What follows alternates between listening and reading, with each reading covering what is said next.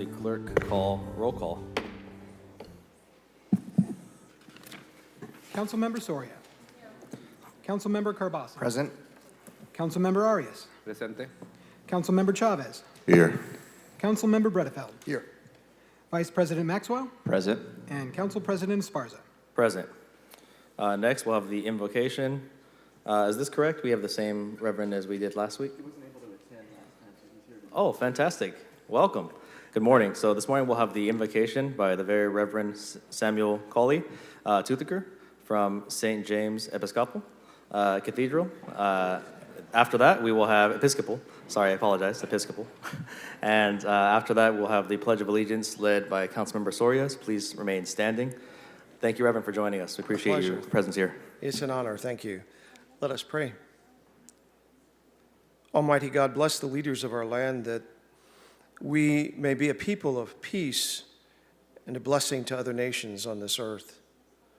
To the President and the members of the Cabinet, to governors of states, to the mayor of this city, to this council, and to all administrative authority, grant wisdom and grace in the exercise of their duties. To senators and representatives and those who make our laws in states, in our cities, in our towns, give courage, wisdom, and foresight to provide for the needs of all people and to fulfill our obligations to the community of nations. To the judges and officers of our courts, give understanding and integrity that human rights may be safeguarded and justice served. And finally, teach our people to rely on your strength and to accept their responsibilities to their fellow citizens, that they may elect trustworthy leaders and to make wise decisions for the well-being of our society, that we may serve you faithfully in our generation and honor your holy name. Amen.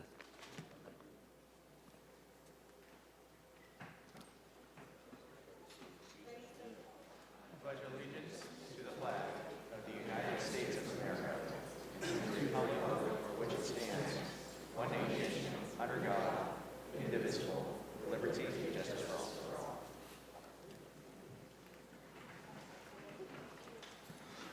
All right, we'll move on to the approval of the agenda. Thank you again, Reverend, for joining us this morning. City Clerk, are there any changes or items removed from the agenda that you would like to read off? Yes, there are a few changes and a few items removed.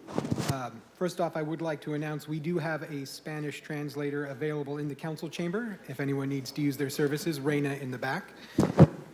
And the following changes, item 1, consent calendar item 1I, that is file ID 22461, regarding actions on the San Joaquin Valley Air Pollution Control District. That is resolution number 58, or the 58th amendment to the AAR.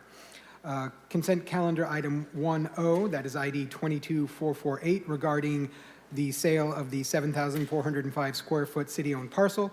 That is not subject to mayoral veto. We have council item 4B, that is file ID 22495, regarding the resolution directing an outside forensic audit of council district operating funds and expenditures. The council president was added as a sponsor to that item. And items that are removed include consent calendar item 1U, that is ID 22469, regarding the restatement of deferred compensation plan. That has been removed by the retirement office. We have item 1X, that is ID 22501, regarding District 4 appropriations, and it was removed from the agenda by Vice President Maxwell in District 4 with no return date. We have General Administration Item 3B, file ID 22475, regarding actions pertaining to COVID-19 emergency. That was removed from the agenda by President Esparza with no return date. And finally, we have Council Item 4C, that is ID 22496, the resolution revoking city credit cards for council members and their staff, and that has been removed from the agenda by President Esparza with no return date. Those are all the changes I have. Thank you. City Clerk, did you also have, did you make the announcement about the language translation, how we're doing it a little different today? Right, so if we have need for a Spanish translator for anyone addressing council at the dais, So in the council chamber, we do have Raina, who is right here. She will have a microphone and can do consecutive translating. Speak and then pause, and Raina will translate. I believe she will make that clear for everyone. Muy buenos días a todos. El día de hoy tenemos interpretación simultánea aquí en las cámaras del Consejo. Si usted necesita interpretación y prefiere escuchar esta reunión en español, sí tenemos diapositivos disponibles para que usted pueda escuchar en su lenguaje de preferencia. Cuando sea tiempo de abordar lo que es el comentario público, con confianza pueden sentirse libres de hacer su comentario en español y aquí estaré para asistirles. Gracias. Thank you, Reina. Thank you, City Clerk. Council members, I'll go in district order. Are there any further changes to the agenda? Councilmember Soria. Councilmember Carbasi. Arias. Like to table item 1L, as in Larry, and pull for discussion 1K. Sorry, what one L was tabled or Correct. 1L is tabled and 1K is pulled. Okay. By Councilmember Arias. 1K is pulled for discussion. 1L removed from the agenda. Mr. President, regarding 1L, I'm a little rusty on procedure. So next month is an anniversary of the Armenian genocide, and every year we put up that flag, and that's going to be really important to me to be able to get that flag up in front of City Hall. So if you pull that item, how is that going to impact our Armenian community? Council President, we've covered the question with legal counsel, and he can address the question. But there should be no delay for the Armenian flag raising, since it's been raised before. I want to verify that. Is that correct? We can That's still correct. put the flag up? Yes. Okay, thank you. Okay. Councilmember Chavez. Yeah, no changes. I'm just going to register a recusal for item 1M, as in Mike. Thank you. Councilmember, you need to state the reason for the recusal. Yeah, potential conflict. My wife's on the school board. Okay. Councilmember Bredefeld, any additional changes to the agenda? Yes. I would like to keep the item on, let's see, it is, 4C. I think it will. Are you talking about item 4C? Yeah, yes, I'd like to make a motion to keep item 4C on, which is revoking the city credit cards for council members and their staff. I think that should be discussed, and we ought to have a full discussion on that. So I would make a motion to keep it on the agenda. I'll second that motion.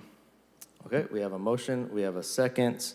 The reason I removed this is I think we had a very productive meeting of the Finance and Audit Committee yesterday where we discussed the potential next steps. It did not include the revocation of credit cards of any city employees at this point in the process. I think just because we're removing it doesn't mean that it will not be discussed, because I think we do have another item on the agenda very much related, in which there will be a lot of context there, and we'll be legally able to discuss the issue.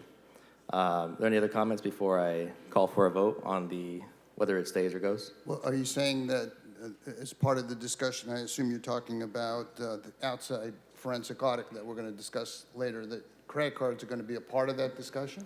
I don't see how they won't be. Okay. I mean, I'm okay about that, but I mean, I think that probably does require its own separate thing. As you said yesterday, there's some 67 cards, and I think we've got about 13 cards in the council. I mean, I think we ought to have that own separate discussion. It's obviously a big topic, so I'm not sure why we wouldn't discuss it. It's not going to get the same attention, obviously, if we're talking about a forensic audit of expenditures. So, I think we ought to have that conversation. Okay, well, I mean, I'm not open to hearing the item today in standalone. We're not going to pass this item today, but You're sure that again, we're not going to pass that item? we're not going to pass that item today. We haven't had a vote yet. How do you know? I'm telling you, we're not going to pass it. I removed it from the agenda already, so it's not even going to be heard. But we are going to talk about city credit cards in the context. We're going to take a vote, and we're going to see if I mean, you may be the only one standing there by yourself who doesn't want to hear it. I don't know. Council President. Well, then we'll go ahead and take the vote on this to see if the item stays or if the item goes.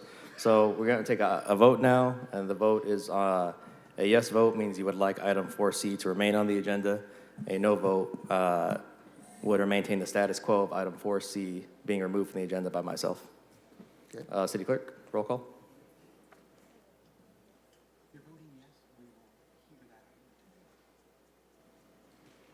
Councilmember Soria. Councilmember Carbasco. Aye.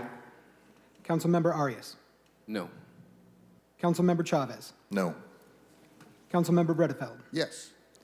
Vice President Maxwell. No. And Council President Esparza. No. All right. Any other changes to the agenda, Yes. Councilmember Bredefeld? Yes. Let me get- As for item, let's see, where you've added your name, 4B. I think it's 4B, yes, you've added your name. I appreciate that. I mean, that you want to co-sponsor that. Maybe next time you can let me know. But I appreciate the fact that you want to co-sponsor that. I assume that that means we'll have a full discussion today and hopefully pass that. But I wanted to personally say I appreciate that you're on there. And lastly, let's see, adding 3B. 3B. One second, Councilmember Bredefeld. Whose very loud phone keeps ringing? Yeah, make sure you turn that off or put it on vibrate. It sounds like it's on the microphone. It's very, very loud. Okay, sorry, proceed. Yeah, you're pulling the item 3B, which is regarding actions pertaining to COVID-19 emergency, which was, I believe, the effort by the administration to rescind all those emergency orders. Is there an explanation as to why you want to do that? Yeah, sure. I think what we have here, what it would include a lifting of the eviction moratorium. I'm not prepared to do that. I don't think the council is prepared to do that.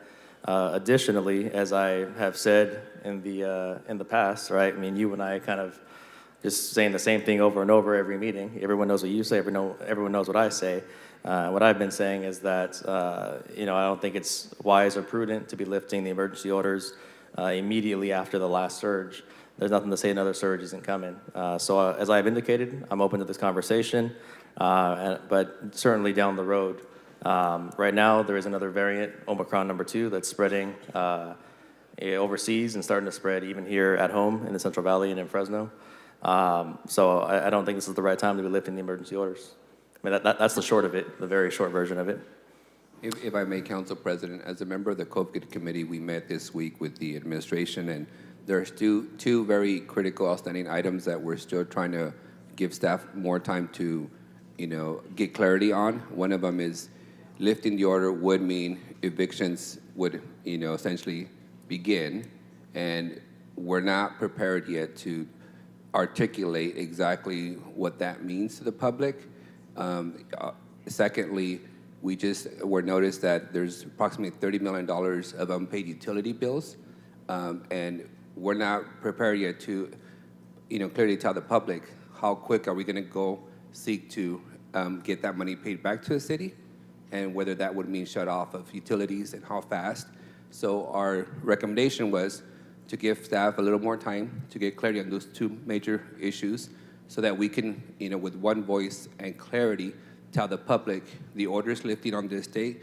Here's what it means in terms of unpaid, utility bills. Here's what it means for landlords and renters in terms of evictions. And there's quite a bit of moving parts that are still yet to be resolved. And I could say on my part, Councilmember Bredefeld, I'm not ready to support that item today. The reason being, I know that the mayor and his staff have been working diligently on a comprehensive housing plan that they plan on bringing before the city council in the not so far future. I'd like to hear what that includes before I lift the eviction moratorium that could put potentially thousands of people out on the street due to COVID-related reasons. So I'd rather see what that comprehensive plan is before we make some drastic changes that could result in more homelessness in our city. How does that lifting the emergency order mean that thousands of people will be immediately evicted? You don't know that. I mean, you just but I'm not willing to assuming take that chance. Well, then you'll keep this in place forever, and there's no emergency going on now. We're the only place that continues to keep these emergency orders going indefinitely. The governor has pulled back on all of this. He's pulled back on these eviction restrictions. He pulled back on these restrictions. Good for him. I'm not the governor. No, I know, and thank God for that. But the reality is, this is going on forever. You guys won't release your authoritarian control on the public. And these emergency orders should have been removed long ago. We've gone from the 14-day hold to a 2-year nightmare, and you guys won't let this go. So I have a question, City Manager. What is the plan for the administration who wants to remove these emergency orders? I understand they want to keep these eviction things going and people potentially not paying their bills, and they don't know who this impacts or will it impact. They have no idea. This thing can go on forever, and it's now beyond 2 years. Point of order, President. So I think if we look at the rules, and City Attorney, you can correct me if I'm wrong, this is not the time to debate the item because the item has already been removed from the agenda unless there is a motion. Otherwise, President, I'd ask that you cease debate. I'll per allow rules. Councilmember Butterfield to ask his question, and then we'll proceed. And then Councilmember Carbasi was punched up, but then we have to keep the debate limited here at this point. I understand. I just lost the, Question was, what's the administration's plan for lifting these orders? thank you. With all of that, sorry. So we did put this on the agenda to lift the emergency proclamation. We had discussion at the COVID committee meeting on Monday, and the concern, first of all, we were going to do a workshop first, and we were going to sort of go through what the result would be if we lifted the order, and then, it would be followed with the council's vote to confirm or not. So our plan, they are correct. This is for COVID emergency. So right now, we do have an eviction moratorium in place as a result of the COVID emergency. And what we discussed was the fact that we do have a housing crisis, and we have issues, but delineating between whether it was due to the COVID emergency or just due to, we have a housing problem within the city. So the administration supports lifting the order. The council needs to confirm that. That's why it's on the agenda. I don't know what to say other than that. It's ultimately up to the councils. Okay. Sorry, City Manager, did you say that the administration supports passing 3B today? I'm sorry, what was that? Did you say that the administration supports passing 3B today and keeping it on the agenda? That's what it's on the agenda. Yes, I'd like clarification because I was in the COVID committee and that was not what was the discussion. City Manager, I would really like us to be forthcoming to the public about what happened. It was an agreement between the administration and the council committee that we would assess, because how the resolution is written, there's embedded ordinances that if we do it all as a whole, would have unintended consequences. I think that's the real issue. So we asked for additional time. It wasn't that we were not ready, or at least for some of us. It's that we asked for additional time, and Councilmember Chavez, if you can also chime in, because that was really what happened in the COVID committee. Chavez is punched up after Carbasi. So I just wanted to make sure that we're all clear that you're not just saying, oh, well, the administration wants to move forward, but the council has now said no. Hold on. When we all agreed together. can I address that, Councilmember Carbasi? Okay, so City Manager, Mike, you're punched up after this say, and then Chavez. Okay, so I think it would have been really helpful if we just are allowed to move forward with the workshop, because I think conducting the workshop would explain what you're talking about, Councilmember Soria, what the implications of lifting the emergency would be. I don't know if the council would be willing to do that, would be willing to allow us to discuss what all of the issues would be. We can do that the next meeting if you want. So I apologize. I do agree. It's been a very long week. I wasn't remembering everything that happened on Monday. We agree. There are a lot of consequences of lifting the order. That's why we had it on as a workshop first, but the workshop has also been removed. We support the workshop staying on, and after the workshop, if the council, I agree, there are unintended consequences, but we'd like to discuss what those unintended consequences are before you remove the whole item. So we would support leaving item 1 on, so the public can understand, but it's ultimately up to you. All right, thank you for clarification. Okay. Councilmember Carbasi? Okay, let's just take a breather. I don't think the votes are there to actually move this item forward. I get the frustration Councilmember Bredefeld has, but a legitimate question has been raised. If this takes away the eviction moratorium for residential, we could talk about commercial later, I'll have a problem with that. And it's just the wrong time to do that. So we have another meeting coming up soon. We can discuss this then, and hopefully we can resolve this. But a legitimate question has been raised, and I think we need to just have a vote, and we'll defer this to the next meeting. Thank you for your level-headedness this morning, Councilmember Carbasi. Chavez? Yeah, thank you, Council President. Having been Council President last year, I'm trying to be as respectful, not trying to talk over folks, and I'm trying to watch your folks that queued up, and I just ask my colleagues if they could please use the button that says request to speak. I think that would help the process quite a bit. Councilmember Soria is right. That was one of the concerns I had, Councilmember Bredefeld, in the COVID care subcommittee. There are two things that are at work here. One is the state orders, and then one's our local orders. I think there's consensus on lifting the orders. What we want to do is be thoughtful about what the unintended consequences, and to your question, how do you know what specific numbers folks will be homeless? We have those numbers based on the ERAP program that we're subsidizing and helping folks that need help with their rent. So we want to make sure that when we lift that, we're prepared with resources to address the needs of those folks that we know are on the cusp of being homeless and trying to prevent that. So all we're asking for is one more continuation, but I think you'll see some action here in the near future. Thank you. Okay. Okay. Any further action on the agenda? Did I get through everybody? Council Vice President, actually, I don't think I got to you. And that just leaves me. Mr. President, did you want items pulled for the consent now, or do you want to wait? We can. You reserve the right at both turns, but that now is fine. Okay. I would like to pull item 1G, 1I, and 1W. 1I, I believe, was pulled already? No, actually, no, it was amended. Okay. So that was 1G, 1I, and 1W. Yeah, for Councilmember discussion. Bredefeld? For discussion. Okay, for discussion. Yeah. Okay, so it looks like from all of this approval of the agenda, we have 1L removed from the agenda. And we have 1K, 1G, 1I, 1W pulled for discussion. And again, you do reserve the right to pull for discussion as well later. Can I get a motion to approve the agenda? I have a motion by Councilmember Chavez, second by Councilmember Carbasi. Any opposition? Seeing none, that is the approval of the agenda. Next, we'll move on to our ceremonial presentations. We have several of them today.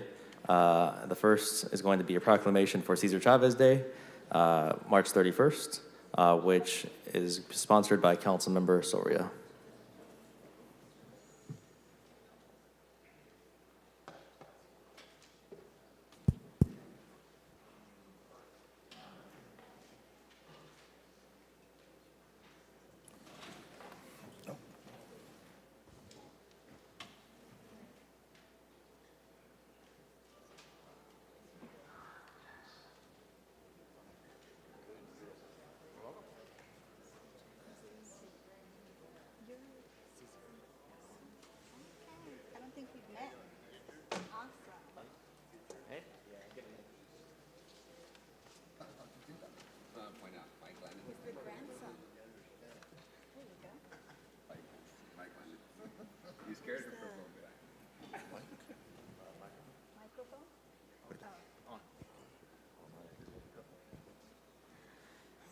Good morning, everyone.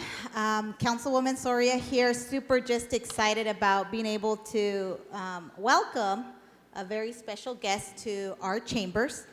He's the grandson of Cesar Chavez. Cesar. Thank you for being here. If you guys don't know who Cesar Chavez is, he's an iconic civil rights leader that did a lot of great work for our entire community throughout the nation. As a daughter of farm worker immigrants, I'm just super excited to be able to do this. This is my last year on the council. We've done it several years in a row, but today is special because we do have someone from Cesar Chavez's family here today to share this moment, to celebrate his life, to recall all the great things that he did for farm workers throughout the history, for farm workers today, because many of them are benefiting from the plight and the fight that he took on. But most importantly, that we take time today to remember that Cesar Chavez was about nonviolence, about peace, about doing the right thing, even when it meant that people had to be uncomfortable. And so I want to say thank you, Cesar, for being here this morning with all of us.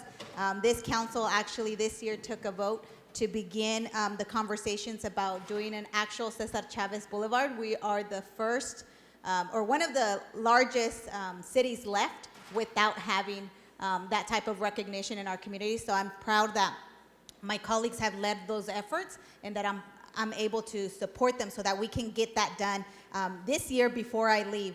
So thank you for being here this morning, and I'll pass it on to my colleagues. Good morning.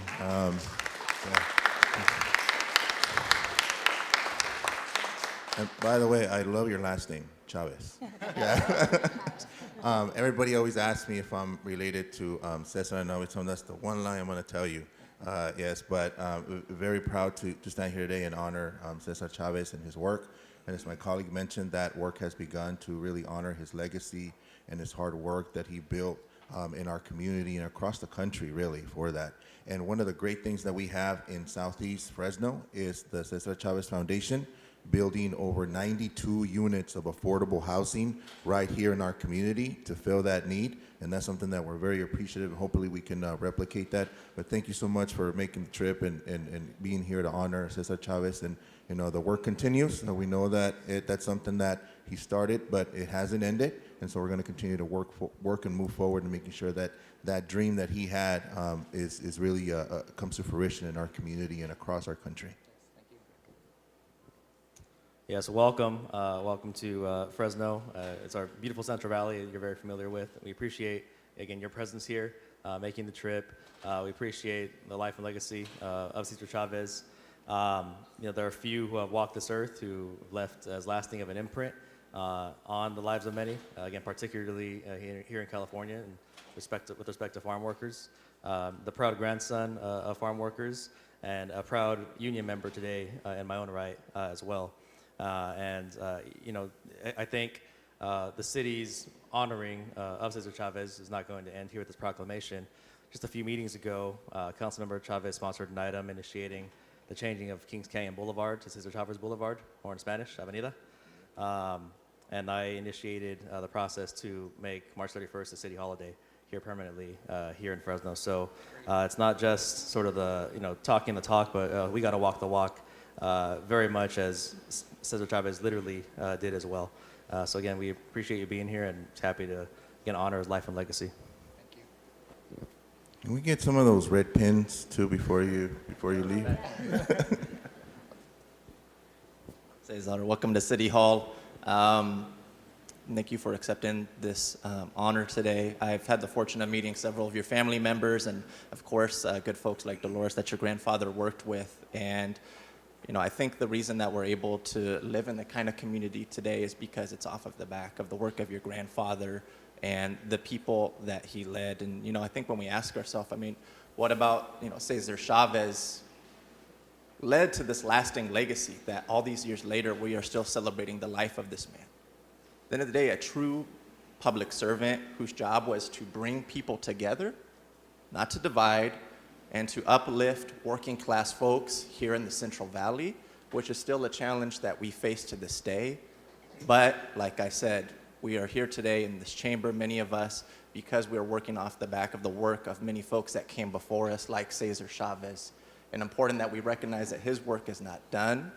We still need to bring the community together, not divide it, and we need to work every day to help our working class families, just like your grandfather did, and so many folks in our valley. So thank you again. Thank you to your family.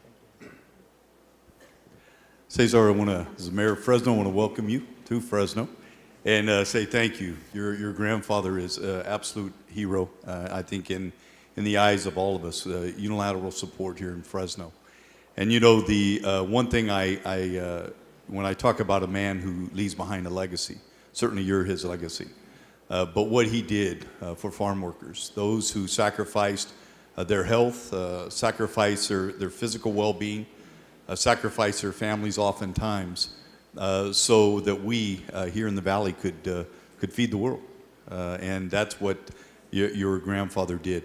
And on top of that, I really respect people who are the voice for the voiceless. And your grandfather was the voice for the voiceless. So I know you're very proud of him. We're very honored to have you here. And we're very honored to be able to provide this proclamation on behalf of Cesar Chavez today. Thank you, Mayor. You know, Cesar Chavez for me is not just a day and a holiday to, you know, be home with your family. It's far more personal. My parents are farm workers. I was a farm worker growing up. I got to see firsthand his fight and his victories in the backs and the knees of farm workers. So my knees, my back, thank your grandfather for making sure that he fought for people to have restroom breaks, lunch breaks, the right tools that wouldn't damage their bodies. But the legacy continues. You know, a year ago this last week, we lost a mobile food vendor to a violent crime that left his children without a father and his children in a safe neighborhood. We called the Chavez Foundation to seek housing because you're one of the few affordable housing complexes and providers in our city.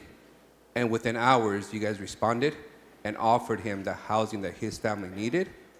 And to be in a space where a 13, 14-year-old kid is now the head of the household, making decisions for a fatherless family because he was out selling fruits and vegetables in our city parks, breaks your heart. But what repairs it is knowing that Cesar's legacy continues to give an opportunity to those today and give protection and a home to those who desperately need it today. So from the bottom of my heart, know that your grandfather's legacy is being carried out in every institution that he set up and in every organization. And our folks today are benefiting beyond farm workers. In a city this big, with this many needs, you guys are providing affordable housing and a safe space for people to raise their families. So on behalf of my family and my parents, after 45 years of picking crops, we thank your family for your advocacy and your fight for those who couldn't fight for themselves. Thank you.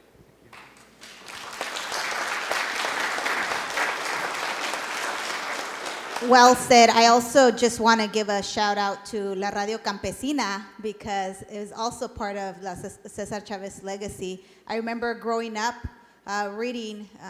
listening to La Campesina every single morning on the way to school or when we would go with my parents on the weekends to work in the fields. And so thank you for continuing that. It is a great thing for our community where we can access information in our own language to make sure that we're well aware of what is happening in our local community. So thank you for continuing that work. And so with that, I'll pass it on to you before we proceed with reading the proclamation. Thank you. Councilmember Soria, Chairman Esparza, Mayor Dyer, and the rest of the council. On behalf of the Cesar Chavez Foundation, I'd like to sincerely thank you for today's proclamation. It means a lot to us. You know, when my grandfather was often received awards, he would only accept them on behalf of the farm workers. So today, as we honor Cesar Chavez and the Chavez Foundation, we want to do that in honor of the farm workers that stood with Cesar, that fought with Cesar, and the farm workers today that provide our nation with the bounty of food. I'm joined here today with my colleagues who also live and work here in Fresno. There's about 35 of us. Thank you guys for joining us as well.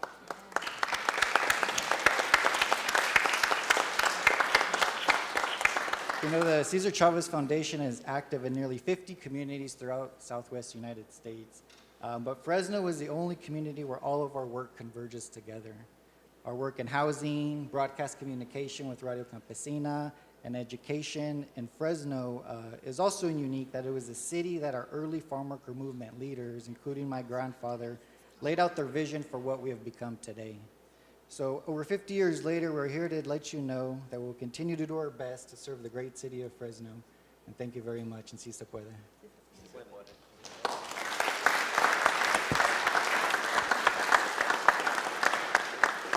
Mr. Clerk, if you could read the proclamation for the record. Whereas, interest in and recognition of Cesar Chavez's legacy has grown in the nearly 29 years since the farm labor and civil rights leader passed away in 1993. Countless streets, schools, libraries, buildings, and other public places have been named in his honor. 11 states, starting with California, now have official holidays on his March 31st birthday, and thousands of commemorations and observances are held annually in communities across America.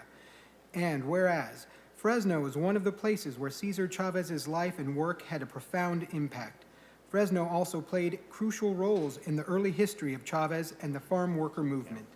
The founding convention of what became the United Farm Workers took place when 200 delegates from farming communities in the Central Valley gathered in downtown Fresno on September 30th, 1962. Jesus Gaona and Sal Gonzalez Sr. were among the pioneering delegates at the convention. And whereas part of Cesar's enduring legacy was his vision that it would take more than a union to help workers and the poor overcome the crippling dilemmas they endured after leaving their job site and returning to their communities. It would take a movement. So, among other things, today's Cesar Chavez Foundation builds and manages high-quality, affordable housing for families and seniors across the Southwest, including several in Fresno and its surrounding areas. Whereas, the street considered to be named for Cesar Chavez in Fresno would pass the Cesar Chavez Foundation's latest state-of-the-art affordable housing community, Las Palmas de Sal Gonzalez, a multi-generational project with 135 units for families and seniors. The Cesar Chavez Foundation's Housing and Economic Development Fund has built 5 affordable housing communities consisting of more than 600 units, housing thousands of Fresno residents and their families. And whereas, the Cesar Chavez Foundation has collaborated with Fresno Unified and Central Unified and is currently operating 5 community service sites and bilingual radio stations to continue encouraging inclusion and providing continuous education through culturally responsive, diverse products. And whereas, the Si Se Pueda Learning and Senior Centers provide a safe environment for students and seniors, creating lasting, transformational, and positive change in their communities. Now, therefore, be it resolved that the City of Fresno Mayor and City Council hereby proclaim March 24th, 2022 to be Cesar Chavez Day in the City of Fresno. Que viva César Chávez!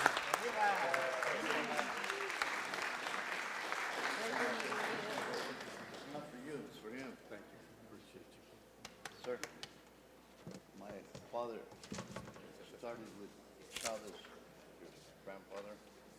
He was a lieutenant. I honor you. Your grandfather stood up for integrity. There's a lot of that missing in city council.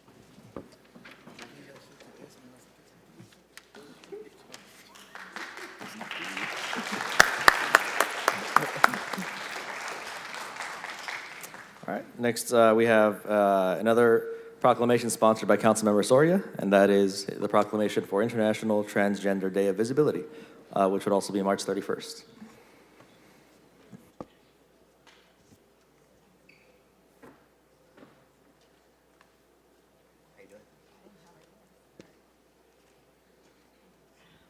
So good morning, everyone, again. Today I welcome and recognize Trans Emotion in honor of Transgender Day of Visibility in the city of Fresno.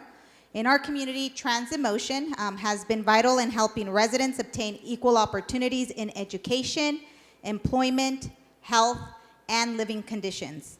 They work closely with the underserved population to bridge the opportunity gap that exists between this community. Trans Emotion provides supportive services such as health services, peer support groups, housing need assessments, and many more to the LGBTQ plus community members that live not only in the city of Fresno, but live in this valley.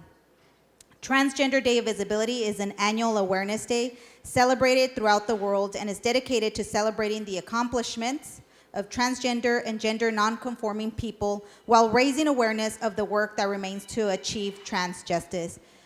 Just a few days ago, as I was preparing for this proclamation, I recalled the very painful year that we experienced in 2015 when Casey Hoggard was murdered violently in our community. That's why the organizations like Trans in Motion are so crucial and critical in our community, so that we do not have those types of actions take place, so that the trans community feels included and part and are brought into the fold of what is the city of Fresno, where we are truly an inclusive city for all people, regardless of who you are and who you love. It is essential to protect the transgender and non-binary children and families from hateful anti-trans laws aimed to cause severe harm and danger to these individuals and their support systems. Trans in Motion has worked tirelessly to help the transgender families overcoming hardship through monthly support groups, holding resource fairs, and organizing speaker panels with the goal to educate the public.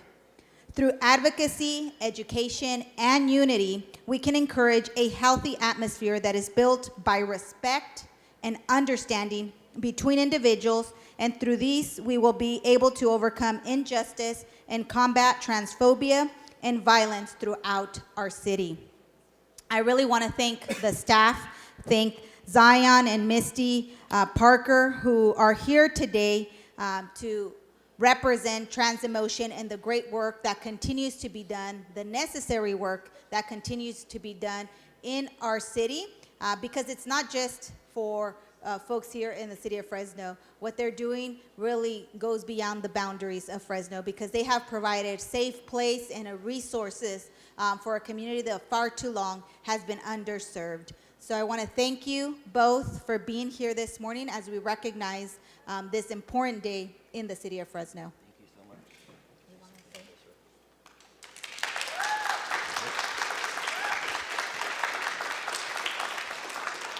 Thank you very much. Thanks for this opportunity to be here. Thanks for presenting us with the proclamation.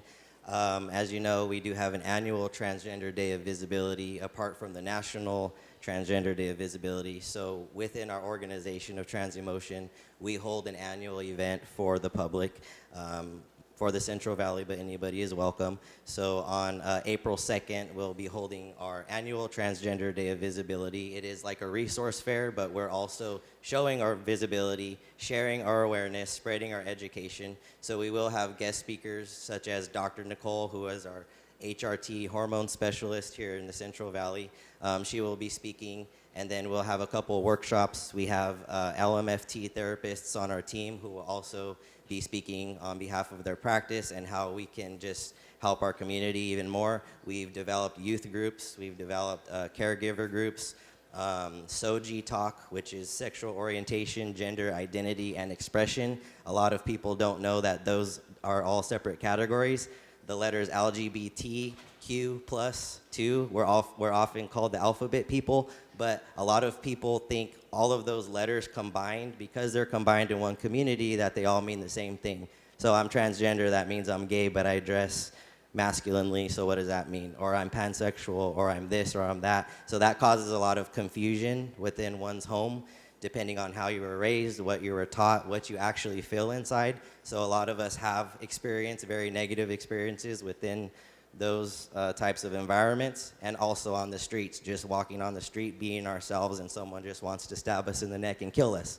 So that's why we also have an annual Transgender Day of Remembrance, which is in the fall, and that's more of a somber event, you know, recognizing and spreading more awareness of what's going on in our community, and hopefully our goal is to never have one of those again. But today we're recognizing the Day of Visibility, which is more powerful, I wouldn't say more powerful, but more expressive, and we're showing ourselves, we're being visible. So we have transgender entertainers, speakers, resources, and we're gonna have a really good event. So it's a safe space, everybody's welcome to come. That'll be April 2nd, Our Savior's Lutheran Church, and although it's a church, they are very supportive of our community. So we do welcome everybody to come, and we appreciate us having this time here to share with you. Thank you very much. Thank you.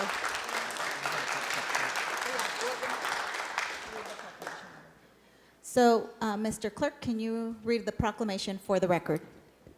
Whereas the annual Transgender Day of Visibility, or TDOV, is held on April 2nd, 2022 in Fresno, California, Trans Emotion and Our Savior's Lutheran Church invite the community of the Central Valley to attend TDOV to celebrate and gain awareness of the existence of transgender and non-binary gender identities, to educate about and show support for the transgender community, and commemorate the rich gender diversity of our community.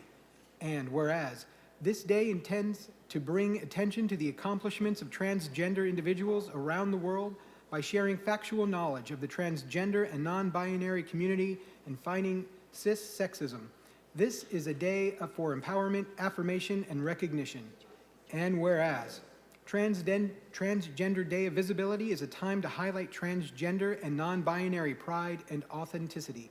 Speaking out, taking direct action, and educating others is critical to transgender and non-binary individuals' safety and well-being, especially for our youth. We must protect transgender and non-binary children and families from hateful, anti-trans laws aimed to cause severe harm and danger to these individuals and their support systems. Our fight for transgender rights and equality continues in our nation and around the world.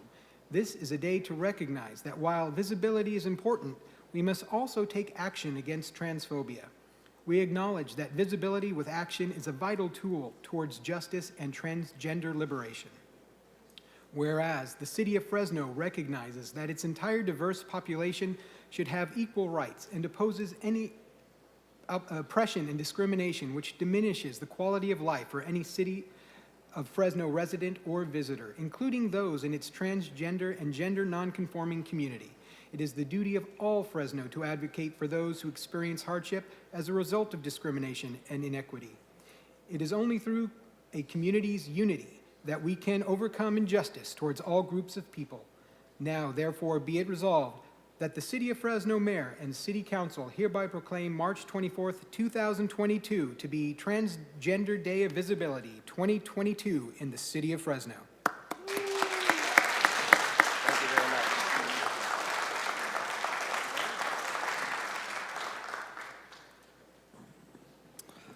Thank you, Councilmember Soria.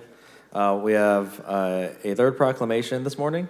That is for American Red Cross Day, and this is sponsored by the Office of the Mayor and the City Manager.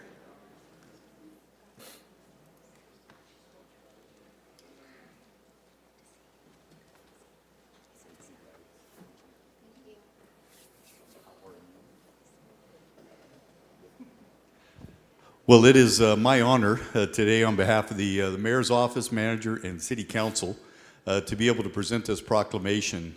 This is something that should be near and dear to all of us in our community because the American Red Cross works so quietly behind the scenes on a daily basis within our community. People don't often know it, but when there is a fire, when people are being displaced, the first call we make is to the American Red Cross. One call does it all, and we are able to get people who are being displaced in time of crisis into a location that is safe and comfortable for them. But they do so much more of that. When we have a crisis in our community, and coming from my previous career, there were so many times when we would have a crisis in our city, and the American Red Cross would be right there to help out in time of need. And I've always said that you can determine the strength of a city by how people rally together in time of crisis and support one another. And we're very, very fortunate in our community to have the American Red Cross.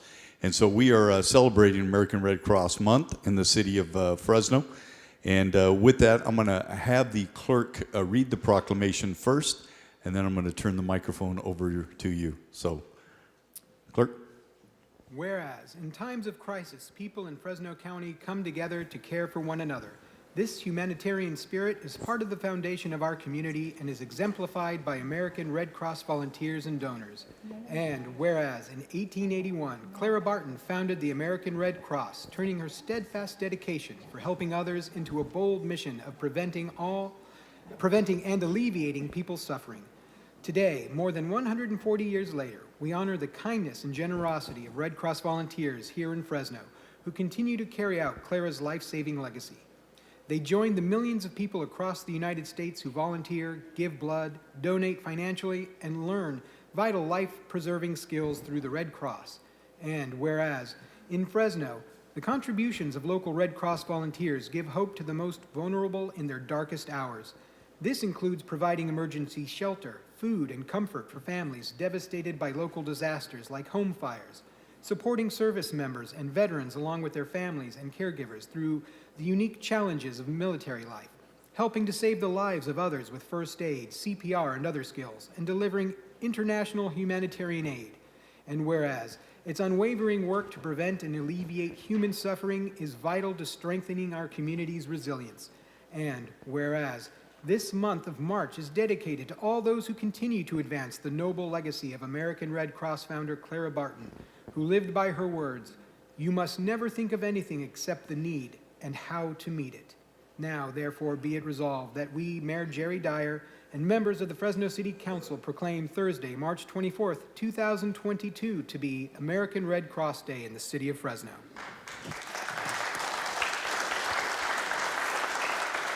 Thank you. And I would be remiss if I did not recognize all of the volunteers. You cannot have a great organization without having great volunteers who are ready to respond in a moment's notice, and that's what the American Red Cross has. And also could not do what they do if it weren't for the generous donors. So special thanks to all of those who contribute financially to the American Red Cross. Thank you, Mayor Dyer, and council members for this recognition. I would love to say, first of all, my name is Lori Wilson. I'm the executive director for the Central Valley chapter, and I would love to say that this is because of the work I do, but it's not. It's because of the amazing volunteers. 90% of the work at the Red Cross is done by volunteers. People who get up in the middle of the night when there's a home fire, people who sit with service members' families, helping them try and figure out how to get a hold of their service member when they're deployed to get them home, that leave and go to other parts of the country or come here to help when we need it, leaving their families and their work and their friends for 2 to 3 weeks at a time, and they do it selflessly when they ask for nothing in return. So this proclamation is recognizing them and the work that they do and the donors that make it happen. We are not a federally funded agency.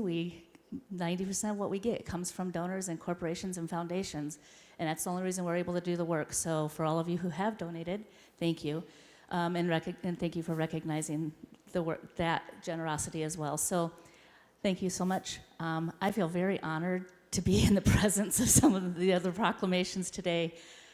The Chavez Foundation, amazing. So what a great day to be here. Well, thank you very, very much. Give them a round of applause.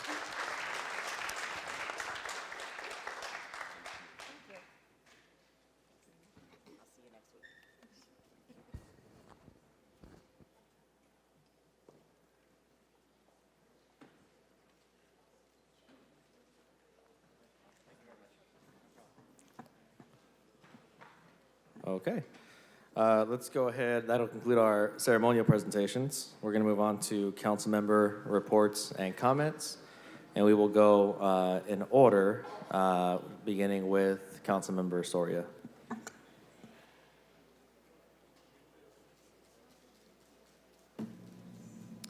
Thank you, Council President. I do have just 2 short comments, and then we'll move on. But the first comment I want to share is that this weekend we will be repainting street numbers for homes within the Palm, Van Ness, Clinton, and Weldon Avenue area with the Fresno High School Beautify Club on Saturday, March 26th, starting at 10 a.m. So you'll see us out there in partnership with our local high school students doing this Beautify project. Also, was contacted by a group of women in our community that are going to be celebrating and putting on events for Black Maternal Health Week, which takes place April 11th through the 17th. The reason that I raise this today is because we do not have another council meeting scheduled until after the week where they would celebrate Black Maternal Health Week.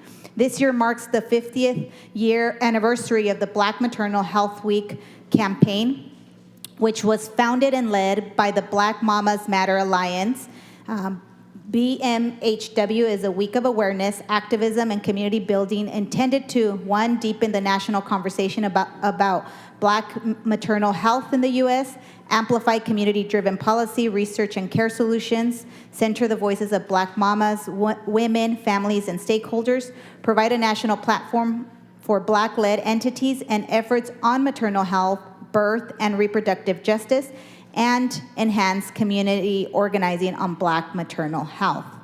This issue is extremely important, not just nationwide, but the latest data from the March of Dimes show that Black moms and babies in Fresno represent nearly 15% of total infant deaths.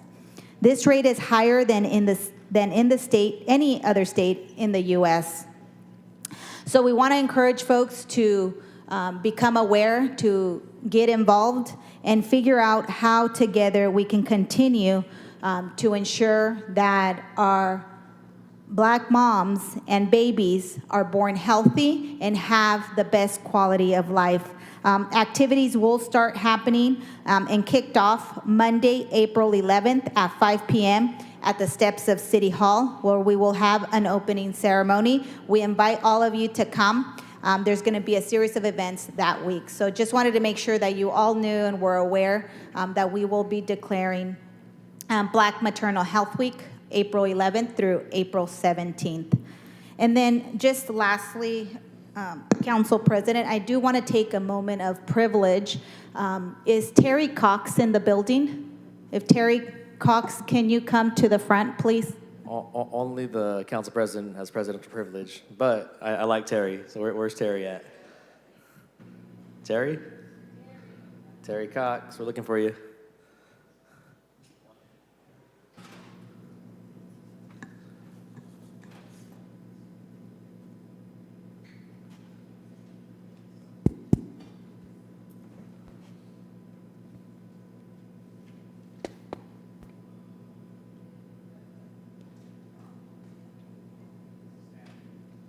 It was a surprise, so she didn't know. That's why we're taking a little longer.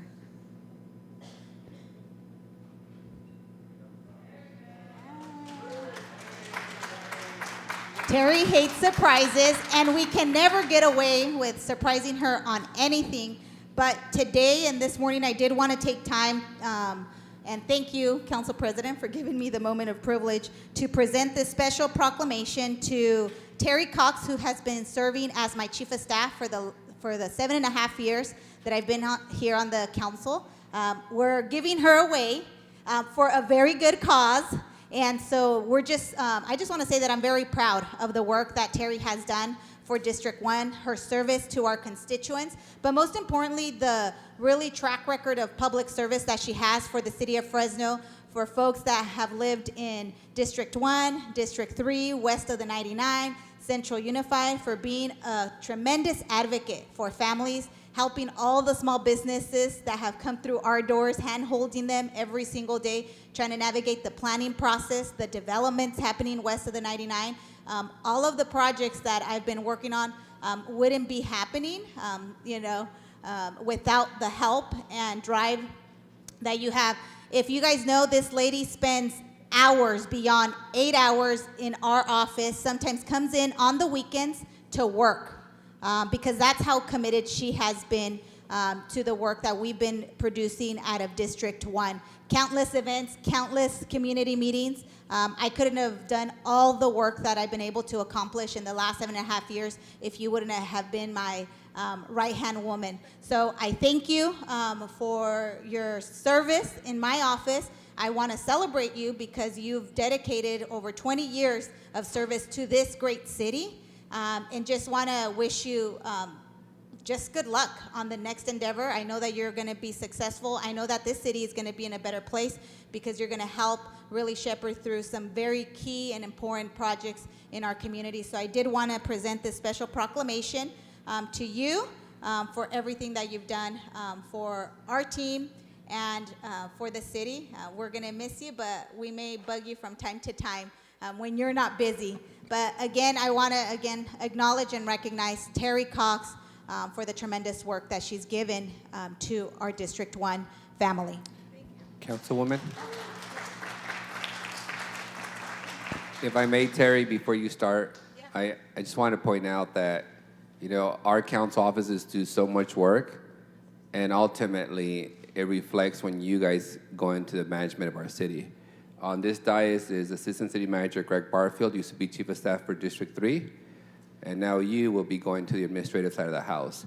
The dark side, we like to call it sometimes, but we also have reassurances that you guys know firsthand what it's like to get thousands of requests, complaints from constituents, and how important it is to move projects through the system to the ultimate outcome of a new housing project, a repaved street, a new city park. So congratulations, and you're one more example that council office staff are of great significant talent and skill set, so much so that they can work for the management side of the house. And, you know, I'm sure we'll continue to communicate. And according to city manager, we'll be talking very often, given that we have so many housing projects in my district that, you know, you'll be touching at some point. Thank you. Terry, I'd also like to say, when things come up in this building, when we have questions and nobody knows the answer, which apparently happens a lot, I know you got the answers, Terry, or you have them somewhere in your office. You're a shining example of what a chief of staff should look like in this building. You're good-hearted, you care about the community, and you care about the work being done here. And I just really appreciate everything that you've done for our city, and I'm glad to call you a friend too, Terry. Thank you. Yes, Terry, and you're a shining example of institutional knowledge of this building and of Fresno City Hall policy and such. So we appreciate your service here in the building. We know you're going to continue that, and I think their projects are in very good hands. So definitely not a goodbye, just see you on the literal other side of the hall. I just wanted to say thank you. I've been working for the last 7 years, half the years for the best boss ever. She's hard to keep up with, guys. She's got all the energy and all the vision, and she really, truly serves her community. And that's why I really enjoyed working under her, because that's what I've really done all of my life. Every position I've taken is basically to serve the community. And it's what keeps me up, gets me going the next morning. I appreciate it, and I'm really appreciative of the administration for giving me an opportunity to continue that service. I do like to fix things. I do like to keep things going, and I think that's what I will be seeing in the next couple of years of the opportunity to do. So again, I want to thank you for the new opportunity, and thank you for all the opportunity you've given me to serve the community. Thank you.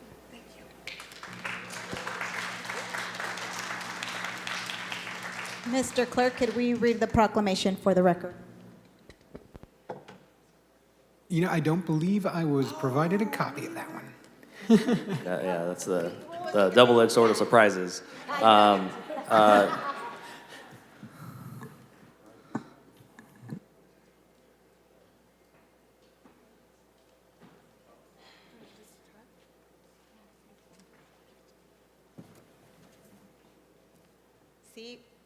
See what happens when it's a surprise?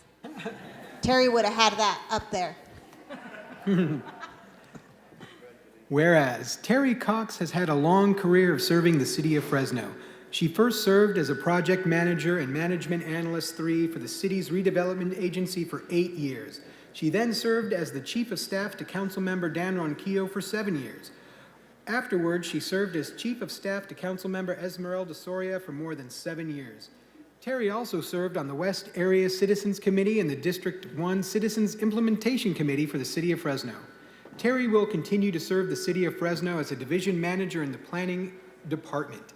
And whereas, Terry Cox has helped work on numerous city projects to spur economic development, build more housing, parks, and public safety facilities. Terry has been a fixer of many issues in District 1 and is one of the hardest working people in this city. Whereas, Terry Cox has devoted herself to working to better the lives of others. This is highlighted by her service on the Central Unified Board of Trustees. She served on the school board for 20 years, being elected 5 times and serving multiple times as president of the Central Unified Board of Trustees. Terry worked faithfully in this role to make sure that the students of Central Unified received a quality education. She continues her work in educating Education serving on the Fresno County Committee on School District Organization. And whereas Terry Cox, as a member of Fresno County Committee on School District Organization, is in favor of improved educational technology equipment and better infrastructure for children. Her dedication extends to her advocacy for vocational or technical training for all high school students, as well as the development projects for more schools in the districts to alleviate the problems of school overcrowding while improving the quality of education that each individual receives. She has consistently advocated for continuous educational improvement in order to provide a safe and inclusive environment for future generations. And whereas Terry Cox has committed her time outside of the office to animals in need of food and shelter, as she cares for them, not only providing them with the necessities of life, but also continuing to look for homes for them. And whereas Terry Cox accomplished this all while being a wife, mother, and grandmother. Now, therefore, be it resolved that the City of Fresno Mayor and City Council hereby proclaim March 24th, 2022 to be Terry Cox Day in the City of Fresno. Congratulations.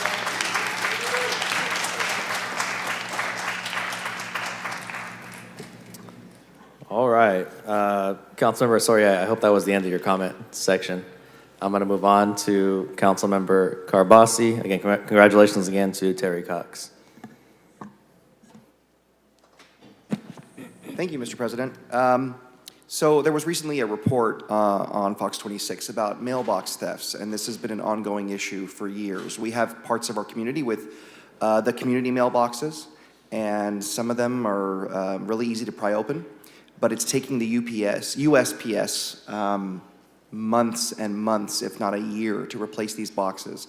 And it's a real issue, and it's something that we've called them out on and are working to get their help to replace those boxes faster. Because what happens is you have a lot of seniors that live like in the Herndon and Milburn area, and they have to drive all the way to Dakota and Hughes. Even though you've got a station in Pinedale, they have to go out there. It's the winter time. They have to wait in the rain.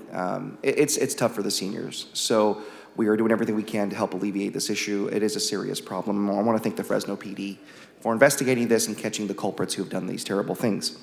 Racing is still an ongoing issue. We do have a racing hotline. Please, if you see any street racing, call it in. It makes a difference. The number is 621-7223.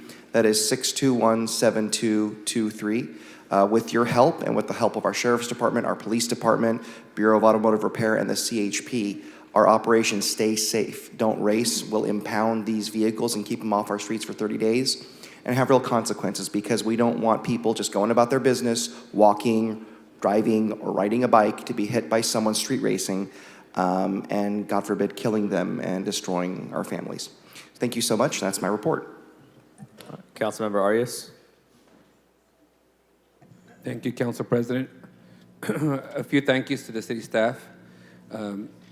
City manager, Chinatown has looked as clean as it's ever looked, so thank you for working with public utilities to get that operation a lot more effective. Same goes for Tower District and downtown.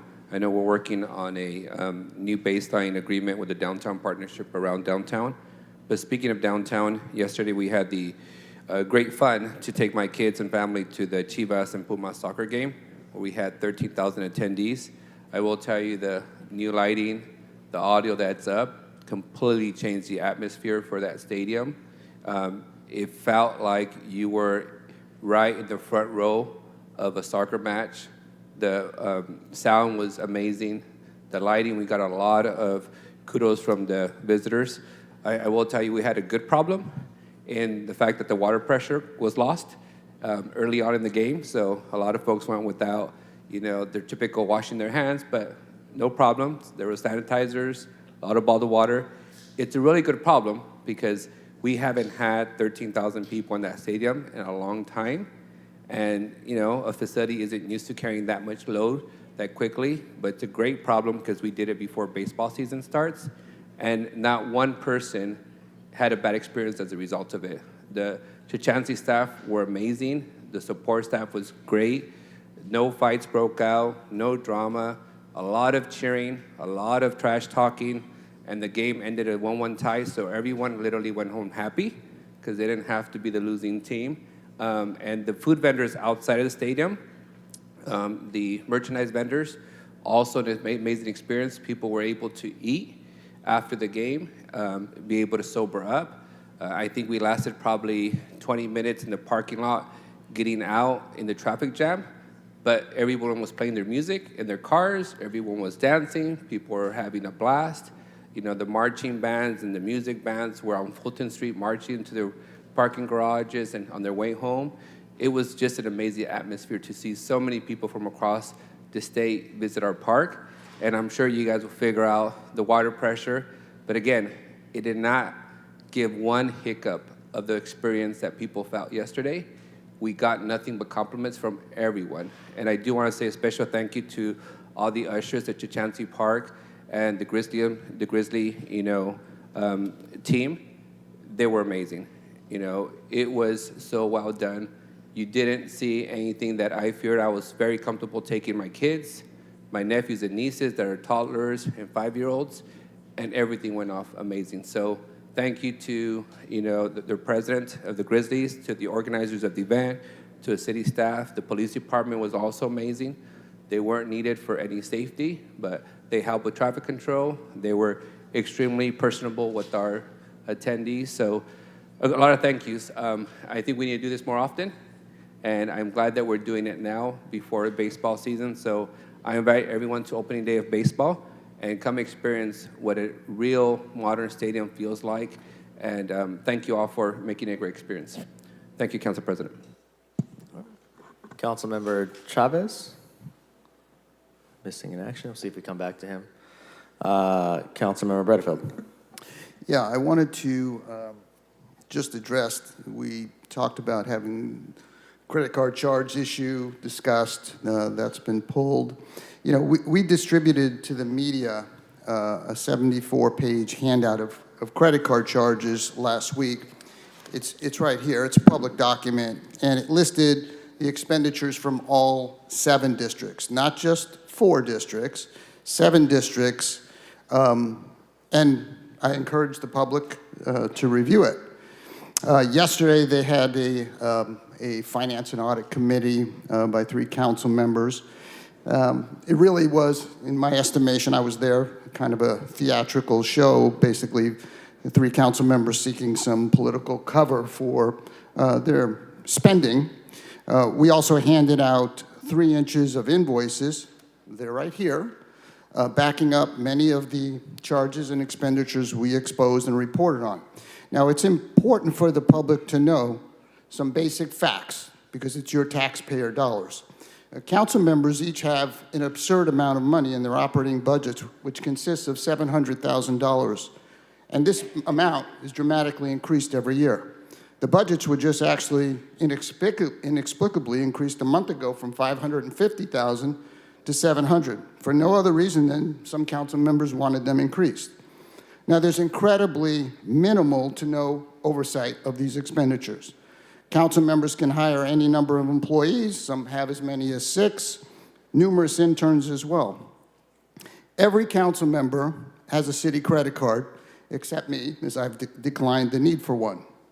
Now, council members have blatantly used their credit cards and operating budgets as slush funds. I pointed that out last week. They've spent hundreds of thousands of dollars on restaurants, fancy restaurants, meals, consultants, gifting of public funds, creating campaign brochures, campaign materials, direct mailings, and they have tens of thousands of dollars in unexplained charges from major retail companies. Now, to put this abuse in context, and I guess we'll talk about this later today because they've left the audit on the agenda, the 5 Fresno County Board of Supervisors, 5, responsible for 1 million constituents. We're responsible for about 525,000.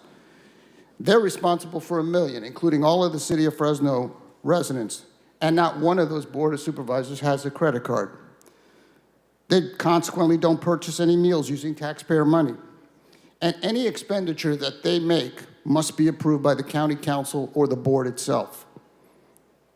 The Board of Supervisors get a stipend for their meals and gas. And guess what? Every council member up here gets a $5,000 a year stipend for meals, gas, or anything else they want to utilize that money for. Council members up here also make $80,000 per year. It's a pretty good salary. I think we can afford to pay our own lunches and meals rather than having the taxpayers pay for it and basically double dip. What you will see as anyone who goes through these invoices and credit card charges is the power of dishonest and unethical incumbents using taxpayer money as district slush funds for their own personal and political gain and to promote themselves. And that's often attempting to buy votes through festivals and events they put together, giving gifts, giving away food, and spending money on what's essentially campaign materials. Now, today we're going to talk about an audit. I'm glad that wasn't pulled. I figured that was going to be pulled. And I would like to ask the city manager, you're doing an audit, the administration's doing an audit. What is the status of that audit? How quickly will it be done? Because it was somewhat unclear when I was listening to the meeting yesterday. So I've had initial conversations with the CPA firm. The mayor and I will be speaking with the CPA firm today to get a feel for the information that we're looking for in the short term, like what a possible cost would be, so we can determine whether that's going to exceed our $50,000 contracting authority. So if that's the case, we can begin an RFP process. So that's step one. What we talked about yesterday was perhaps, and I know we'll have more dialogue about this later. I don't want to get too far into details, but it would possibly be a two-part of as far as the sort of immediate evaluation of our existing policies and whether transactions across the entire city for all credit card users are complying with those policies, while also providing the context of what the history has looked like in the past, of what some of the audit committee members yesterday referenced. So don't know exactly on the timeline. We'll have a better idea after a conversation we're having today. Assuming it exceeds $50,000 authority, we'd need to do an RFP. That would probably take a few weeks. It's tax season. Being able to go through an RFP process and get someone on board, I think, we want to do it as quickly as we can. So if there are things happening right now, we can, sort of make sure everybody's clear on what the rules are and stop anything that shouldn't be happening while looking at the bigger picture. So I think, overall, it's going to be, a several-month process, but we certainly want to begin the RFP process as quickly as possible. I appreciate that. We'll have that discussion. And some of the examples, some people, when they've been questioned about these expenditures, they've said, this is for their citizens, and maybe some of that may be right. We can have a policy debate on that. But, when you're spending tens of thousands of dollars on restaurant meals, you're taking your staff out to a Christmas dinner party for $65 a plate, spending almost $1,000 on that. You're sending interns to Regal Theater for movies. You're going back to visit Alexandria Ocasio-Cortez to do a pilgrimage to her for $2,400 on the taxpayer dime. You're spending hundreds of thousands of dollars of masks on one vendor when you're spending $66,000 on promotional items that include magnets, T-shirts, tote bags, banners, stickers, lapel pins, door hangers, when you're spending thousands of dollars at Grizzly Chachansey Park catering meals for yourself, maybe donors. We don't know because there's not backup as to who is there. Again, thousands of dollars at restaurants. When you're holding events called Fall Fest, Beat the Heat, Welcome to the Circus, Make a Splash Extravaganza, Island Party and Live Music, Operation Gobble, you're spending thousands of dollars in handing out gifts. You then spend money on a photographer who then puts it into a 16-page, slick, glossy, that all of us would love as we're campaigning on the taxpayer dime for thousands and thousands of dollars. You put your campaign logo on here, and then up here, you say in front of everybody, my staff, who is paid by the taxpayers, are going to walk to every door to hand out what was called a newsletter. This is not a newsletter. This is a 16-page glossy, which violates the mass mailing lists and laws. And then you have to have the attorney tell you you can't do that. And then you say, well, I'll hand it out at street corners. That's using taxpayer money for campaigning. However you want to say it isn't, it is. And lastly, when you get elected council president and you throw yourself a $2,300 party on the taxpayer dime in your honor, that's not helping your constituents. Or spending $4,000 on a logo for council president, that's not helping your constituents. When you're sending out 16,000-piece mailers or 20,000-piece mailers with no backup as to what's going on for thousands and thousands of dollars, or $2,800 for Christmas tote bags, or you're so generous that you pay for a mailer for your friend in another council district, that's not helping your constituents. So the audit is clearly necessary. This should not be going on. There shouldn't be taxpayer-funded reimbursements for meals. There should only be 2 employees per district. There'll be that discussion. It's gone on for 15, 60, 70 years. We've only had 2 employees. They'll argue they need all the staff. And the district budgets should not be $700,000. The County Board of Supervisors budgets are what covers their employees. They don't have slush funds. If we reduce this back to where it really should be, $250,000 per district, you'd save $3.1 million annually. And that money should be used for streets, sidewalks, tree trimming, police, fire, providing real services to our constituents, not used as personal and political slush funds. Lastly, any future proposed expenditures should be submitted to the city manager, the city attorney for legality, and then to the council for approval, and then we can stop all the spending of political slush funds. This must come to an end. I think the fact that we've highlighted it means the slush funds ultimately will come to an end because people are now paying attention, and so is the public. Thank you. Circle back to Councilmember Chavez. You were, go ahead and give your turn. Yeah, see what happens when you skip me? Thank you, Council President. I'm looking forward to the conversation a little bit later about audits and everything that will entail, but I just want to kind of switch gears a little bit because I don't want the perception out there for the public be that there are not a lot of great things happening in our city. And I want to take the opportunity to thank our tree trimming team. City Manager, thank you for that work that's happening over in Butler Park. I think it's been a while since that neighborhood received any tree trimming services, and we've been working and making sure that we are able to do that for them. And I know that our crews are going to be out there this upcoming month, so they'll get 30 days of tree trimming there in the area. Second of all is one that's been very important in my district, the crosswalk for John Walsh Elementary.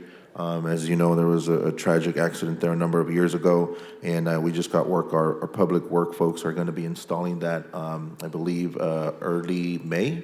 So that's going to be quite helpful for the children that cross the street going from the east side of Armstrong to the west side towards the school. Also, I want to take the opportunity, we're currently working on the rebuild Fresno component, and I know that the administration was seeking clarity. I'm working with my colleagues on outlining some neighborhoods that are going to be repaved. We know that we have over $1 billion in need, and the ARPA funding and the other pools of dollars that we've been receiving, I think, are going to be a great help in getting those neighborhoods, back up to what they should be, and not having those potholes that keep coming back every time that it rained. And then also thank you for the tot lot that we're going to be installing over on Hamilton, that green space area as well for our children and families. We're going to get some benches installed, some shade, playground area for our kids. And then also want to thank the mayor and my colleague, Councilmember Arias. This past week, we visited a local tiny house project, folks that are putting those together. We've outlined some areas where we're going to be being able to house our homeless folks in those tiny homes. We've discussed it in the past, but we really haven't moved in that direction. And I think we have a plan now going forward for that and outlining, we'll be able to house, I believe the number we used was about approximately 300 folks and families there. And, when we did the Fancher Creek rehousing day out there, I was really surprised to see how many women are actually homeless out there, and had an opportunity to listen to a story of a young lady that was out there that unfortunately couldn't see. And I think it shed some light into the question that we get by constituents. And I've asked myself, and I asked her, I said, I'm just curious why would you not go, instead of being in plain sight, and go set up a camp behind a building out there? And they said because they're scared that they might get assaulted.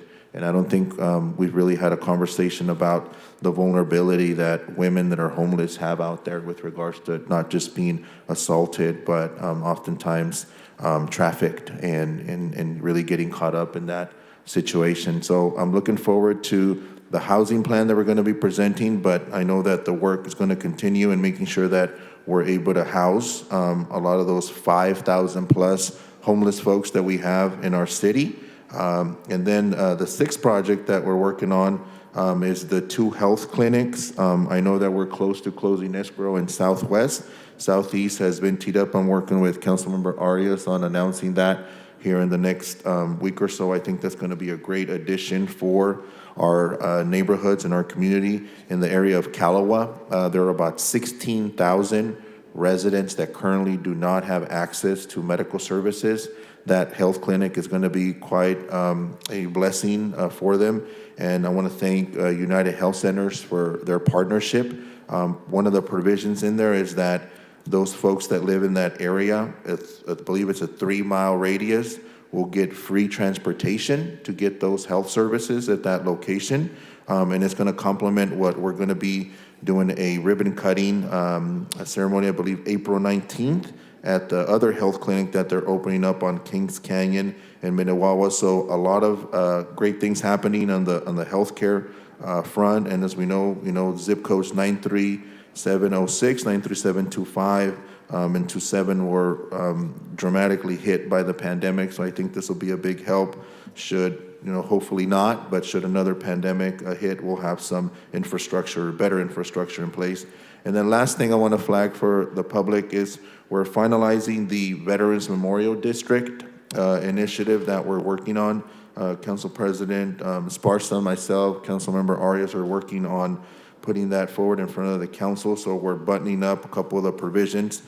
Some of the initiatives within that memorial district for our veterans will include homeless assistance. We know that we still have a high number of homeless folks that are veterans out there, but also working with our VFW post in the city of Fresno and bringing their facilities up to standards that are acceptable in a way that honors their service and their sacrifice for our country.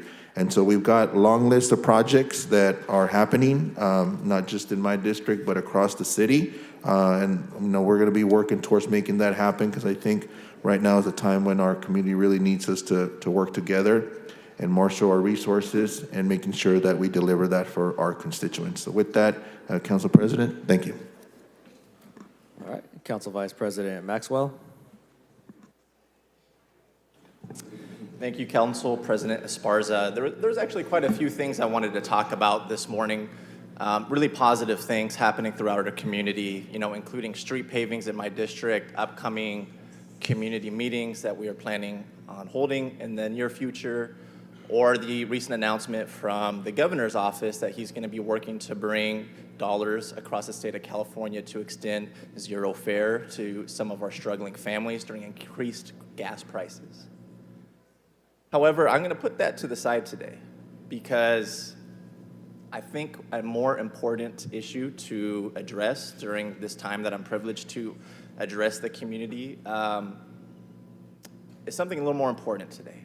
And that's the tone of this body, the tone that is set by the City Council that represents over 500,000 people throughout our community. And I think what a lot of people don't realize are the interactions that we have behind the scenes, right? When we're not out here on the dais. When we go out and we have pizza together after work, and we joke in the hallways, and we laugh in our offices before and after council meetings, or go grab a drink. That happens often with all of us. The folks watching these meetings, they don't see that. They see the worst of the worst on display every other Thursday. And of course, the parts that get played on the news every night is the worst of the worst of the worst that gets picked up from these council meetings. Even though that's not really how it is with us behind the scenes. But when we go home, when we walk out these doors, the show is off. We laugh, we have a meal together, we share a drink, we're people. But the people watching the news, they don't know that. They think that we hate each other. They think we despise each other. And maybe some people on this council do despise or hate one another. I certainly don't. I respect each and every single one of my colleagues. But that is not the tone that is being set by this council, and we need to get that back in order. I'm addressing every single one of you on this dais today. We need to get it back together and serve the community. I want to address the last week and a half of my life. I've had incidents since I started office. And you sign up for this job and you know what you're getting into when you go into politics. But there comes a time when the line gets crossed. And I don't like sitting up here and complaining. That's not what I'm here to do. I got good things going on in my district I need to stay focused on. But certain things come up, and I just want to address the last week and a half of my life. 3 incidents in particular that I think are noteworthy to show how the negative tone of this council, even when we leave this dais, sticks with the community. A week and a half ago was date night. Ended up on Champlain and Perrin. I don't know why I was at the Dollar Tree on a date night, but that's where I was. And I see somebody across the store. It looks a little familiar. And she's giving me a dirty look, and I don't know if it was something I did or I said. And she gets closer and closer to me and my partner. And she says, "You're that gang member." I said, "What are you talking about? Do I know you?" So, "Mr. Bredefeld says you're that gang member." And I think this lady honestly thought I was in a gang. I'm not joking with you. And then she starts calling me white trash. She starts calling me a socialist pig. She starts saying racial slurs to my girlfriend, who happens to be Mexican. The whole store is watching us. And being a politician, I smile and I laugh and I try to shrug it off. And I look over at my partner and she's asking me, "Can we please leave?" And to see how she was affected by that, she did not sign up for this, but she's still getting affected because that tone that's out there. And to see that broke my freaking heart. I want to play a voicemail I got from you this last week.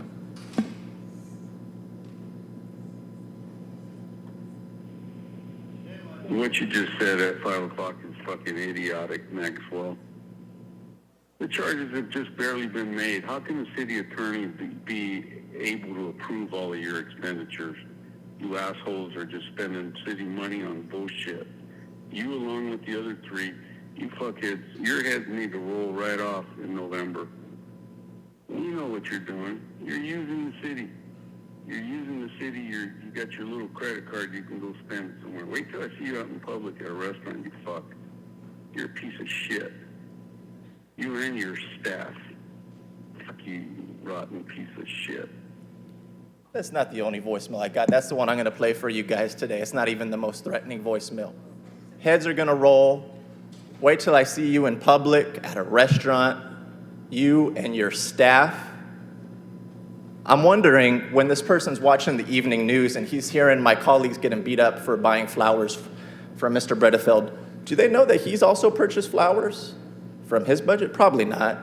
When he's beating up folks for buying caramel apples, do they think they know that Councilmember Bredefeld has spent money on a shaved ice truck? Probably not. When he's beating me up for sending out a newsletter to communicate with my 80,000 residents, do you think this person that left the voicemail knows Councilmember Bredefeld also spends money on cameras and lighting and editing so he could communicate in his own way with his residents? Probably not. But that's the tone that got set. And I'm sure I'm not the only one that's dais that's got a threatening voicemail or had someone show up at their house wanting to fight. And lastly, this might not seem like a lot to you, but it was a lot to me. And I was finding out the last couple of days you're fighting with my 60-year-old mother on Facebook, who happens to be one of your constituents. Are you freaking kidding me, Gary?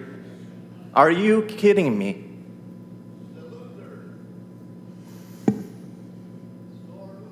I'm not asking you to feel bad for me, Gary, or anybody watching this. I'm not. I signed up for this job.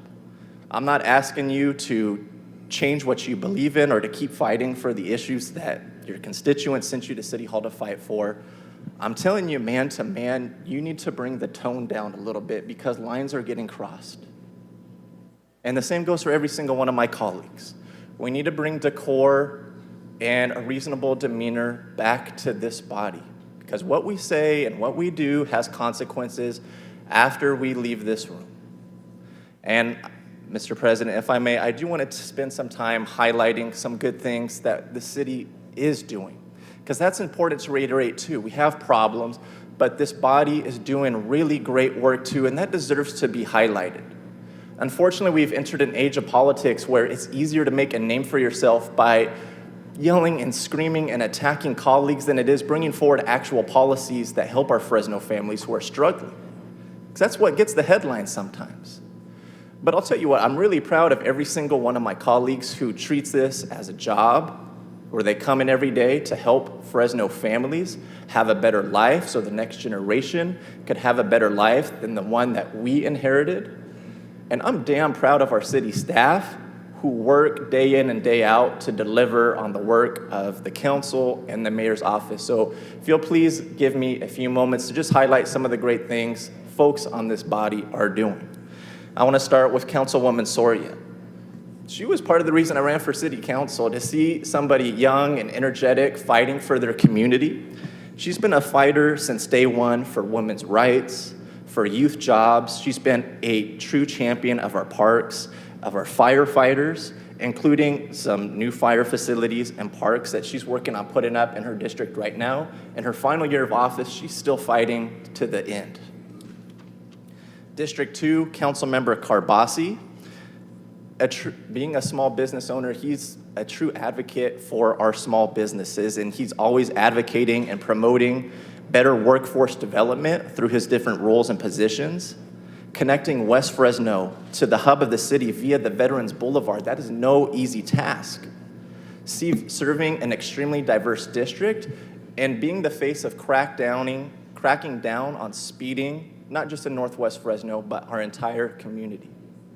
Councilmember Miguel Arias, hands down, has the most challenging district to serve due to the decades of neglect, and agree with some of his methods or not, consistently delivers for his families and businesses. No other council member gets into the weeds of an issue like Councilmember Arias, which I really appreciate. And whether it's record investment in infrastructure improvements, keeping downtown and the Tower Theater in District 3 the entertainment capital of the city, or leading us as the president through the first years of the COVID pandemic, Councilmember Arias has been a leader.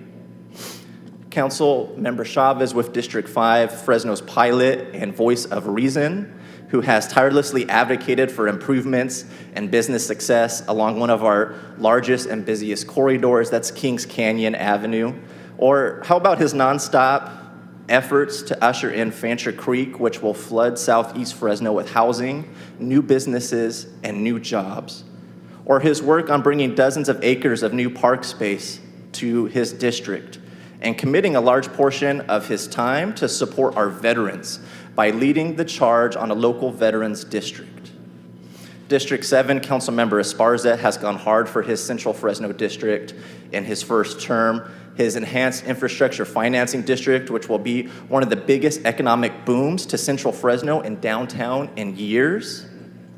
Hiring a dedicated sanitation crew to focus on the illegal dumping taking place in Central Fresno, or ushering in affordable housing along Blackstone Avenue. And I want to talk about our mayor too.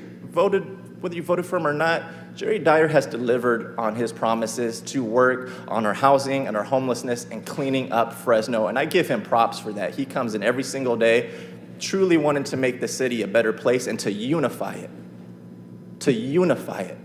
And I give our mayor props for that. For the folks watching at home, watching in the audience, to our city staff, this body does a lot of good work for the community. There's a lot of ways that we could improve what we do up here. Nobody contests that, including myself. I appreciate the city staff who come in every day to be professionals, to deliver on the work of this body and the mayor's office. I appreciate my colleagues who come in and put in hard work to make our city a better place. I want to reiterate one last time, the tone that we set up here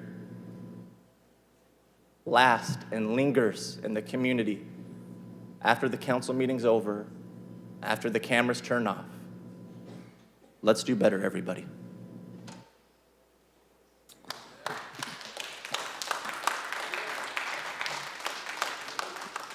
Thank you, Council Vice President. Gary, I see you're punched up again. Is this a question? Is it a comment? Okay. So I want to thank Council Vice President Maxwell. I had no idea that was coming. It's unfortunate to hear some of the things that have happened to you just in the last week and a half. Obviously, we've all experienced those things in one form or the other. But those are the consequences when we have one Fresno City Council member who pretends to play a Fox News host in real life. So again, thank you for having the courage to share all of that with us. I do want to share a few positive things as well. I think, again, there will be another item where we have further discussion along some of these lines. But again, had the privilege of attending the Chamber of Commerce Resource Fair at the Fresno Center. And this was the ethnic chambers coming together, the Black Chamber, the Hmong Chamber, Hispanic Chamber. Great event, great pooling of resources, something we should definitely be doing on a regular basis. We had a great turnout at our Manchester Park Town Hall, over 70 folks, sponsored by the nefarious District 7 budget. Getting the folks with the outreach and provided pizza to those residents who came out and took the time to listen and give their input during their dinner time on a Tuesday or Wednesday night. I forget exactly which night it was. But that was a great turnout. I want to thank all the residents around Manchester Park, again, who took the time to participate and making the effort to improve their neighborhood. That's the only way we've ever had success, is by working together, City Hall and the neighborhoods in tandem. Also had the privilege of attending luncheon honoring Roz Clark, who was our longtime head of our Fresno Neighborhood Watch. Myself and Council Vice President Maxwell attended, as well as the mayor did, honoring her legacy and, everything she's left and her lasting impact on the city. So we congratulate her, again, on her achievements in that role and many other roles. And we welcome, again, Mary Haskin, a District 7 resident who's taking over that role and has very large shoes to fill, but is up for the job. And again, I was happy to help out from the District 7 budget and providing funds for the continued operations of the Fresno Neighborhood Watch Association. Do a lot for our community, lasting impact, and happy to contribute and help out however we can as a council office and as a city. Also, this Saturday, attended virtually the Reyes Scholarship Fund reception. Want to congratulate all those different recipients of the scholarships. I believe, Councilmember Chavez, you probably correct me on this one, but all those recipients are from Roosevelt High School, correct? Yeah, all from Roosevelt High School. And want to thank the Reyes family for their continued effort year after year in helping to fund higher education for our students down in Southeast Fresno. Lastly, this last Tuesday, we attended a great reception for Chancellor Carol Goldsmith of the State Center Community College District. It was a hot one, shouldn't have wore the black suit.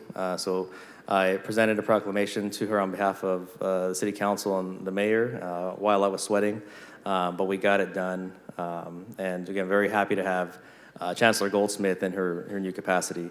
Again, for those of you who don't know, I'm a faculty member at Fresno City College. And so, Dr. Goldsmith is actually my boss's boss's boss's boss's boss. I appreciate her leadership and, again, how accessible she is.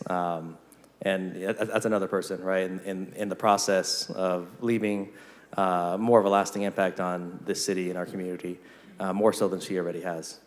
That will conclude my comments for now, and I do want to provide an opportunity to the mayor, city manager, proceed into their comments as well. Did you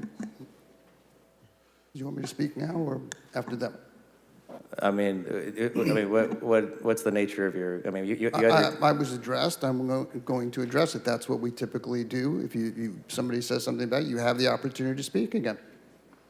I'm not going to allow that today. No, it is going to be allowed because no, it is it's not going to be allowed exactly. today. No, it is. We have another item, Gary, where. Point of order, city attorney. Point of order. This is allowed when people's names are brought up. I want to address some things that were said directly about me.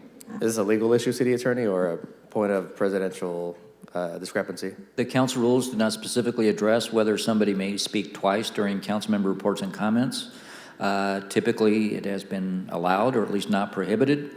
Ultimately, the council president can make a ruling subject to appeal to the council.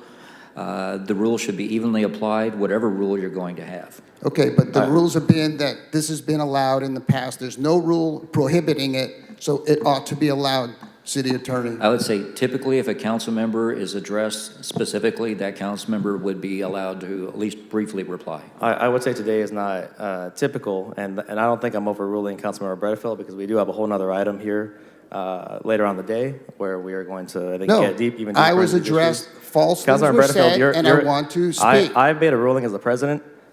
There's no rule. There's no. I made a ruling per the city attorney. There will not be a rebuttal comment from anybody. Public comment. Nobody today has received 2 times to speak. It doesn't Nobody matter. has. The city attorney says And you're not this gonna has receive 2 been times to speak allowed. either. The city attorney says this has been allowed, and I want the opportunity to speak.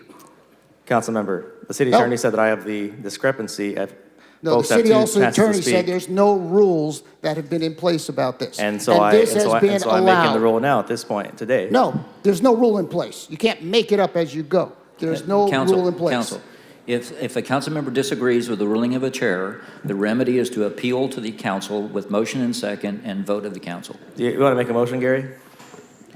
City attorney, that's not what you said to me in my office. There is if this has not been done before and there's no rule and somebody wants to respond, this has been allowed in the past. That's been the way it has been done. That has been the practice, but the council rules provide the remedy if a council member disagrees with the ruling of the chair is to appeal to the council. Gary, if you'd like to make a motion to overrule me, you're happy to do that. Thank you. Mayor, city manager. Yes, I want to make a motion to be allowed to speak. Seeing no second, motion dies. Look, I'm going to make a second. Like, it's a First Amendment right. I think we should wait till the next item, but if he wants to speak, I think he should be able to speak. All right, we have a motion and a second on the table as to allow Councilmember Bredefeld a second bite at the apple of councilmember comments. Right Clerk- here.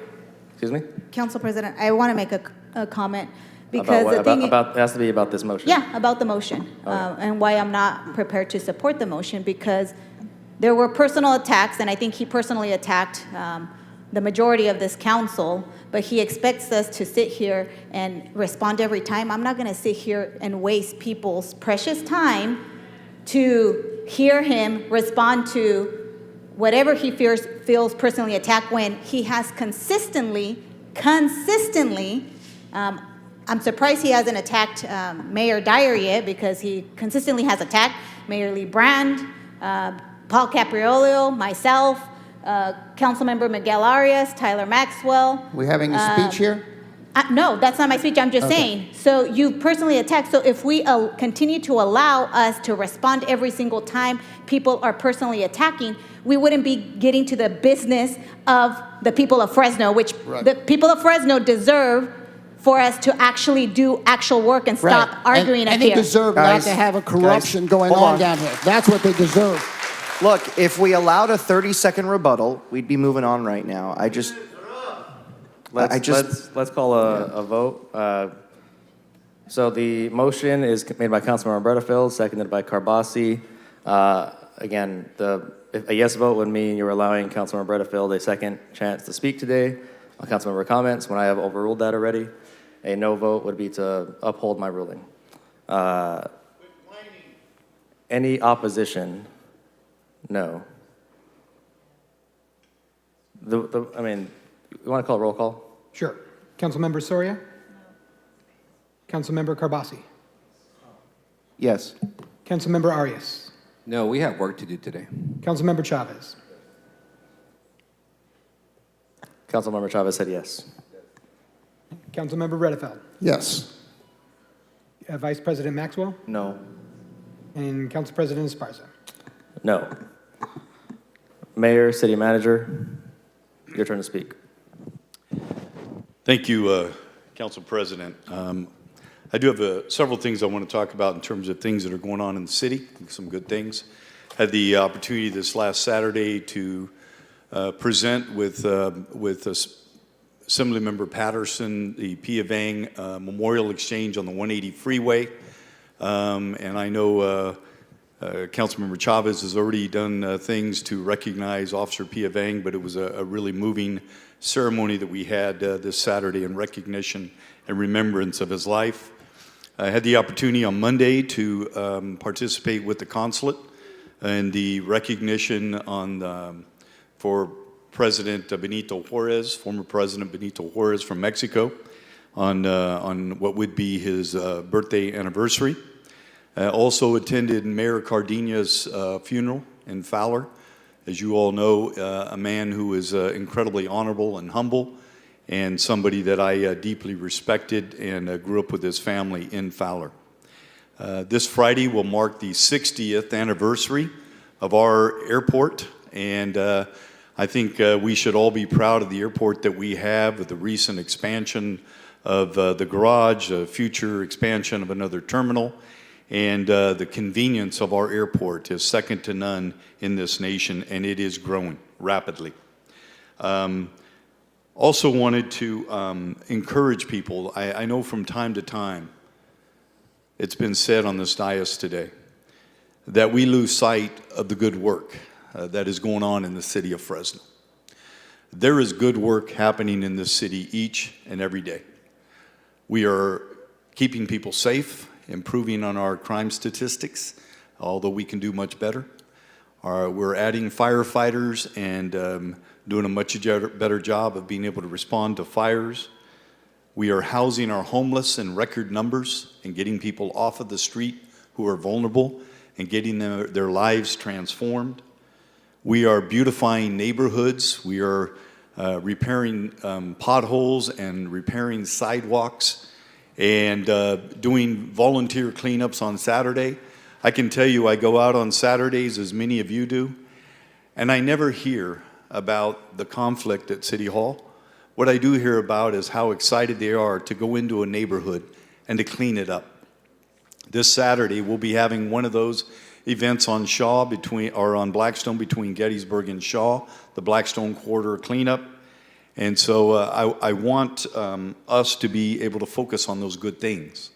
Our communications team every Monday is putting out videos of our employees, hardworking employees in the city of Fresno, highlighting their efforts and what they're doing from the various departments. And I think all of us should, and not only on this council and myself, but the community, to tune in on our website and take a look at that great work, because we do work for them, and we are working for them. And then our investments in youth that we continue to do, our revitalization of our downtown Fresno area. We have a lot to be proud of in this city. And you know the slogan, it's more than a slogan for me, One Fresno, as you spoke of, Council Vice President Maxwell, the unity. It is hard. It is hard to unify this city under One Fresno when we can't be one government. And I appreciate the fact that we are doing great work behind the scenes, but really what we all need to do is do great work out in the public eye as well. And I know that we're going to work towards that. And the last thing I want to say is we've been working feverishly behind the scenes on the One Fresno housing strategy. Thanks to Deputy Mayor Matthew Grundy, who has taken the lead with our Housing Authority Director Tyrone Williams, who is here, and Phil Sky from our housing. We are doing some incredible work, and I know Councilmember Arias, Councilmember Bredefield are a part of that, as well as Councilmember Soria. And I think what gets presented publicly and to this council, you are all going to be very, very proud of. We meet every single week tirelessly for hours and hours and hours to look at what the need is in our city in terms of affordable housing, the gaps that we have in our community, the types of units that we need. We got people who need 3-bedroom homes that are living in 1-bedroom homes. We're establishing policies that will allow us to create more affordable housing over the next 3 years because we need to move now. We are in a housing crisis. We are developing those policies that will allow us to do that and find ways to mitigate the things that we're seeing in our city. And we're assigning a dollar amount to each and every one of those policies that as we come forth as a body, the council and the mayor's office, we're going to have to set aside a significant dollar amount for housing in our community over the next 3 years. So I want us to all remember, we serve the people of Fresno, we work for them, and we are going to do it with all of our heart. So thank you guys, God bless you, and I pray for unity in this city. Thank you, Mayor. City Manager? Yes, I don't want to take up too much time. Very quickly, a couple tray memos that went out. March 10th, the I Defer 2021 annual report, which we're required to do. Also want to highlight, we did put out a tray memo, an update this week, a few days ago, on the construction and operations update for our new animal center. We did have an animal center subcommittee meeting earlier and gave an update to them as well. And that is sort of connected to one of the agenda items that's on for consent today, so it helps provide context for that item. Thank you for that. Also, to Councilmember Chavez on the Rebuild Fresno priorities. Looking forward to working with the council president and I believe Budget Committee on the prioritization of projects so we can get moving on our ARPA plan. And then really quick, if I could have Mr. Barfield update on a COVID matter. Yeah, real briefly, in consultation with the mayor and the city manager will be suspending, effective the end of the business day tomorrow, COVID testing for all non-vaccinated employees. It's part of the effort that as we move to an endemic, this is one of the moves that we think is important for us to move toward. We want to thank all of those employees who have regularly gone out to get their weekly testing. It has been very beneficial up to this point, but she will be suspending that effort at the end of the day tomorrow. Thanks. All right, appreciate the updates. Let's move on. Finally, I think we're done through all the sort of ceremonials and comments. We'll move on to the formal votes of the council. What I'm going to do here, I think there's an appetite to kind of continue the conversation that was begun over the last couple hours. And so we're going to take item 4B first up front. City Manager, if you wouldn't mind calling over City Controller down to the chamber as well. We'll go ahead and kick in and get started while we wait for him to come on down. I want to preface this item, or dive into the item, just letting the public know there was a special session of the Finance and Audit Committee that was called yesterday by myself. I chair that committee. The committee is made up of myself, Councilmember Maxwell, Councilmember Arias. It was an hour and a half productive discussion. We really fleshed out quite a bit of sort of the information that we needed to proceed with a potential audit of certain city finances. There was a very productive dialogue between the committee as well as Controller Mike Lima, City Manager. The mayor did chime in for some portion where he was available. Again, it was very short notice meeting, but I thought it was important to have prior to discussing a potential audit here by the full council today. So there were a few takeaways that I do want to provide to the public from yesterday's meeting. One of the sort of large takeaways was that here, at least with this committee, with the city controller, we have never weaponized audits or politicized audits in the past.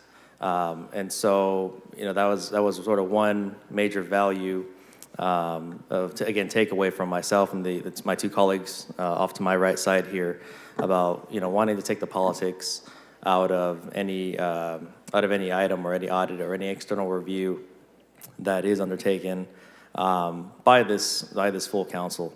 I think another very important point to make about yesterday's meeting is we really got the full kind of context when it comes to how many employees throughout the city organization have credit cards.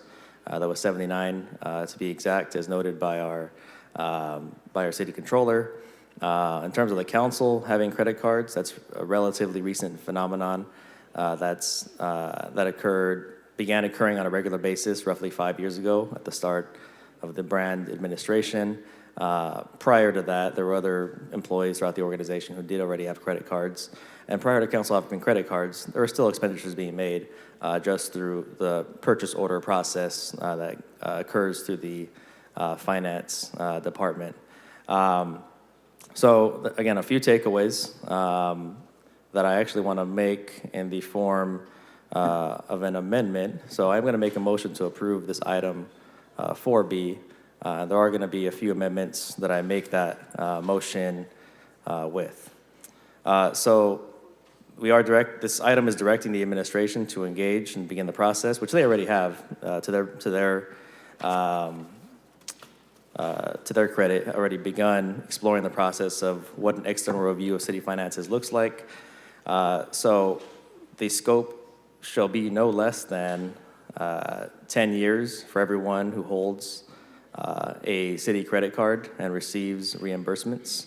Also, an evaluation of the council and mayoral expenditures at large over the last 10 years.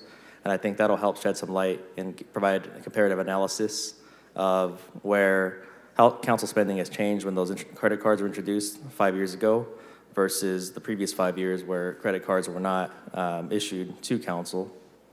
I think that's very critical context, I believe.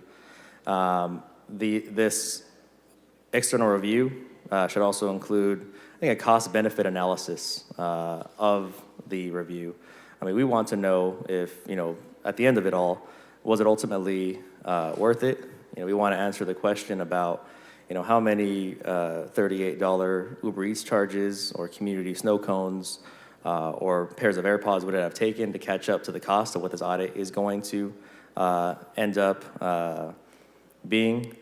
And lastly, well, actually, not lastly, but with respect to the last point, one of the points we really fleshed out yesterday was that under normal circumstances, we would not typically be conducting this type of audit or external review. The city controller creates a risk assessment, I believe, on an annual basis. The council and mayoral budgets are consistently sort of at the bottom of risk, the risk level. That's because of the relatively small size of our budgets. There's not a ton of opportunity for waste, fraud, or abuse at an extremely large level.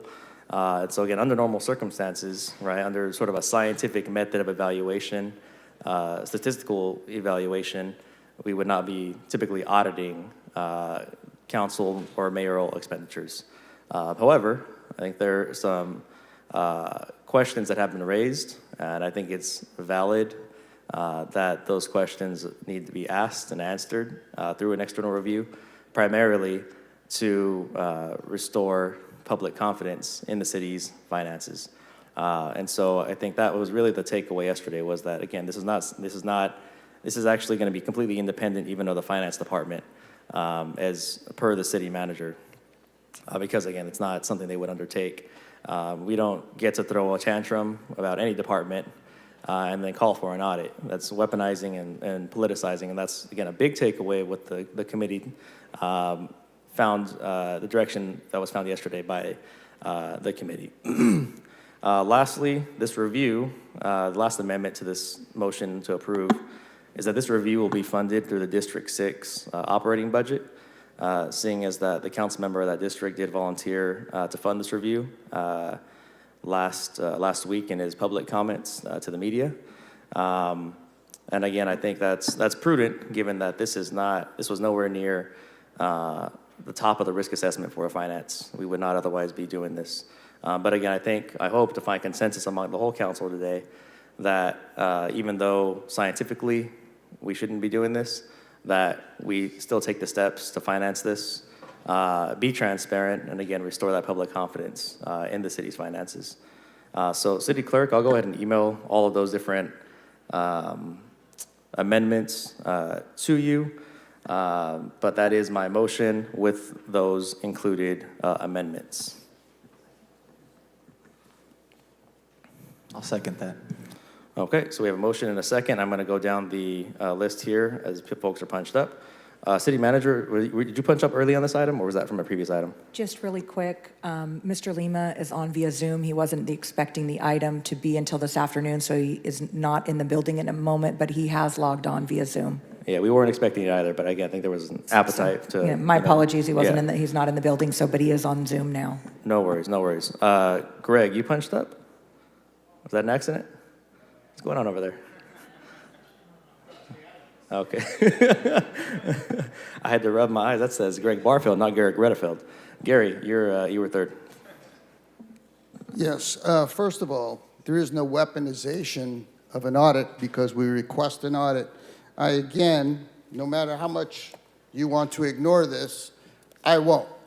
And using district funds to go to restaurants at Max's and all over the place for hundreds and thousands of dollars is an inappropriate use of money. I don't care how many times each one of you says it's fine, it isn't fine. Mailers, campaign materials, it's all a disgrace, and they've been used as slush funds, and that's just a fact. So I will not be silenced about it. I'm glad you've joined me and recognized the fact that there needed to be an audit. I'm glad that you hustled up and developed a finance committee yesterday in lieu of what we were bringing forward when that committee hasn't met for a year. That's good. Mr. Maxwell brought up a little while ago that because I've highlighted a lot of the corrupt processes that have been going on here for years, and I have, whether it's giving a developer $4.3 million in an effort to someone whose fiance is up here, violating the Brown Act routinely, spending hundreds of thousands of dollars right here, and calling you all a corrupt gang of four. You are a corrupt gang of four. And if you don't want to be a corrupt gang of four, I suggest this. Stop being corrupt. Stop misusing taxpayer money. Stop trying to give millions of dollars to your friends, because I'm going to call it out every single time, no matter how much you do an Oscar-worthy performance, Mr. Maxwell, and play a victim. The fact is, as the lone conservative up on this council, the lone Republican here, having called this out, I've been called a racist, a white supremacist, a death dealer. I've been called that in this chamber. I never heard you say anything before. I never heard you say that's inappropriate to call people those names. Never, never. I can play you email, I can play you voicemails, I can show you emails of the threatening things I've gotten. I don't come up here and whine about it or cry about it, because that's the fact when you stand up and you speak strongly and you hold people accountable. So that's not going to change. It's not going to change. And so I would suggest you stop playing a victim and you stop violating the Brown Act and you stop cutting deals to hand out $4.3 million to a developer who should have never gotten one penny. I would suggest the council members stop violating Fresno municipal codes and the city charter by $300,000 for masks from one vendor when the city spent 13 departments at 20 different vendors. Those are facts. These are facts. And until that stops, I'm not going to stop speaking out. So today, I'm glad we have an agreement to do an audit. Now, you want to take that out of my district budget. Okay, so you want to try to punish me rather than doing the right thing. Not a punishment. I mean, you volunteered to this, I believe. But we don't know what the cost is going to be. Is it going to be $100,000, $200,000? That will have a direct impact on my ability to do sidewalks in my district, which is what those operating budgets are supposed to be for. Not for campaign materials, not for mailers, not for any of that. So this is an effort to punish my constituents because I've called out the crap that's going on at this building. We've had this discussion before. Operating budgets are not necessarily for the infrastructure and the sidewalks. Your infrastructure budget, your capital budget, Is for those The things. Yep, operating yep. budgets are for those things. It's not for some of what you're doing. It's for the improvement of the constituents and sidewalks, tree trimming, police, fire, all of those things. Now, we don't know, do we, city manager, what the cost of this audit's going to be. You want to do a short and abbreviated that we can get done in months. That's obviously less costly. They're talking about going back 10 years. That's obviously going to cost, as Mr. Lima said yesterday, perhaps hundreds of thousands of dollars. That shouldn't just come out of my district budget. Councilmember Bredefeld, you advocated publicly for budgets of $250,000 for every council member. That's correct. If this thing comes out to $500,000, you're still going to have well over that. Look, you're playing games with this whole thing. Okay? Playing math. No, you're playing games is what you're doing. The fact is we don't know what the cost of this audit's going to be. I'm glad you all support the fact that we've called for an audit because this city and this building needs an audit. You don't know, city manager, what the extent of what you're pursuing. They're trying to pursue something else. So we don't even know what the cost of this is going to be at this point. Now, the mayor has said he would commit $50,000. I've said I would help with that. These guys want to try to punish me for exposing all of their ongoing corruption in slush funds. So I'm not okay about it. Now, you guys have your gang of four, so you can, take it out of my budget. If that's what you do, that's what you do. Gary, do you have any Yes. idea how much is in the, I'm asking because I don't know, I haven't looked at your budget. How much do you have in your operating, not your capital budget, how much do you have in your operating budget? I'd have to go to my chief of staff and find out exactly what our numbers are. Surely more than 750. I'd be shocked if there was No, we not. don't have 750 in our operating budgets, no. So, okay, well, I'd be interested to know how it was spent or where it went. Hey, it's a Because public record, take a look. We've provided Public you record. plenty of the same resources we have over the last several years in the budget Well, increases. we're doing looking at everyone's district budget, then let everybody pay for the audit. If we all believe in good government and accountability, which is what everybody's saying they believe in, then let's all pay for it. But Councilmember Bredefeld, No, if I may. Councilmember Arias, so again, I want to remind the public that we're conducting an audit that under normal circumstances, under our typical scientific methods of determining what would be audited was very, very far down the list. So again, we're doing this to restore public confidence. I think it's a necessary expenditure at this point because of the questions that have been raised, questions that need to be asked and answered. And I'm simply obliging your request. And You're co-sponsoring it. Why are you co-sponsoring it if you don't believe in it? It's my item now, Gary. No, it's what? So it's my item now. It's not your item now. Councilmember, You're co-sponsoring it. Apparently, I made a motion to approve it with some amendments. You no longer support it. No, look, I said I don't agree with the fact you're trying to take it out of my operating budget. You're trying to punish me for exposing all of the nonsense here. Fine. If that's what the council does and this gang does, we'll go forward. We're going to have an audit. If it requires that I'm the only one who pays for it, you guys get to make that decision as a group of four. And I want to be clear, that part of my motion was made only because, again, it's not something we would typically do per the finance department. Well, I'm sure you wouldn't do it, especially with this here. It's a little something extra, right? Yeah, And it's a lot extra. That you've called for, so we're going to do it. We're going to do it right, not a narrow scope. We're going to keep the same scope, go deeper, not going to go any wider. Council President, if I may. Per the meeting. So Councilmember Arias, Councilmember Carbasi is actually next. And then we'll go to you. Well, okay, fun times. Okay, I'm just going to let it all out, how I feel about this issue, and I'm going to be as calm as I can be, because I can see how people can be very passionate about this. And I recognize the irony, because with inflation, with real problems out there with homelessness, we're spending time talking about this, but we actually have to talk about this stuff. Definitely, it's been an unusual week for all of us. I think it makes us look less than stellar, but, well, one second. But I do look forward to the audit. And I'm actually willing, on behalf of the taxpayers of District 2, to pitch in and pay for the portion of the audit that covers the city council, because people have a right to know. It's public record. So I will join you and pay for part of that. Okay. But look, I want to be very clear, what I'm about to say, I'm going to do my best not to name any names. It's not about a personal attack.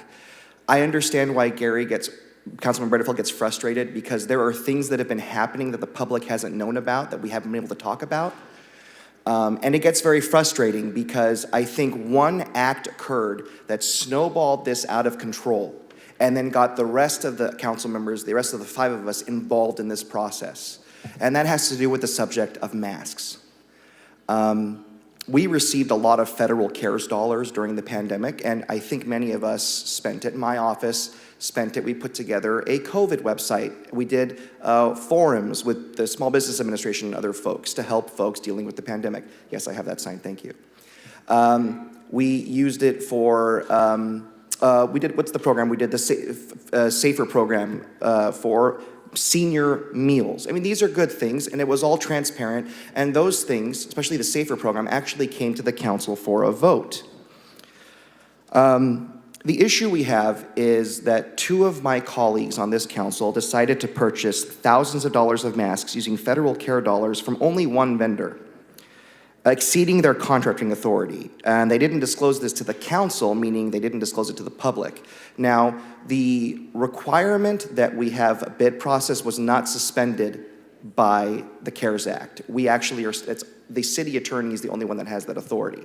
Yet these purchases from the vendor, who no longer exists, by the way, has been a question that it's been on my mind for a long time. Why was this done? Why was it kept from the council? Why weren't we public about this? When, in my case, when I wanted to get masks, the Chamber of Commerce received a bunch of masks, I think from the state and sanitizer. I contacted them. When I wanted to get masks, I contacted our emergency services director through the city manager, and I received masks from from that department. That's just the way I think you do it. But unfortunately, this is a question that really has to be addressed.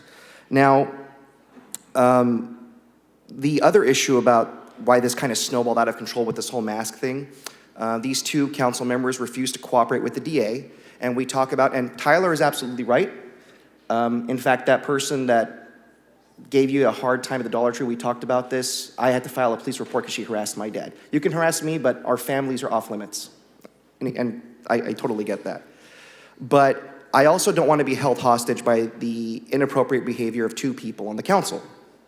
I think it creates this whole problem and makes us waste time on these issues. They refused to cooperate with the district attorney's investigation, and as the district attorney confirmed, this is now in the hands of the federal Justice Department. So hopefully they'll get to the bottom of this. But the other issue that really troubles me is we talk about rhetoric and tempering it down. Yet one of my colleagues made some really inappropriate comments that frankly are the only kind of comments you make towards a woman in politics, by really disparaging some personal things that were, I mean, just inappropriate about our DA, Lisa Smitkamp. Whether Republican or Democrat, and she happens to come from a Democratic family, but she is a Republican. I'm a Democrat, and my parents were Republican back in the day. The funny thing is, she's a public servant, and those comments were really inappropriate, and we should never talk about someone's personal business and make up things about that. Especially on this dais. It really, really hurts the integrity of the council. But this is what's happening. These masks have snowballed into now an audit of all our expenses and how we spend money, which is public record, and it's taken the other 5 of us, unfortunately, and created a hostile work environment. And just for our legal team, that's just no need for investigation on that. That's just how I feel. So the last thing I want to just add, and I apologize, this is just a lot happening.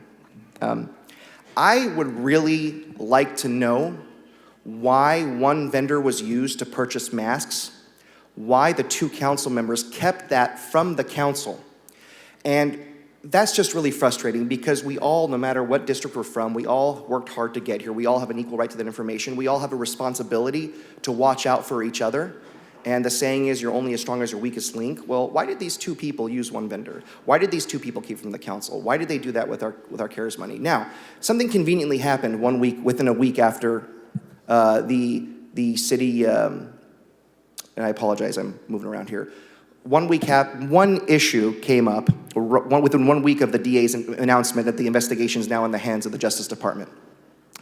Someone one of the two members I'm talking about, as credited by the media, leaked information about a phishing scam. And I'm going to be very careful what I mention about that because that was a closed session item. But I thought the timing was very convenient given how long we've known about that. And my personal opinion is that was done in order to distract from the issues at hand. The federal taxpayer dollars that were misappropriated and exceeded contracting authority and were kept from this council and the public. What happened to the vendor? The vendor doesn't exist anymore. Where did the money go? Do we have bills of lading? Do we have proof that all the masks were received? These are legitimate questions that have to be answered. It's not about personal attacks. It's not about being mean, but we can't just allow us to be held hostage because someone doesn't want to admit to a boo-boo or doesn't want to admit to wrongdoing. This is why we have a transparent process. This is why we have rules and laws. This is why all of us know the magic number of $50,000. You can't spend more than $50,000 from that source without bringing it to the council. And then you can't spend more than, is it 149, city attorney? The bid threshold? Right. Yes. If it's more than 149, even among multiple people, which it was, we're talking about hundreds of thousands of dollars here, that has to go to a bid process, even with COVID. And we all know that. And these are legitimate questions, and I hope the audit does answer that because that's something that I think is a cloud hovering over us. And I hope that if we get to the bottom of that, we can stop the leaks, we can stop impeding federal investigations, and we can start being responsible adults again. Those are my comments. Thank you. By the way, this item is my item, Council President. It's not your item. You joined me. Sure. Sure thing. Councilmember Arias. Brianna, can you put up this? Council President, before I start on this particular item, I do want to just recognize and apologize to members of the public who are here, the residents of the Trails End Mobile Home Park. I know you're here to speak on an important item. Public comment has been pushed. I know some of you are concerned that stuff's happening at the mobile home park while you're here. And I personally apologize for the fact that, this conversation has, put you guys in the back seat. Know that it is scheduled for closed session. We'll be discussing it. We have all the petitions that you've written. We have all the information that's been submitted, and you have my personal guarantee that I'll be advocating strongly on the subject matter, but I do apologize that you have to sit here when there's something far more greater of importance like your livelihoods and where you live than, who spent money on Uber Eats. So my apologies, but this is the situation if we find ourselves in.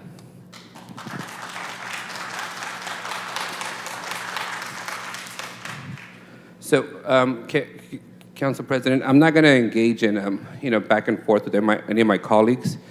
I fundamentally believe a couple of points. One, elections are job interviews. The voters get to decide whether you're worthy of the job. Re-elections are job evaluations. They get to decide whether you're doing a good job and have kept your word. And that's who we answer to, is my residents. No one else who sends me nasty emails or not the KMJ, talking heads, no one else, and with that, I really don't feel it's appropriate for me to weigh in on whether Member Carvalsi, Bredefield, or Maxwell, how they spend their district resources. That's on you guys, and you guys will answer to your community, and every expenditure that we all do is public record, so that's a fact. Anybody at any time can ask for these records.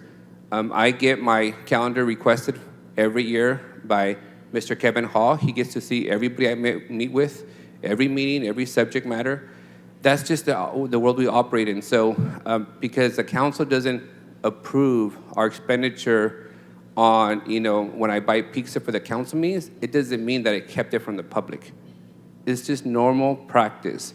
When the mayor spends money on paying for a lunch with one of the council members, he's not keeping it from the public. His credit card reports are public. Anybody can request them, anybody can review them. So I'm not gonna spend a whole lot of time on individual expenditures. I will tell you this, that as I went through this conversation with myself, one of the things that we all do is that we sponsor and fund community events. Community events are meant to bring the city together and to unite the city. My office, for years, has been a tradition to pay for and organize the Martin Luther King March every year. And as you can see from the photos, everybody attends, including Member Bredefield. You know, we do the garland raising, the march, but somebody does have to actually organize the event. Volunteers, somebody has to pay for the street closure, somebody has to pay for the waters. We're happy to do that. We've also done events, in the next slide, Brianna, for Black Lives Matter's artwork. The city proudly declared that unlike other cities that were having riots and burning buildings, we're coming together as a city for the Black Lives Matters and declared 7-0 the Black Lives Matters Day, and we did artwork in front of City Hall. And some of us were there, and my office also purchased water to make sure that people are hydrated, make sure it was a good event. That's an appropriate use of funds. We also, next slide, we'll see, the city funds the Hmong New Year. Mayor, council members, we've all attended. We help fund the cost of policing that event, of traffic control for that event. At no time have our offices spent money organizing political rallies, organizing political attacks of the people that, when the TV cameras are on, we disagree with. When they're off, we break bread together. So that would be a misappropriation of funds.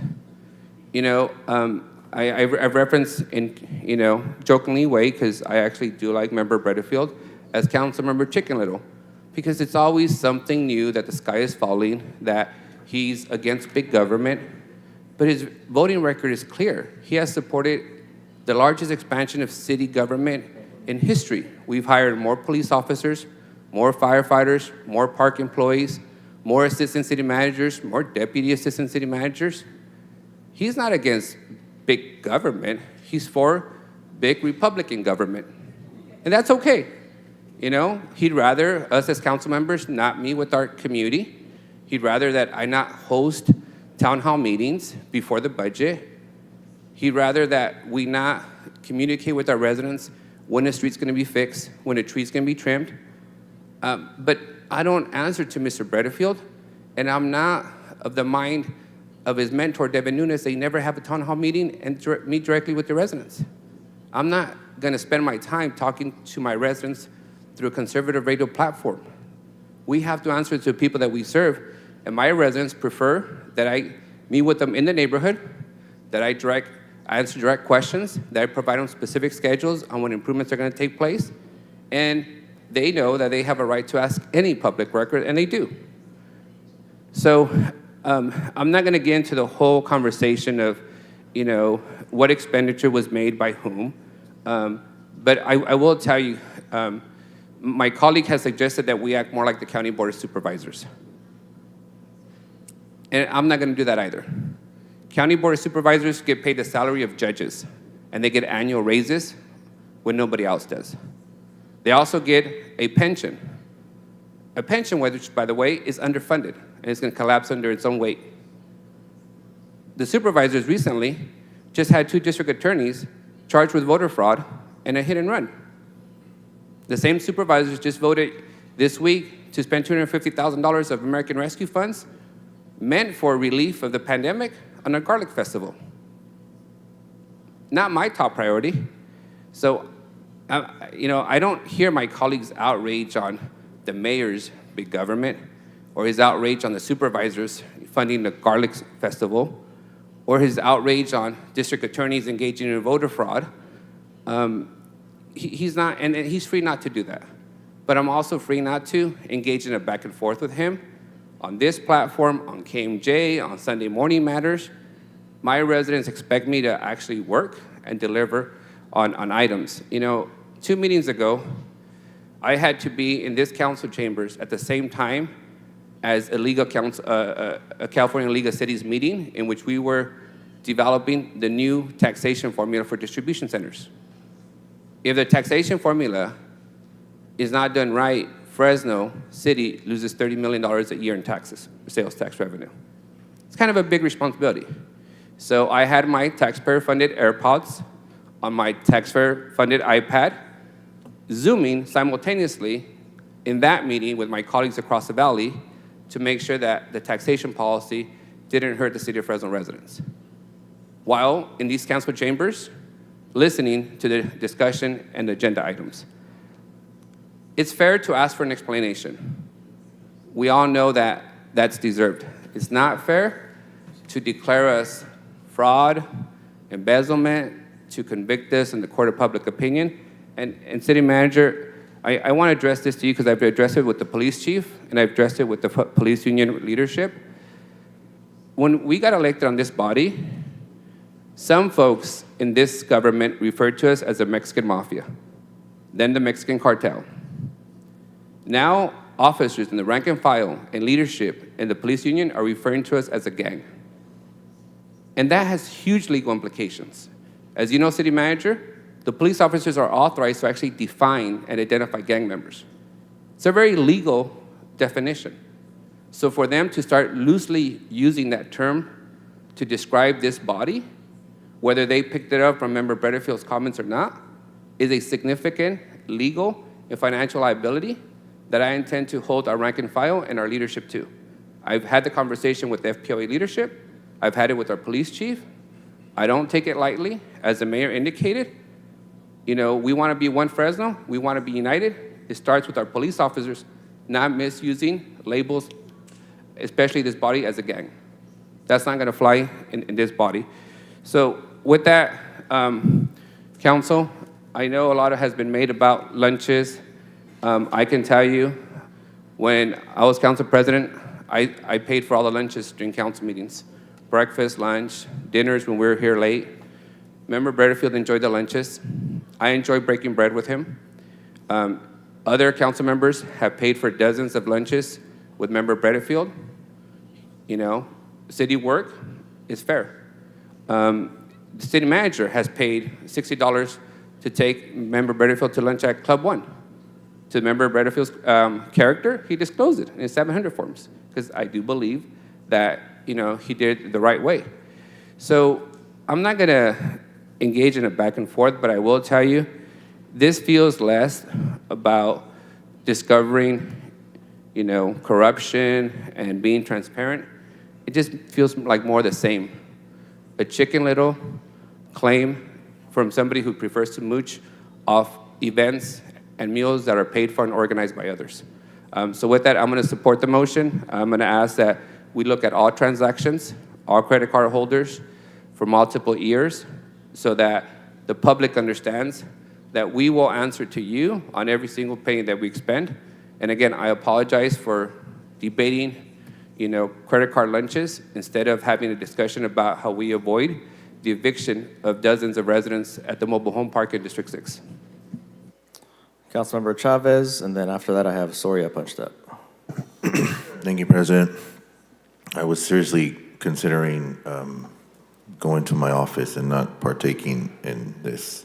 As some of you have noticed in the past, this is not one of my favorite parts of my job, but I feel like I have to say something. And, you know, I've been here in this institution for now 12 years. And I hold this place in high reverence because of the work that it does and because of what comes out of here for our residents with regards to a lot of the issues that we have. And I'm glad that we're actually having a discussion about those issues because we went through those earlier. I don't like to get caught up in these back and forth patty cake situations. And I have to be honest with the public, I'm a little bit embarrassed today that we're discussing these issues when we have 5,000 homeless folks out there that need to get support and services. When we have young people getting murdered in the streets and stabbed, those are the problems we should be fixing. When we have streets in disrepair that need to be repaved, and the work that needs to happen in our parks and green space and the trails and really what we were elected to do. And not, you know, portraying things and going back and this back and forth where it's never going to end. And there's an old saying that says, an eye for an eye makes everybody blind. That's the moment I feel like we're caught up in. For me, it's not a very difficult conversation, the one we're having right now, without the nuances and the details and the sensationalistic and the language that is used. What you're seeing up here with expenditures from each council district office, which is public, everybody that gets elected knows that they're all public.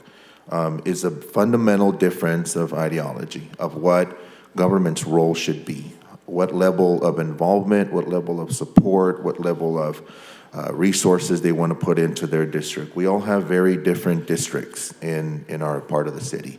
You have neighborhoods that need minimal, support. You have neighborhoods, and I represent a lot of those that need a lot of help and support, oftentimes in 3 languages or 4 languages that need to happen. And so that's really what played out, and we'll have a public conversation about what our comfort level and what level of support we want to provide for our constituents.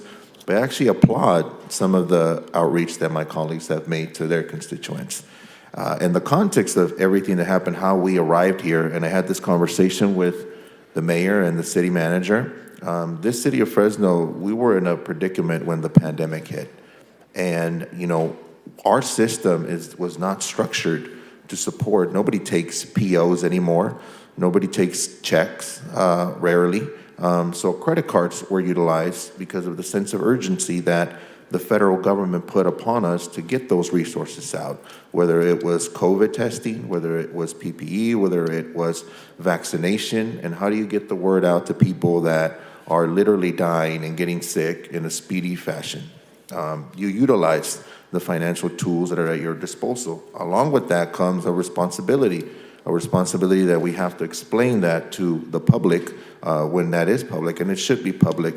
So I just wanted to provide that context for our residents, our community, so that they understand that this is not a very complicated issue. It boils down to what level of support and resources and outreach that council member wants to provide for their district, and you see that reflected in their budget. Now, I am interested in the more important stuff, the policy, and I'm not going to go on for 20 minutes because I really do feel that we need to hear the folks that are here for the trailer park. That's a much more important issue.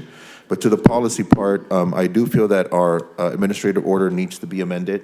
City manager, I think we've had conversations about what that looks like, and we do need to be transparent with the public with regards to expenditures. So aside from whatever happens today, and I want to thank our city manager, our legal folks, and our controller, because I did check on this. I want to make my council district budget voluntarily part of the yearly auditing process. The CAFR report that comes out every single year, I know that they track specific amounts, but I would like my office to be part of that ongoing and making sure that we take whatever sample is part of the accounting practices, whether it's 5%, 10%, whatever that is, same as any other department, our police department, our fire department. I'm more than happy to provide that information to our folks. So I want to codify that and publicly say that. And again, I'm doing this voluntarily. I'm not bringing an agenda item or anything because I think at the end of the day, we're all responsible for our own respective budgets in that. I do have a question because I want to be supportive of the item today on, really analyzing what the credit card, usage and items and everything, if it conforms to whatever our current AO is, knowing that we do have to modify the AO at some point and have a public conversation about that. But Councilmember Bertefeld, the motion was for them to use some of those funds, but Councilmember Carbasi, you actually volunteered some funds from your budget to utilize this too? Yeah, for the portion that's going to cover our offices to investigate the. So then you guys are comfortable using the budget amount from. I don't want it to fall on one person. I mean, if we're going to be auditing, I think that we should pay for it. It's the taxpayers paying for it. But that's just how I feel. I just wanted to make sure that I understood that. Council President, that's sums up my comments that I'm going to have about this. But we really do need to get on and hopefully accommodate the folks that are here that took time out of their busy day to come and actually address this body. Thank you. Yep. Thanks, Councilmember Chavez. Councilmember Soria, you are punched up. Thank you, Council President. So a lot has been said. I agree with a lot of the comments that have been previously made. I do believe that there's been valid questions raised. And so when we look at the details of what the motion is out there, I will be supporting an audit.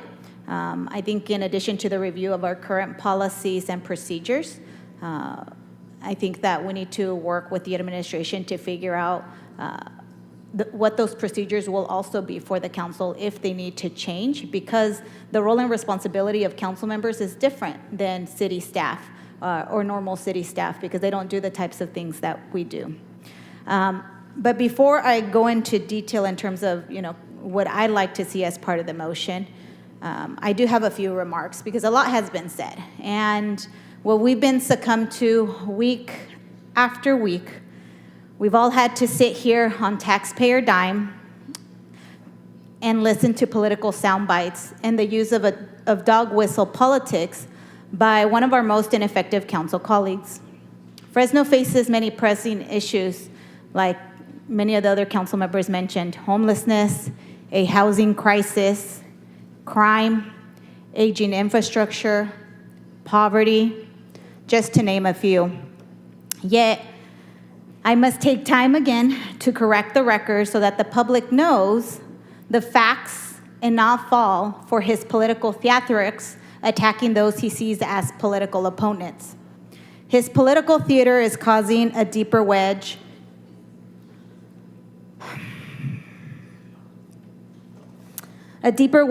and division on this council. I've served as a council member for 7.5 years, and in those 7.5 years, sometimes I was part of the minority, but managed to work with colleagues on the council to get things done, like for the residents of Fresno: safer green spaces for our youth, increasing funding for public safety, funding and supporting building affordable housing, as well as youth jobs. And like Mayor Dyer stated, we serve the people of Fresno, and we work for them. We should strive for a united and strong Fresno.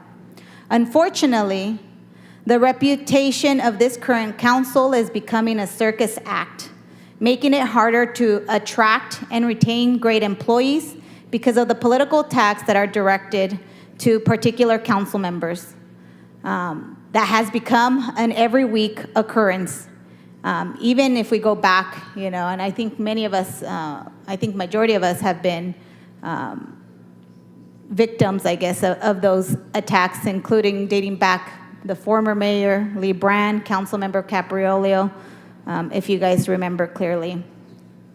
I really doubt that his constituents voted him to spend valuable time and taxpayer dollars to spend months politically targeting his colleagues.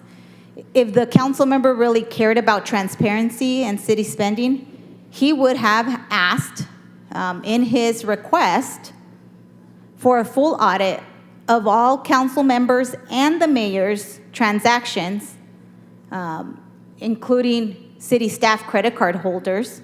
But instead, he spent staff time, city resources, and wasted all of our time on a political showmanship. If you guys remember, I told you what would happen after I bravely stood up to Gary and called him out for harboring a criminal on the taxpayer dime. His politically charged witch hunt and bullying would only get worse.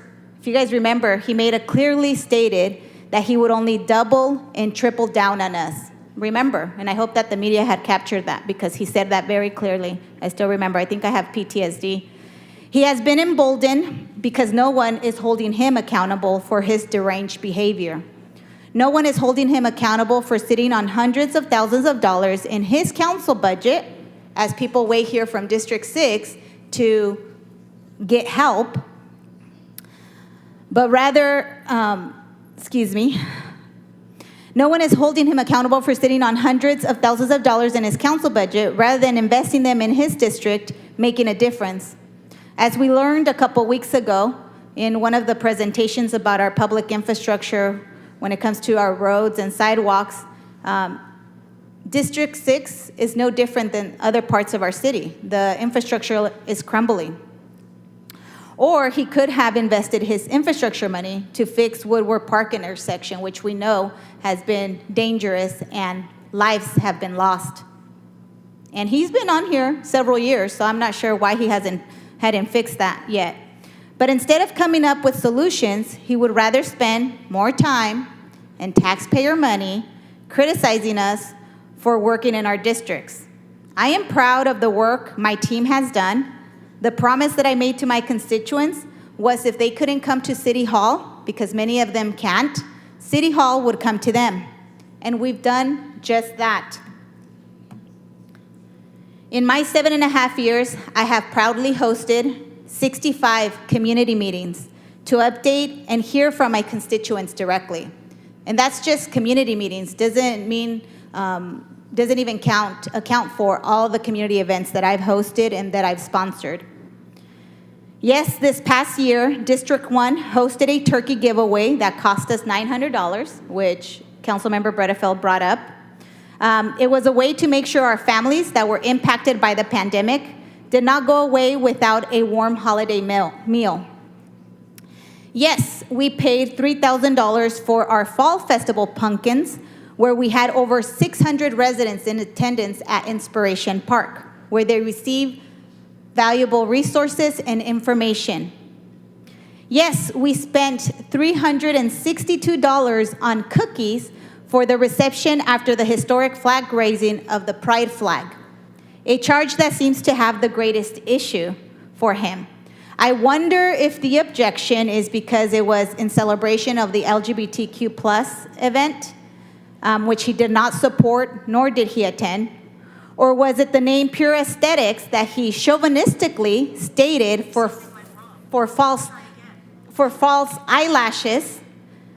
Does anyone really think that he would say that if the charge was on my male colleagues' reports? What he fails to realize is that many of the small businesses in our community run multiple businesses to survive. We purchased the cookies from an independent, female-owned, minority-owned small business, Sweetly Baked. Mr. Bredefeld has thrown around very loosely words like egregious, unreasonable, corrupt, and not transparent. But simply put, these are not facts, only his personal political opinions.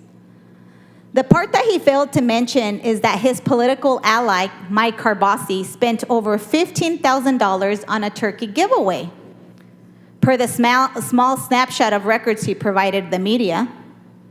Or that Mr. Bredefeld may say that he doesn't use a city credit card, that he's utilizing his council budget, paying for flowers, snow cones, $5,000 in advertising, marketing, videos featuring himself while criticizing me for providing a photographer while visiting disadvantaged families during the pandemic with Santa Claus, the photos that we gave each family. In fact, he paid $2,050 for a coronavirus video that spread misinformation while families across Fresno and the country were hurting and dying, all on the dime of taxpayers. He said egregious. You guys remember those words to the public, to the media? Egregious? Because there were multiple expenses on various reports, but he failed to mention that some of his political allies, Mike Carbasi, sometimes also Councilmember Chavez, paid his personal community service memberships of over $600 annually. That's like if I would have paid my California bar fees with my city account. Or that in addition to, as was mentioned earlier, our meal allowance, which is $3,180, $8,672.07 in meals were charged to the District 2 budget, including food through DoorDash, Uber Eats, Postmates. I think I want to start counting them. They're actually in the information that Councilmember Bredefeld provided. You can start on page 13. It's 1, 2, 3, 4, 5, 6, 7, 8, 9, 10, 11, 12, 13, 14, 15, 16, 17, 18, 19, 20, 21, 22, 23, 24 expenses on taxpayer dime. Why didn't Mr. Bredefeld say this was egregious? He called us all out, but he didn't call out two other colleagues. Because the expenses were done by Mike, who has publicly stated his loyalty to Gary by saying that he would always second his motions? Or is the $5,578 for aerosol spray acceptable? But buying masks at the start of the pandemic when there was a shortage is a controversy? I don't know, but this to me seems hypocritical, political, and even personal. If he was interested in real solutions, he would have requested a review of our current process and an audit that includes all credit card holders in the city hall. Part of the responsibilities of the city controllers to review and approve our outreach, approve each of our council expenses. And the controller has done just that. I have yet to receive a phone call from the city manager or the controller. My hope is that the public hears the truth and that this council is able to work together to regain the trust of the public by doing what we were elected to do: uphold transparency and provide effective solutions and services to the most pressing issues that impact the residents of Fresno. I think to regain the public trust, there should be an audit of all the council and mayor expenses as well as the credit card holders in the city of Fresno. To me personally, I will say that 10 years back seems excessive and unnecessary and costly because it is the taxpayers that will have to foot the bill. There should be a 5-year audit to provide the most current snapshot of expenses by all on the council and city administration. This will reduce the cost of an independent outside auditors to the taxpayers. With that, Council President, I yield my time. Okay. So next we have Councilmember Carbasi. You are punched up. Yeah, no, thank you, Mr. President. And look, I'm really looking forward to this audit, specifically because of some of the questions that have been raised. So I think there's a reason why Councilmember Bredefeld regarding the meal delivery didn't actually call me out publicly on that, because he asked me about it and I told him the truth. If you actually do your research and look at all those charges, they were within a week's time. Before we had a COVID vaccine, one of the members of this body exposed us to COVID. And that was the first time that happened. And I have an elderly father at home. I got a call from our council president. We've been exposed to COVID. I'm not going to say who it is because of HIPAA, but you need to quarantine. So I did what I was told to do as a city employee. I called the city manager. The city manager said, call the emergency services coordinator. That may not be the title. I called that person. That person says, okay, we did an assessment. You're going to go to this hotel and you're going to get a call. I went to the hotel. I got a call from her deputy, and that person said, you cannot leave your room. We'll arrange to get you tested. Again, a lot of that stuff wasn't available, and it's not a fancy place. There's no room service, so if you need food, you will call a meal delivery. Do not talk to them. Do not approach them. Have them leave it by your door, and that's how you'll eat. And that's what those charges were related to. Now, those charges did not come out of the District 2 fund. They came out of the CARES Act fund. And it wasn't just me. There were police officers, firefighters, all the essential employees we had that were exposed to COVID. That was a right they had, and that's what those charges were for. That's exactly why I'm looking forward to an audit, because it'll get the facts out there and people will know why. Am I going to spend public taxpayer dollars on food delivery if it's not work related? I mean, that's just nonsense. But again, that's the way it goes. And you heard a couple of terms, loyalty to Gary and the thing about seconding each other. Look, I have been a moderate Democrat on this council, and I mentioned 2 members hijacking us. Unfortunately, they have marginalized me, but that's okay. All I care about is serving my district. There are times they've marginalized Gary for his political beliefs. And look, I serve my district, so we have, I think, a gentleman's agreement. If I can agree with what he's trying to do or respect what he's trying to do, I will second him, and he does that for me, because that's kind of the way things go now. And I'd rather be transparent about that. But there is one thing I want to add. My colleague, you keep bringing up the issue of a situation with a staff member of Gary's. I've been quiet but I'm not going to be quiet anymore. I'm going to ask my colleagues to stop bringing that up in the presence of the victim. It is totally inappropriate, and as Democrats, we don't do that. Please knock that off. Thank you.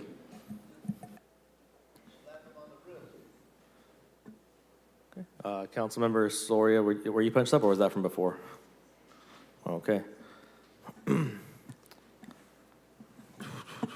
So I do need to make an amendment, just to be specific and to provide, to Councilmember Bredefield's point, so a level of certainty about potential costs. So I do want to cap off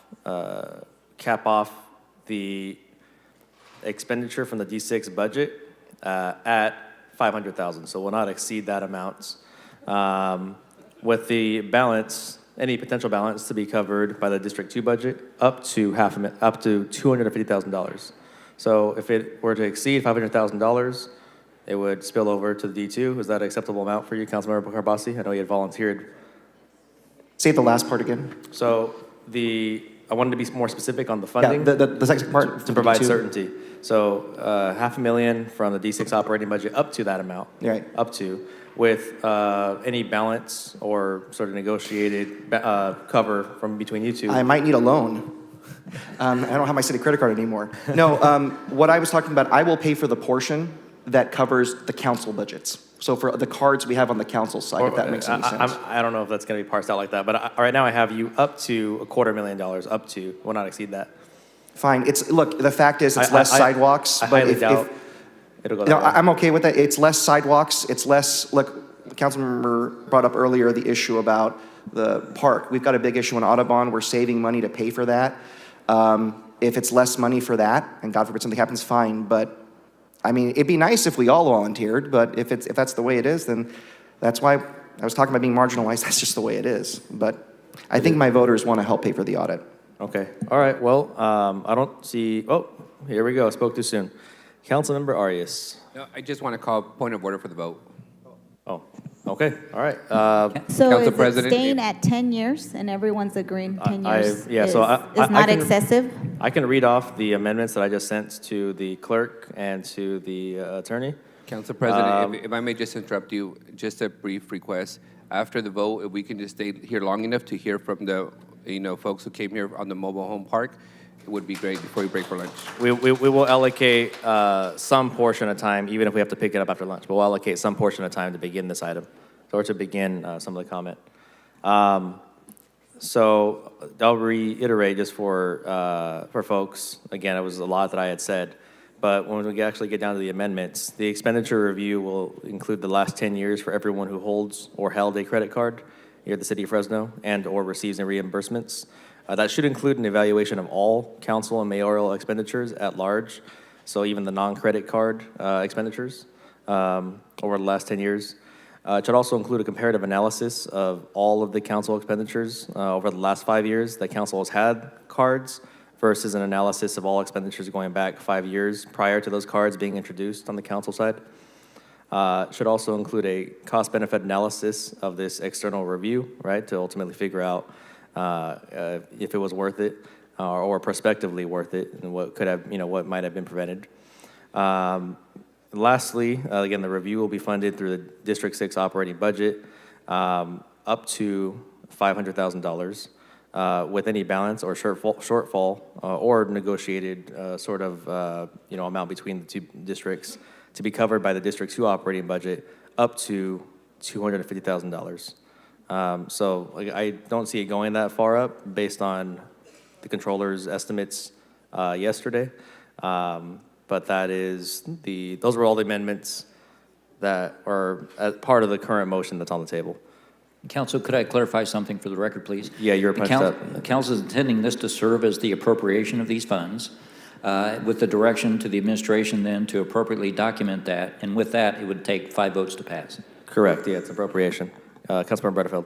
Yeah, I agree with Councilmember Soria that 10 years seems ridiculous. I think we ought to just go back 5 years when the credit cards were issued, and I think we ought to do that, first of all. I think second of all, you all can vote to, take $500,000 if we have it. I don't think we even have it. up to. I don't think it'll cost that much in a punitive effort because I've raised this. I would remind everyone, councils change and things come around, and today it may seem like a great idea to do this to me and my operating budget. Next time it may be something that you don't like either. It's punitive, it's wrong, and you shouldn't do it, and we should do the thing that's correct, which is if we're paying for this, the mayor's was going to take $50,000 or come to the council rather than doing this. But however you want to proceed, it's entirely up to you. I'll deal with whatever you want to throw my way. So I would agree with one portion of that. I mean, in terms of we could scale this back to the 5 years with the credit cards, right? How does council feel about that? Council President, if I may just add a couple of points. Some of the concerns raised by Member Bredfield and others have been beyond credit card expenditures. It's also been transactions, reimbursements. So that's why I think we got to go beyond credit card expenditures. I do believe that, going up to 10 years is good, but the city manager is going to have to figure out the RFP. The RFP is probably going to tell us a price point, and at that time we can come back and limit the scope, whether it's 5 years or something else based on the cost that's, projected. So I'm open to all transactions up to 10 years with the understanding that once the city manager talks to CPAs, figures out the RFP, that we might have to come back and scale down to a smaller scope. Because it's not my intention to raid your budgets. It's my intention to be completely transparent about what we're looking at and to have the full analysis of all the expenditures. Okay, well, I think, so city manager, Can I add real quick? Well, since I'm going to be paying for it, I'd like to say that let's keep it at 5 years, and if we find something egregious, then we can go and extend it. I mean, let's start with 5 years and go from there. My reasoning behind the 10 was, again, a comparative analysis of pre-credit card versus post-credit card. Oh. That was, Okay. the economics mind that I carry around. But city manager, we'll say right now, no less than 5 years of all expenditures, credit card and not credit card. But let's see if we can get a quote about what 10 would take. I do think that information is valuable. And that way we're not focusing on just this one council. We're taking a look at comparatively at, this council versus the previous one, and how things have changed and altered over the Council years. President, it was certainly always our intention to not just focus just on credit cards and all of the expenses that are governed by the two AOs, which include credit cards and traditional check, voucher, PO purchases, and citywide. I just want to, City Manager, Mayor Dyer offered $50,000. Is that still something that you would be willing to commit to this audit? And you can do that on your own, irrespective. Yeah. I mean, obviously, we have $50,000 contracting authority. We just wanted to make sure that an audit was going to get done. So if we needed to do that within our contracting authority, then yes, we would move forward with it. So I think that once we have an idea of what the total cost is going to be, we can look at what that number is and decide, well, not decide, but make recommendations on the funding sources. And ultimately, it's going to have to come back to this body if it exceeds $50,000. And with the appropriate, I guess, well, if I just heard the city attorneys, you guys are actually voting on the appropriation today as well. Correct. So I guess we'd have to. There's a cap. It's up to a certain amount. There's some flexibility there once we bring it back. Hopefully, in about a month from now in April, that would be ideal if we were able to move that quickly. But that's what we're looking at right now. It's up to a certain amount for D6. There's up to a certain amount to cover from D2. If the mayor wanted to volunteer out of their budget, I'm not sure if they can afford it, and you guys do have quite a bit of staff over there on that side. Then at that point, we could do that within the final appropriation and vote of the contract. So what I would say is this is to benefit, it's looking at the whole city. I think it's incumbent upon us to, there are, within the finance department or whatever, there are funding sources that if we need to, put money in, we just need to make sure that this gets done. City Manager, I just want to point out a couple of things. Audits here are supposed to be governed by the risk assessment. Your 2022 risk assessment states that this audit that we're requesting and considering today is not identified as a priority. So I don't want to go into a place when, one of us, 2, 3, 4, 5 of us say, redirect all resources from your planned audits to this priority. So that's why I think it's important. If we're the ones asking, and it's on top of the regular audits, then we should be willing to pay versus redirecting existing resources. And secondly, the reason I'm willing to go 10 years is because the last thing I want is for anyone to say on KMJ or Sunday Morning Matters that it was the Council Democrats who limited the scope of the audit.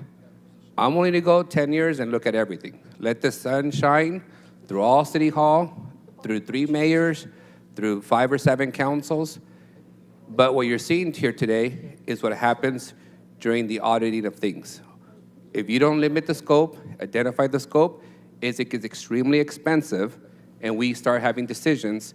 Do we spend $1 million on the audit that could go to fixing sidewalks and repaving streets, or do we spend $250,000 on audit? That should never be interpreted as us not wanting to be transparent, or us trying to limit the scope, or us engaging in anything inappropriate.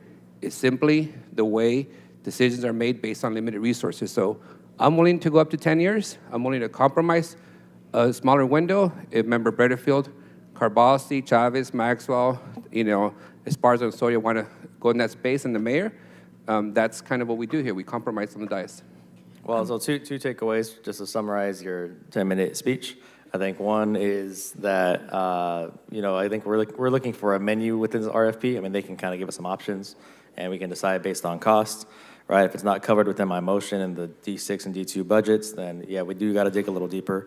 And again, to Councilmember Arias' point that I made earlier, again, under normal circumstances, under the risk assessment of the city of Fresno, the council mayoral expenditures are extremely low risk because of their small size, and we would not normally be doing this, which is why, again, we're kind of putting the weight of this on the person who, the district that called for this. So we are going to do it, but there again, there's that reason. It's not considered punitive.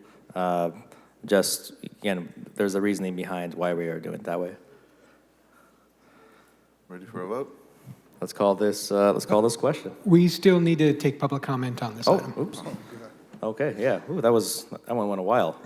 Okay, let's go ahead and go out to the public on item 4B. This is an audit of City of Fresno finances.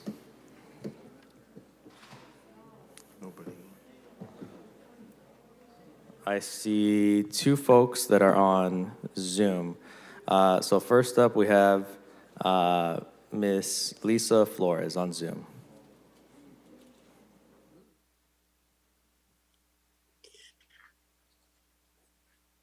Good morning. It's been a lively day. Can you hear me? Yes, Lisa, welcome. You have 2 minutes this morning. Before I start, can I mention the council member by name, or do I have to allude to him? Lisa, proceed with your 2 minutes, please. Okay. I'm kind of offended by this whole conversation about even doing an audit. It's purely political. I know that my council person has done the best job for District 1 humanly possible, and I'm just offended. I'm offended by the allegations. I'm offended by the misogyny that is coming out of Gary Bredefield's mouth. And if Gary is such a crime-fighting budget guy, why aren't you including an incident with DA Smith Camp? Now, this is going to be the 3rd time I've brought it up, guys. And, Gary, jump up, do something about this. Why was a road cleaned for a photo op for DA Smith Camp and her daughter and 3 other San Joaquin Memorial High School students, in which there were about 20 city employees involved and our contractors? To me, that's a more gross abuse of the money at City Hall than giving turkeys to people that are hungry, really. Do your audit if you need to do an audit. I think it's just a waste of time all the way around. And Mr. Bredefield, shame on you. Just shame on you. The level. And also just to let everybody know, I follow Gary on Twitter. I'm the one that called him the death dealer. And what I found very interesting is that you're reposting on your Twitter comments from a known white supremacist, Gary. You are the company you keep. We know who you really are. Thank you for your time. Thank you for keeping that right on time, Lisa. Seeing nobody else on Zoom for this particular item, none of the cards I have are with respect to item 4B. So we'll go ahead and I have one person who punched up for item 4B. Janine Nkosi? This is item 4B. Hello, good morning. Yeah, I just wanted to express that we have spent now over 3 hours talking about this motion, this item 4B, and this, there are people that are there, the residents of Trails and Mobile Home Park, and my heart is literally breaking for all of the people who are there in person and who are on Zoom, having to hear this conversation when they are so stressed out, when they are literally, I have no doubt, crying, at home, when they are expending so many hours trying to figure out how they are going to fight off a corporate landlord who is stealing. Janine, I'm gonna have to cut you off. This is Okay. not on item 4B, and this is actually taken. I mean, we're toward the end of the item here, so we'd like to move on and get to some of what you're talking about. Okay, thank you. Council President, can I request a roll call? Yes, I actually have one person with their hand up. Des Martinez, is this regarding item 4B? Hello? Hi, Des, you have 2 minutes to speak on item 4B. Yeah, I had many street family members wanting to speak on this item. Unfortunately, it's taken so long this morning. I would like to know how they can be more involved. Their government phones don't hold that much stuff, signal or battery usage. I would like to know how we are going to allow the unhoused members to speak on all these items that you guys have. And 3 hours is very long for us to hold on. That's all. Okay, thank you. Let's go ahead and conduct, I'm going to go ahead and close public comment, seeing no one on Zoom or no one in the chamber. Let's go ahead and conduct a roll call vote on this amended item 4B. All right, motion was by Council President Esparza, second by Vice President Maxwell. Council Member Soria. Yes. Council Member Carbasi. Aye. Council Member Arias. Sí.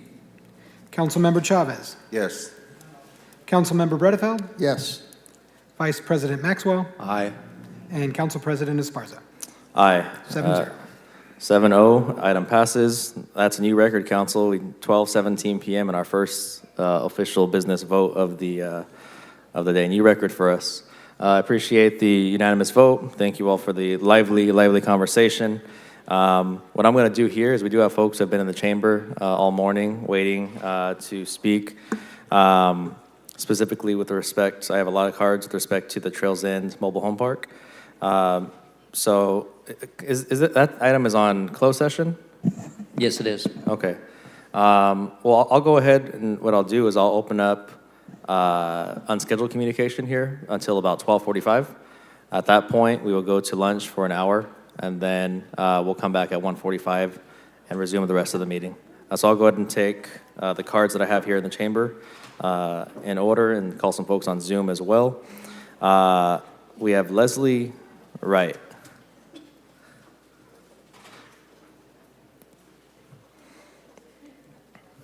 Leslie, are you still with us this morning? Yes. Fantastic. Welcome, Leslie. You will have 2 minutes to speak when you begin.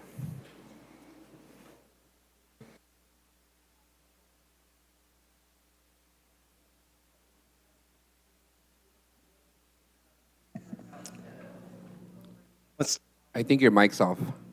We're going to have you start over.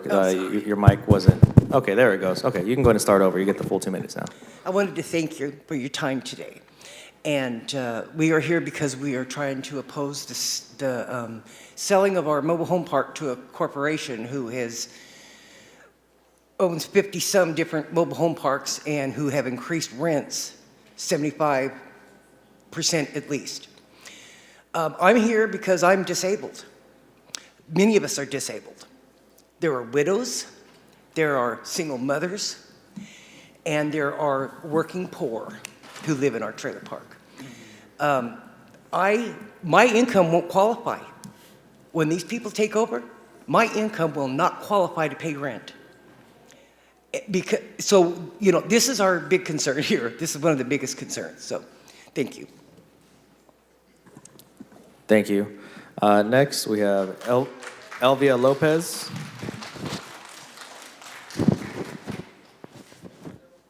Elvia, are you still with us this morning or this afternoon?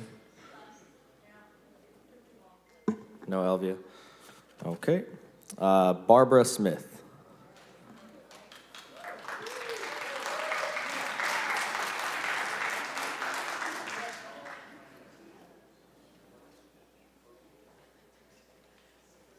Good afternoon. Thank you for the time that you've made available to me. I am a resident of the Trails End Mobile Home Park for 20 plus years. My concerns are that I would like to have the opportunity for us to try to manage the Trails End Mobile Home Park on our own. I don't think we can do any worse than what we've had for management so far. We don't have the laundry room that we originally had after the fire. It was never replaced. We don't have 24/7 security, which legally says over 50 some odd units is required to have. We don't have, we have no control over what the rent will be once this profit-based sale would do. And like I said, we'd just like to have the opportunity to manage that on our own. Having said that, thank you so much. Thank you. Next, we have Patricia Sean. Patricia.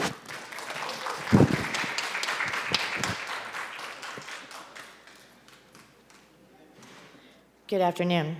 I'm Patricia. I have been in the mobile home park for 20 some odd years. I also am disabled. If the sale goes through, we are going to have to live under rules that we cannot even get to right now. Right now, they're in our homes at this moment, tearing down fences that keep our dogs in, and we're here trying to be heard because we want to keep our homes. If this sale goes through, this Harmony, they will take over, they will make it to where it is so difficult for us to live there that we're gonna have to move. And then they will offer us pennies on the dollar for our mobile homes, just so they can get us out.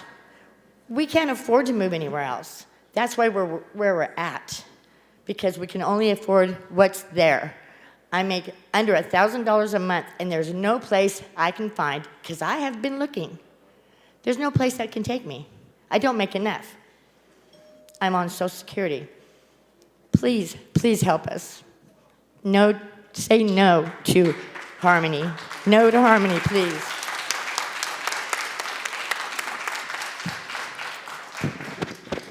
Thank you. Next, we have Giovanni Rivas.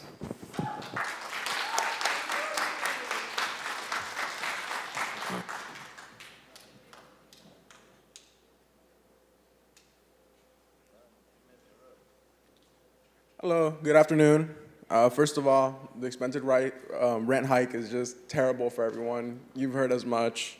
Not only that, but the 7-day notices that they've been giving us are super exploitative. The receivership doesn't give time to manage our property, and they're only gonna get stricter once they become actual owners. More importantly, we as trailer owners want to own the park and improve on it. My family personally has been there for about 17 years. We know just about everyone in the park, and we're ready to unify and take matters into our own hands. We're just asking for a chance. We know we can't do it by ourselves, but obviously with proper management and guidance, that's something that we can see in the future as being an independent source of confidence for ourselves, just uplifting and bringing each other together as we have been throughout this whole situation. That's all.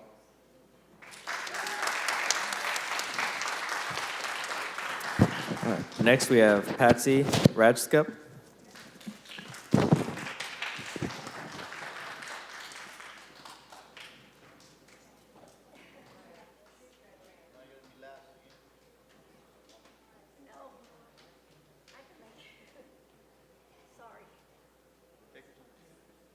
It's okay, take your time.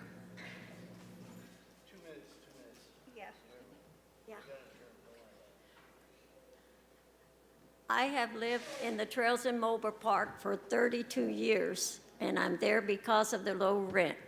And if Harmony takes over, none of us is going to be able to pay the rent, and we have no money to move out on.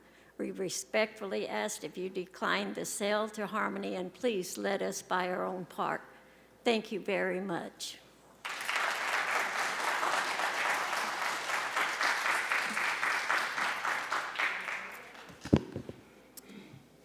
Okay, next we will have Mariah Thompson, and then following her, we will have Linda Martinez after Mariah.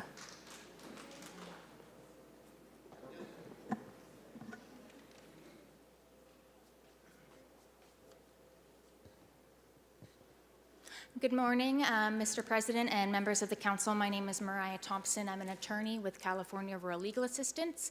I currently represent 12 separate families in Trails End and have been working with the rest of the community to help them throughout this process, particularly to understand the many changing and confusing things that have been happening in Trails End. I really appreciate that this morning you guys already touched on the importance of affordable housing. We've heard how the mayor is committed to coming together in crisis. We've heard about the fear of evictions in this community. And what we are asking is for you guys to stand on your word. The mayor came to Trails End and promised to help residents. And now there is an opportunity just to explore forming a limited equity housing cooperative, which is a recognized form of park ownership. It's been done in 290 communities across the United States. It is done with professionals. They get lawyers, they have professional park management, they have accountants, they have everything they need, and they have technical assistance for 10 years from professionals that have been doing this for a very long time. So all we are asking is time. Usually these deals can close in as little as 90 days. The funding comes in pretty quick from private investors, from special funds that are made for this kind of sale, and as well as from state opportunities if those are available. Residents get to choose their own rules. They set rent to help build projects they want to build in their own communities, build equity, and to protect affordable housing for the entirety of that loan at a minimum because it is not allowed to be sold to a for-profit company. I have been litigating against Harmony Communities for over 3 years. They've increased rent 72% or more in a park that I work with in Fresno County. They increased rent 60% in other parks that I know of, and I could go on and on and on about the rules. These residents just received threats to be evicted a couple days ago by Harmony for having wind chimes outside of their house, for having flower pots outside of their house. These types of things are typical practice, and I can swear that up and down. I can show you as many records as you need to see. Co-op is the answer. Let us explore it. Thank you. Mariah, if I could real quick, is it your understanding that at this point, the tenants as well as the city can make a recommendation to the court and the receiver, but it's up to the court?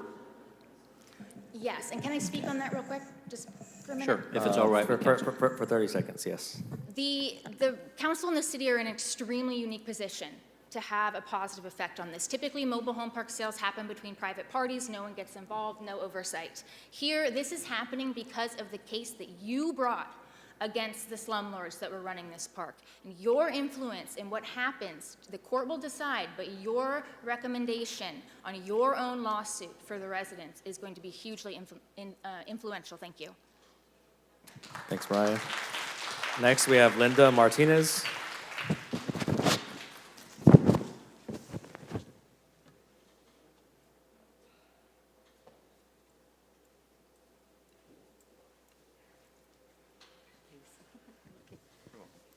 Hello, I just want to say thank you for listening. And the thing is, I've been there like 7 years. I'm renting, and pretty much the situation, it's bad because, you know, homeless and stuff, but it's because there was no rules at all, you know, regarding the park. But now we are going to be able to, you know, get hands-on, getting back on track, listening to all the things we need to do to make it better right there, but we need to give us a chance and not sell it so we could be there, so we could be able to rent it, because right now it's hard, you know, everywhere, like if we don't have it there, there would be nowhere else to go. It's going to be complicated. We're not going to be able to make it since that's the only place we could find. And we know, everybody knows right there each other. And we, you know, good friends, everybody gets along, and we just, you know, that's the place we could be at so far. So if it takes it away, then we're not going to have somewhere else. Thank you. Thank you. Next, we will have Victoria Santillan.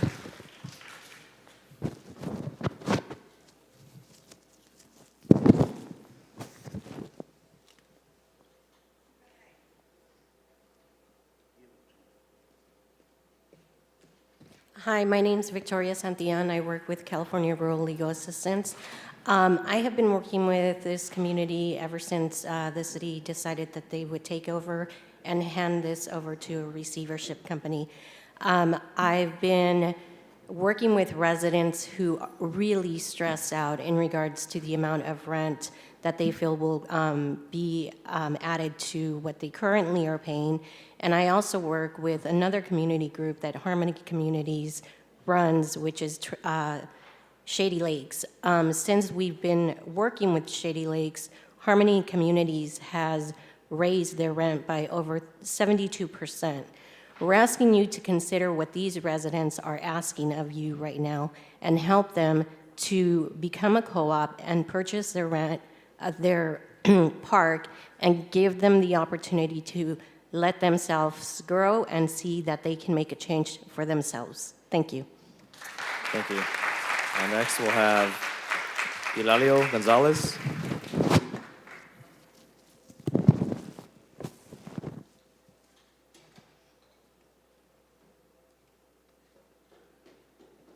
Hola, buenas tardes. Gracias por darnos la oportunidad de venir aquí a hacer una petición. Bueno, como las demás personas han dicho, si esta compañía compra ese parqueadero, ¿verdad? Obviamente lo va a dejar bonito, queremos que esté bonito, nosotros mismos queremos contribuir a eso, pero el principal punto aquí es que a dónde vamos a ir. Yo como quiera me voy debajo de un puente, me convierto en homeless, ¿verdad? Pero hay personas que ya están más mayores, ¿a dónde van a ir esas personas? Si hay una manera de que nos puedan ayudar, y no estoy pidiendo que se nos dé algo que no merezcamos o algo gratis, simple y sencillamente que nos den la oportunidad o nos ayuden a ver si hay la oportunidad de que se haga algo por el bien de las personas mayores y de los niños. Yo soy un adulto, todavía puedo trabajar y puedo ir a otro lugar, pero hay personas que no. Gracias.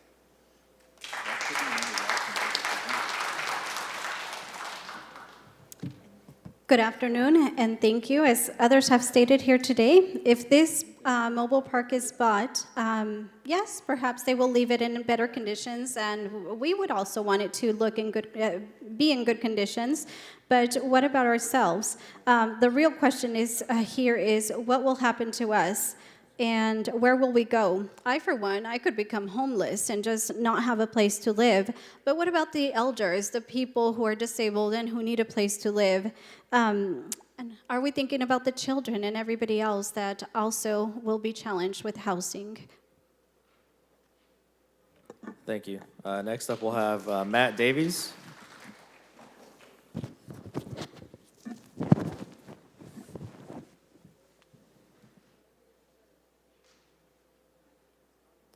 Matt, are you with us this morning? No? Okay. Moving on to Fernando Paul Elizondo. Peace be with you. I see you haven't been studying your Bible. Anyway, I paid this out of my credit card. This is a crash course in integrity for all the city council because you're all lacking that except for a few, and don't take it wrong. You know who you are, the right ones and the wrong ones. Okay? It's a shame that Mr. Benefield, you didn't buy him these, see? He's crying over the loss of presidency. It's not political, it's personal. he took it too personal. He's used to having his way all the time. He's a big crybaby. You're wasting your time on this so-called audit. That money could go good for these people that need money, not for here. I believe that if the audit, they do the audit, yeah. If he fails and becomes up a liar, a slanderer, and everything else, make him pay for it, okay? Make him take accountability. See? You guys did the right thing. I commend you. You put that money where it shows it went to the community, you know? You're serving those kids that couldn't afford a bicycle. I was there once. I had to buy, I was 16 years old when I had my first bike, right? And I had to buy it, okay? I know what you did was well. So don't listen to this man or person. He's the real proof of systemic racism. That's what he is, okay? And like he said, they called him this and that. I said, well, if the shoe fits, wear it, okay? And I'm sorry to say this to you, but I'm praying for you, okay? That you will someday come to grip with reality that we all are humans. These people that are getting kicked out, thanks to Mr. Sloan, this is coming. The lady that died, the Senator, Madeleine Albright, she said the same thing. Nobody commended her. This kind of government, we have been infiltrated. The one that should be sitting over here should be the mayor, not him. He's a shot caller, okay? Remember what I said 3 weeks ago? Your 2 minutes is up. We appreciate your comments, so I'll give you 10 seconds. I didn't interrupt you when you were talking. Because you got your 2 minutes. You had 10 seconds to finish up. When I said the Bible, Scripture, cursed is the man who puts faith in another man. You put your faith in this man, look what he did. He stabbed you in the back. Thank you. Without cause. Next time, on we my have, credit card, Mr. buy Eric Payne. Mr. Benefield some. Thank you. No, thank you.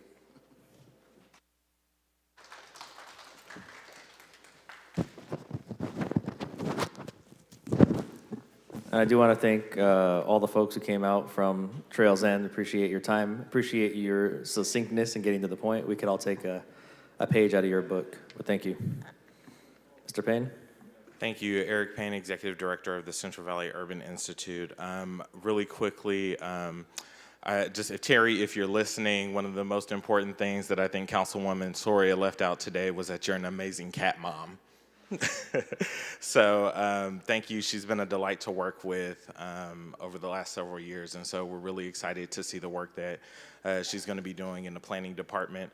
And it's also really exciting, even though City Manager White is not here right now, just to see the team that she's building with some high quality folks who have an extraordinary amount of integrity and that are ethical and do the hard work that's necessary. My comment is in relation to the workshop that the council will be hearing later today from the Housing Authority relative to the California Avenue Neighborhood Plan. We are indeed excited that this process has come full circle and that they are bringing this forward to you today. It's been 5 years in the making and in the planning. We are indeed excited about the new Chief Executive Officer, Tyrone Roderick Williams, who will be before you sharing about the opportunity for our HUD application. It has taken over hundreds of community partners that have come together to strategically transform a neighborhood that has seen so much disinvestment over the last 30 years. And this transformative change, HUD would like to see that the city is going to be a viable partner in this work and that they have some skin in the game as well, because we recognize that there's going to be a deep need for infrastructure improvement. And so we hope that as we move this forward, we know that the Cal HCD is going to be looking at enforcement as they beef up their new division relative to the city's housing element. And so this is really a key initiative that can help the city get to where it needs to go. And so we're excited, and thank you for the opportunity. Thank you. Next, we have Brandy News Villegas. Are you still with us in the chamber? So it says here on Brandy's card you may be on Zoom. So Brandy, if you are on Zoom, go ahead and punch up, raise your hand, and I'll call on you Yeah, but first, we're going to move on to Ms. Lisa Flores on Zoom.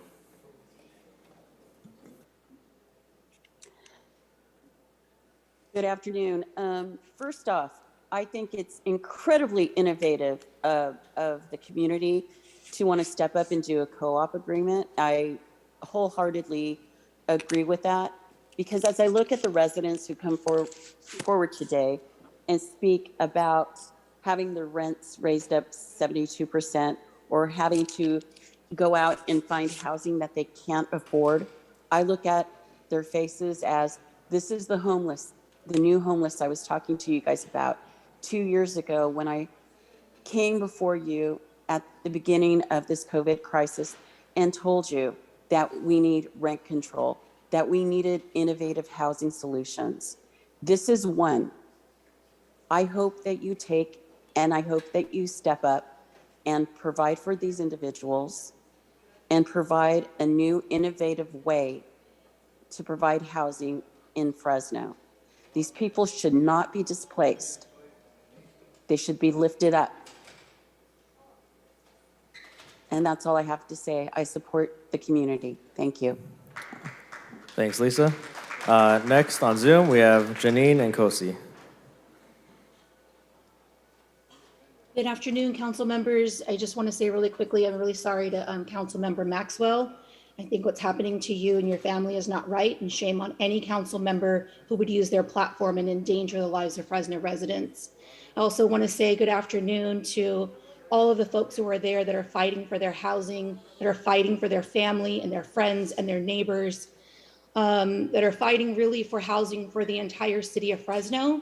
I see you, I hear you, and I appreciate everything that you're doing, struggling for a city where everyone has a forever home. What's happening to the residents at Trails End is a tragic example of what's been happening for far too long in the city's history. Harmony Communities has a history of buying mobile home parks and then evicting residents by serving notices, which they've already sent notices, threatening eviction, and they don't even own the park yet. They have a history of forcing people out by increasing rents 50, 60, and 70% after buying up the park. They impose fees and fines and have other mechanisms to force families out and increase their profits. We've already seen this happen. Somerset Village is another really tragic, terrible example of this already happening. DGE Investments did the exact same thing after they purchased the Somerset Village apartments, and the rents have steadily rose over the past 5+ years and forced so many families out of their homes. And we can't be one Fresno if we don't protect the residents, especially right now in this moment at the Trails End Mobile Home Park. Mayor Dyer promised to help the residents of Trails End. Don't betray them. You can't say that we're one Fresno and then betray the residents of Trails End all within this at the same moment. And I just need to also lift up the Housing Here to Stay report, because what's happening at Trails End, what happened at Somerset Village, is an example of us needing to transform our housing system as we know it. And we've undergone a very thorough and comprehensive process, a fair, equitable, and inclusive process to develop the Here to Stay report, which has things like a community land trust, which has things like rent stabilization, which has literally 46 comprehensive policy recommendations that will ensure that this doesn't happen to any other residents. What's happening to the folks at Trails End, what happened to the folks at Somerset Village will not happen again. What is in the Here to Stay report Janine, is going to I'll let you go about 30 seconds over, so I'm going to go ahead and move on. I'll finish this. What is in the Here to Stay report is going to lead us toward a housing system in Fresno that will absolutely guarantee housing for all. Thank you. Thank you. So we are at 12:44, but I have 2 more speakers on Zoom I'm going to take, and then we're going to close unscheduled communication and move to lunch for about an hour. So I'm going to take Des Martinez, followed by Carla Martinez, and that will conclude our comments here today. Hi, and thank you. I wanted to bring up a couple of city council meetings ago, Jody Ketch's side with Turning Point in Central California that runs Sage Commons Project Home Key Shelter stated that they never kick anybody out unless they're violent. We have several individuals, unhoused members, that have been getting kicked out, and they have not been violent with the staff or any other resident. During 3:30 in the morning, a female was kicked out onto Parkway. At that same time that the security and police were there to deal with that situation, there was a man that was upstairs, got into a fight, and then there was just a stabbing there yesterday. These individuals are still there, but we're kicking out females at 3:30 in the morning on Parkway to go back out and sleep in a tent behind the shelter. We need to have this addressed immediately, please, because we were told nobody would be kicked out if they were not violent. We need the abuse inside of these shelters to stop, and we need people to start standing up for the women that are being left out here on the streets, to kick a woman out. Someone who was she made many changes, y'all. I can speak so highly on this woman. She was a fighter out in these streets for many years. She did 10 years in prison, and she'll tell you herself, she has made changes. All she wanted was a chance. I gave her a chance at my camp. She went straight over to the shelter, and she did exactly what she told me she was going to do, get her a job, which she has been employed for 5 months now, and she's working on reunification with her child that she gets to see all the time now. But because she was tossed out back on the street, it makes it harder for her to shower daily or to get enough sleep. And now she has to go through the whole system all over again because she doesn't have permanent housing. This has to stop. We need to keep our women off the streets, and we need to protect them. And no shelter shall be kicking anybody out at 3:30 in the morning, let alone midnight. And can we please have the room checks stop at a decent time, going into people's room, opening up their door at midnight, and this is happening in multiple shelters, not just one. Des, we're over time. Could you wrap up, please? Okay, yeah, I'm done. Thank you, Des. So again, next we had Carla Martinez. Hi, yeah, Carla Martinez, Policy Advocate with Leadership Council. I wanted to speak on closed item 5B.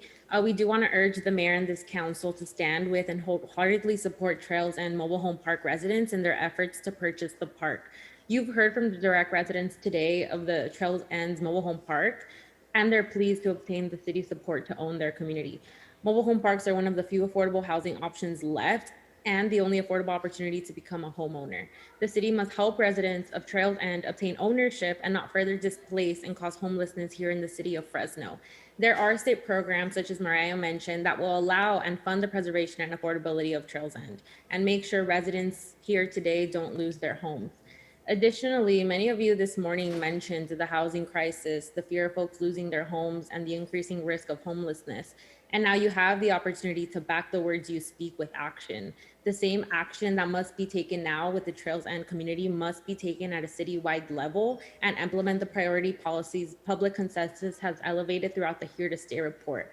Policies such as rent stabilization that reasonably allows landlords to raise rents while preserving affordability, expand the eviction protection program, and a moratorium on encampment sweeps until unhoused community members can be adequately placed in stable permanent shelters.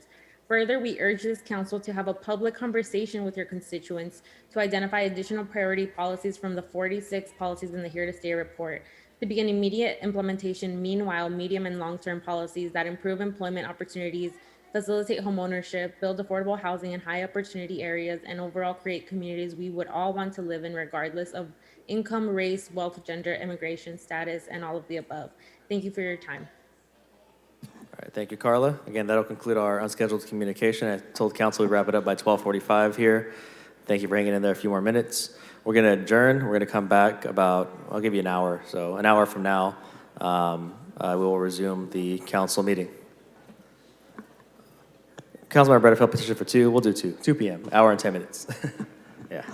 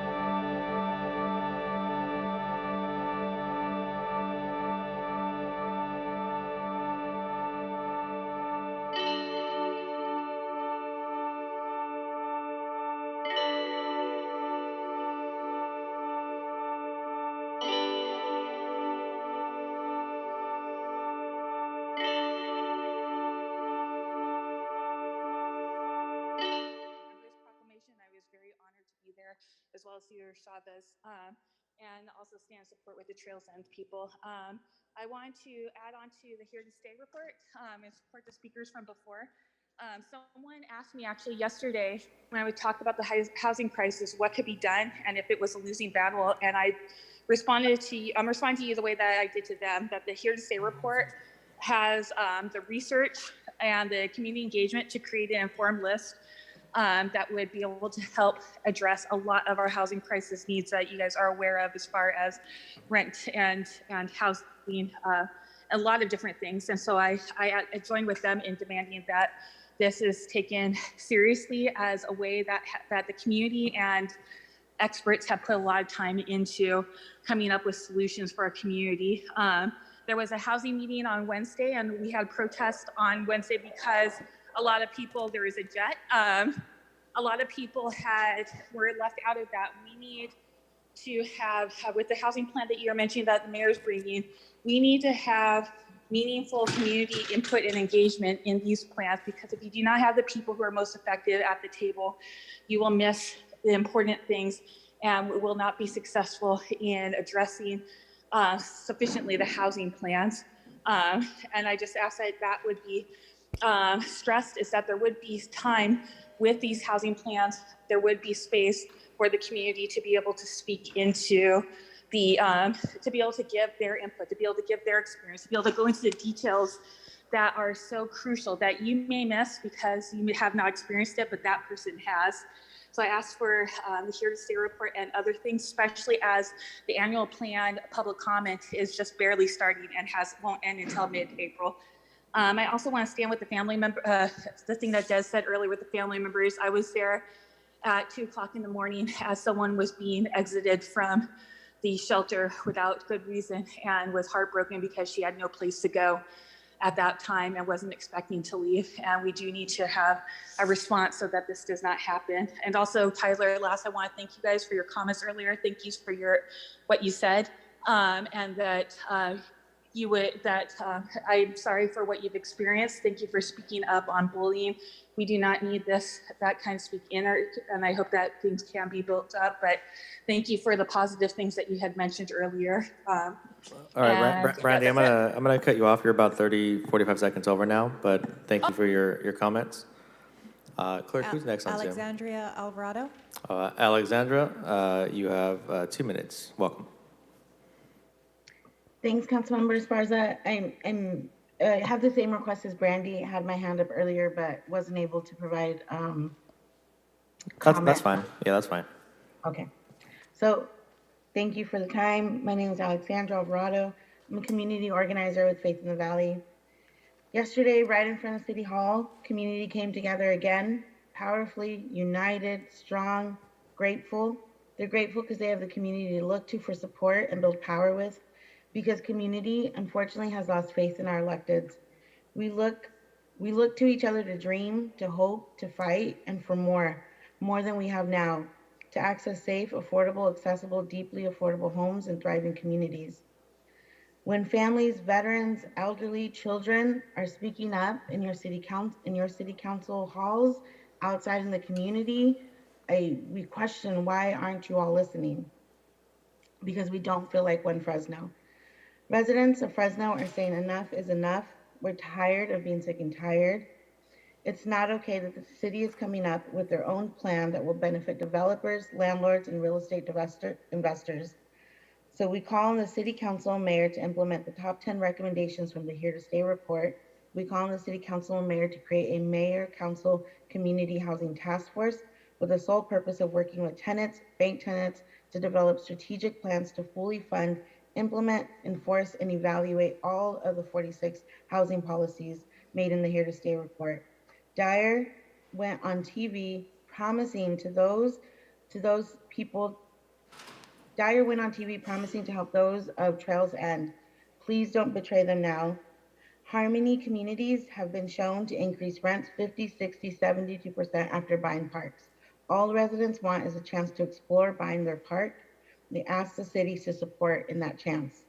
I wanted to add on top of what Des Martinez was saying, for the city to look into what's happening with the unhoused community at the shelters. It doesn't take much to go out there and have a conversation with human beings that are out there and living in housing crisis to hear what they're going through, being kicked out in the middle of the night, having to set up a tent and protest because they don't have a place to live. I hope the city is able to take these into consideration. Thank you. Next, we have Lisa Flores. Lisa, welcome. You have 2 minutes. Or commenting Hi, on good on the consent afternoon. agenda? Yeah, I just want to remind everybody that the best way to proceed with housing is to be open, transparent, and give people the policies and procedures regarding all your housing programs and policies that you plan to have. Remember, I came before you 2 years ago, reminding you as we were heading into this pandemic that you needed to secure people's homes, and you also need to feed people. You stepped up and you fed people very well. You got them shots, you got them face masks. To those city councils that promoted health and safety, I thank you from the bottom of my heart. To those who didn't, that's why you're called a death dealer. I would hope that the city would come forward and grant my request, my public information request, to obtain copies of the policies and procedures for the HEART team. It has been currently denied because they said that my request was vague. My request was the policies and procedures. This is part of the problem with the city. When you have somebody come forward who is generally curious about what the policies and procedures are of the city, they get put on this hamster wheel of deny, deny, deny, hoping that I would go away. Well, guys, I'm not going away. I have nothing else better to do. And also that tells me there's a very big problem with how you're doing the homeless issue, how you're dealing with it, how the money's being spent, and the policies and procedures that you have for this new group called the HEART team. I should not have to go through this. When you create a quagmire of denial, denial, denial, the question then becomes, what is city management, particular Jerry Dyer and HC's trying to hide? Thank you. There's no other public comment. Thank you, Lisa. So I don't see anyone in the chamber. Anybody else on Zoom to comment on the consent agenda? Seeing none, go ahead and close public comment on the consent agenda. All in favor of approving the balance of the consent agenda minus the pulled items for discussion? Any opposition? Is there Seeing going to be a none? motion and second on that? Oh, was there? Oh, okay. Motion to approve. Second. So we get a motion from Councilmember Maxwell and a second from Councilmember Soria. Close enough? Sure. Any opposition to approving the balance of the consent agenda? Seeing none, the consent agenda passes unanimously 7-0. Let's go down the pulled list. Let's see if I can get my alphabet in order. I believe 1G is the first one, pulled by Councilmember Bredefeld. Yeah, hi. Yeah, I was just wanting an explanation, if you could. It says the department's sought consultant assistance to conduct a comprehensive system-wide racial and social equity analysis of its current transit network. Could you explain what that analysis is, what it's about? Good afternoon, Council, President, Council members. Joe Vargas, Director.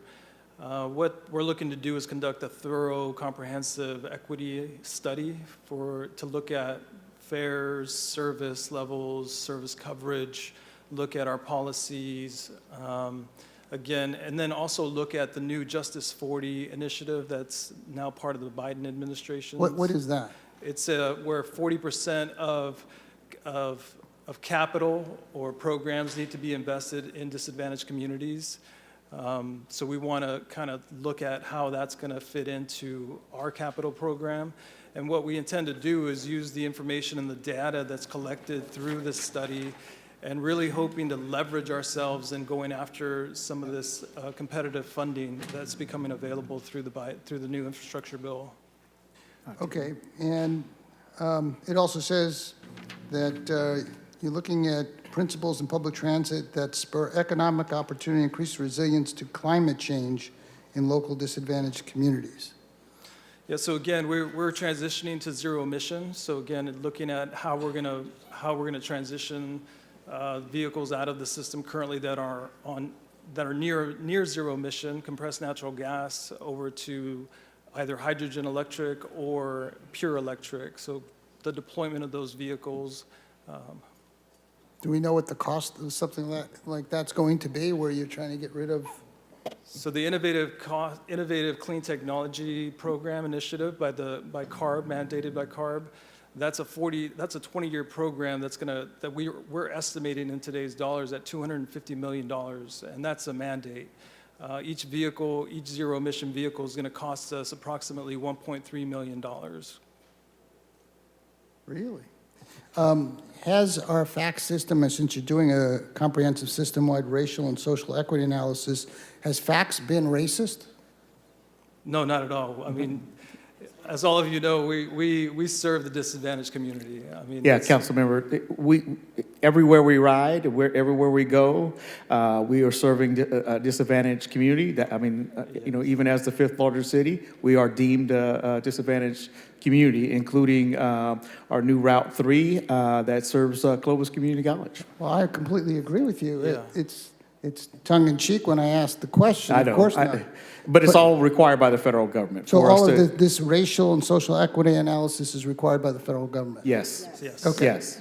Okay, Yes. because I'm looking at it and I'm going, why? Right. Why? Because we And it's run- not the first time. No, it's not the first time we've done a Title VI study. We do them on a regular, ongoing basis. Got it. So it's a mandate, because I understand the FACS system. You operated it, and it's frankly phenomenal, and you've done a great job, Mr. Thank you, sir. Barfield. Thank you. I'm sure you will as well. And so I look at it and I go, why? But okay, got the question answered. I'll make a motion to approve it. We have a motion on the table. Second by Councilmember Maxwell, and then I have Councilmember Soria. You were punched up next. And then Maxwell after you. Sorry, that was for earlier. Don't. Okay, Council Vice President Maxwell. I fully see the value in this. I know it's not your call, Director, but I personally do think that this is a good thing to look into and to make those investments into the disadvantaged communities when it comes to things like our FACS. Your department does reviews every couple years about the ridership of the buses. We know the zip codes that those folks are coming from, the poverty levels for those zip codes. We know that the supermajority of folks riding our buses are living underneath the poverty line. We know a supermajority of folks riding our buses don't have regular access to transportation. And so I could definitely see why this money is needed, why these investments are needed. I'm really grateful that we have them. I know this is a rejection of the bids, but I'm glad that you're splitting them up. You're going to bring them forward so they each get the full attention that they need. Quick question, the Title VI that we conducted earlier, was that just for the veteran population? This is a more all-encompassing one? So as part of Title VI, anytime we do a major service change or fare change, we have to do an analysis to make sure it's not negatively impacting low income or minorities. So that's, yeah, it's separate. Absolutely. I see the need for it. I welcome it. Thank you for your job. Thank you. All right, we have a motion on the table. See no one punched up. Any opposition to approving item 1G? Seeing none, item passes 7-0. Item 1I, also pulled by Councilmember Bredefeld.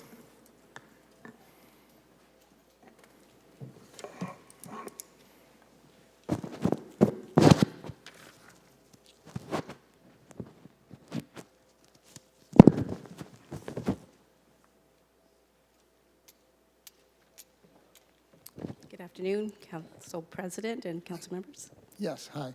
So this is a grant for $1.8 million for, is it in the addition to all the other monies that have been received for this project? I guess, is it called the Link? The Link. The Link, it's the apartments at Blackstone and McKinley. Correct. That are supposed to be affordable apartments. Correct. Okay. So I guess as I look at all the money that's been spent with taxpayer money, and there are 88 units, it looks like there's been about $39 million spent on 88 units, which comes out to about $445,000 per unit. Yes. Doesn't seem so affordable to me. It seems like we could have done things a whole lot differently than build 88 units for nearly $500,000 apiece. We have other apartments that come, it's less than $100,000 when we look at it, and this has become almost $500,000. That's my problem. It doesn't seem very affordable to the taxpayer. This is all taxpayer money in one form or another from different organizations, but ultimately it's still taxpayer money, so I can't support this. Council President, can I chime in since this is in District 1? Yes, you're punched up. Perfect. Thank you. Lupe, I think it's important for you to correct the record because this is not additional money. This was already previously approved by this entire council. Well, that's fine.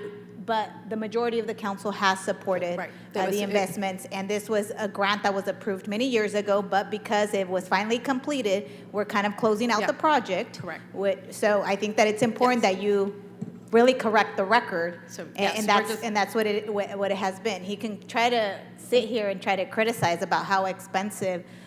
This is actually probably one. When you'll start seeing more affordable housing developments being built, they're going to probably be in the 500,000 and 600,000 range, just because of the way that the funding mechanisms are structured in the state of California. And actually, we need to change that. I'm supportive of trying to figure out ways, but right now, we're working with these types of dollars that are the only ones available to build these types of housing opportunities. We obviously have a housing crisis in front of us.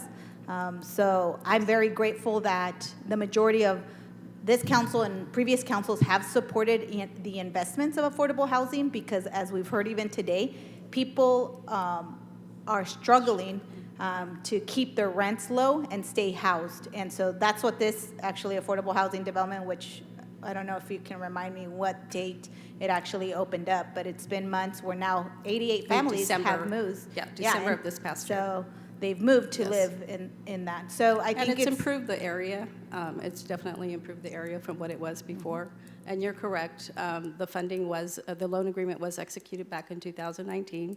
And the actual grant from the San Joaquin Valley Air District was approved in 2017. Yeah. So, and it met the requirements that the board had. And so if Fresno wouldn't get it, some other community would get it. So I'm so grateful actually that the San Joaquin Air Board actually saw the opportunity to invest in the city. And like you said, yes, it's an investment, especially in that particular neighborhood. We're seeing more housing being developed along the Blackstone corridor, which is going to really increase our tax base. And you're part of economic development. That's what we want in the city of Fresno, to really spur economic development. And these dollars going in is an investment, and they're going to be probably triple or quadrupled in the long run because of the revitalization that it brings to the city of Fresno. So with that, I'd like to make a motion to approve. I will second that. Councilmember Butterfield, you're punched up. Yeah, again, spending $445,000, whether it's, money that's already been accounted for. I didn't support this in the past.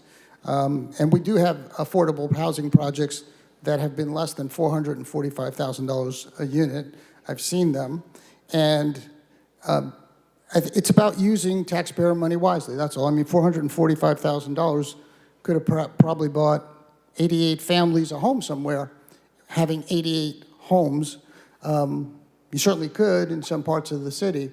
So this is spending exorbitant amounts of money that only government does.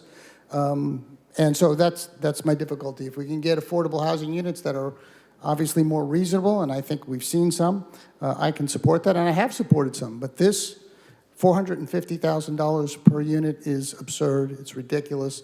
And I'm not going to support any of these kinds of things. Okay, so we have a motion. We have a second. Yeah, okay, a second. Any opposition to approving item 1I? You have one opposition, so item passes 6-1. Moving on to item 1K, pulled by Councilmember Arias. Thank you, Council President. City Manager, can you remind me who's on the Animal Shelter Committee? of the council that you guys have been working with? Yes, Councilmember Maxwell, Councilmember Bredefeld. Who was the third? Councilmember Carbasi. Okay, Thank you. perfect. So I did read the memo that we got today related to this item. It outlines how we got here, some of the outstanding challenges, of course, and then what you anticipate being next steps. But here's my concern, and I'm sure the committee has discussed this. This item, I think in my time here, is the third or fourth time that we give the SPCA more money for the same level of service. It's not So, more money, Councilmember. Give me a second. Okay.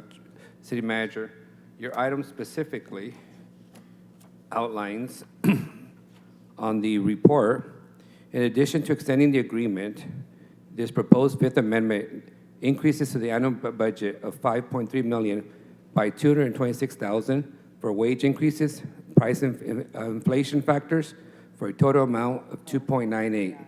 So I recognize we are, as the city manager, extending the contract. I recognize it's a mandated service, it's necessary. But what I want to call the council's attention to is this is a nonprofit that is providing a service for the city.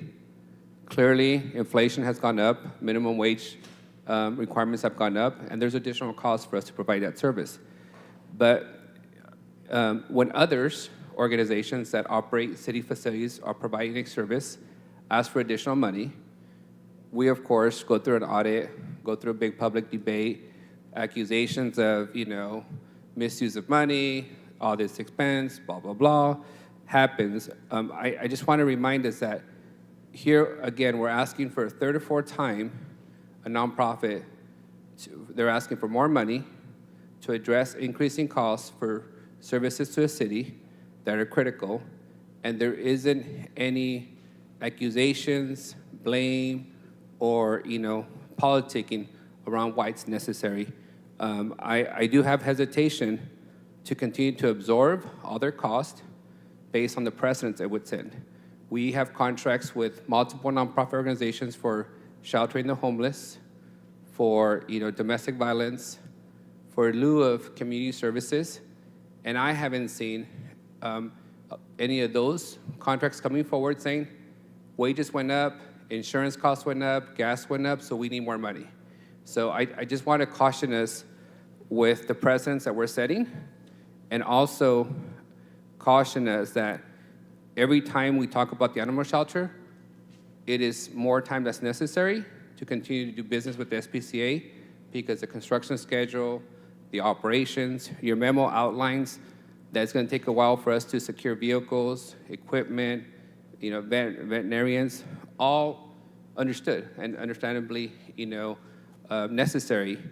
But I want us to treat other providers, contractors, and organizations with the same grace that we've treated the SPCA when they come back and ask for more resources to provide staff the grace.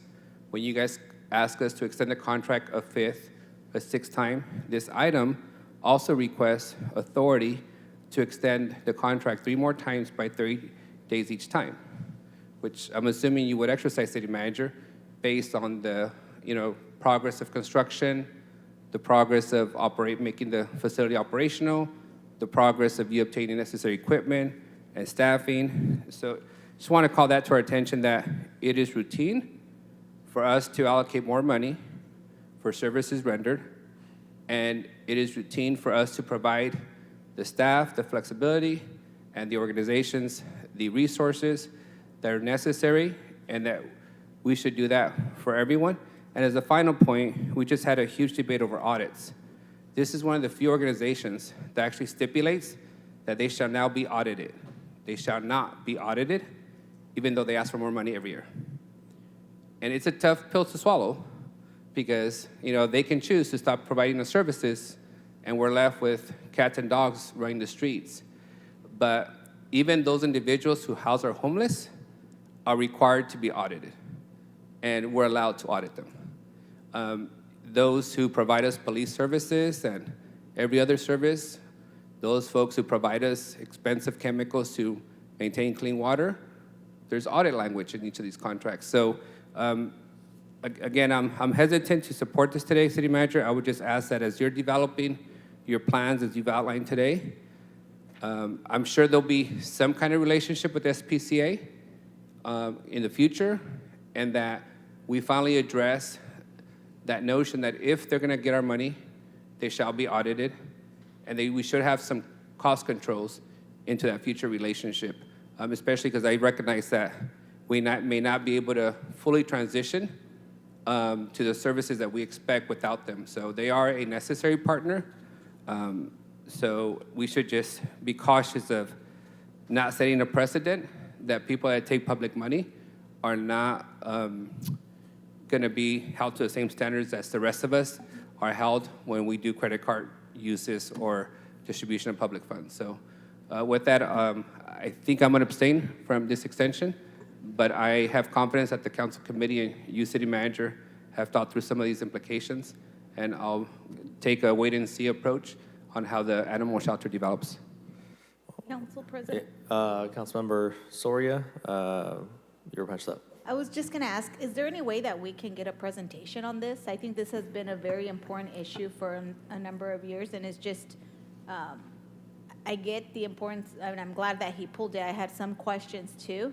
I used to sit on the committee when it first was initiated, but I'd like to, for the public's really education, to publicly kind of give us a rundown of everything that's going on. Okay, Councilmember Soria, I'd say, go ahead and ask your questions. Do you guys have a presentation prepared at all?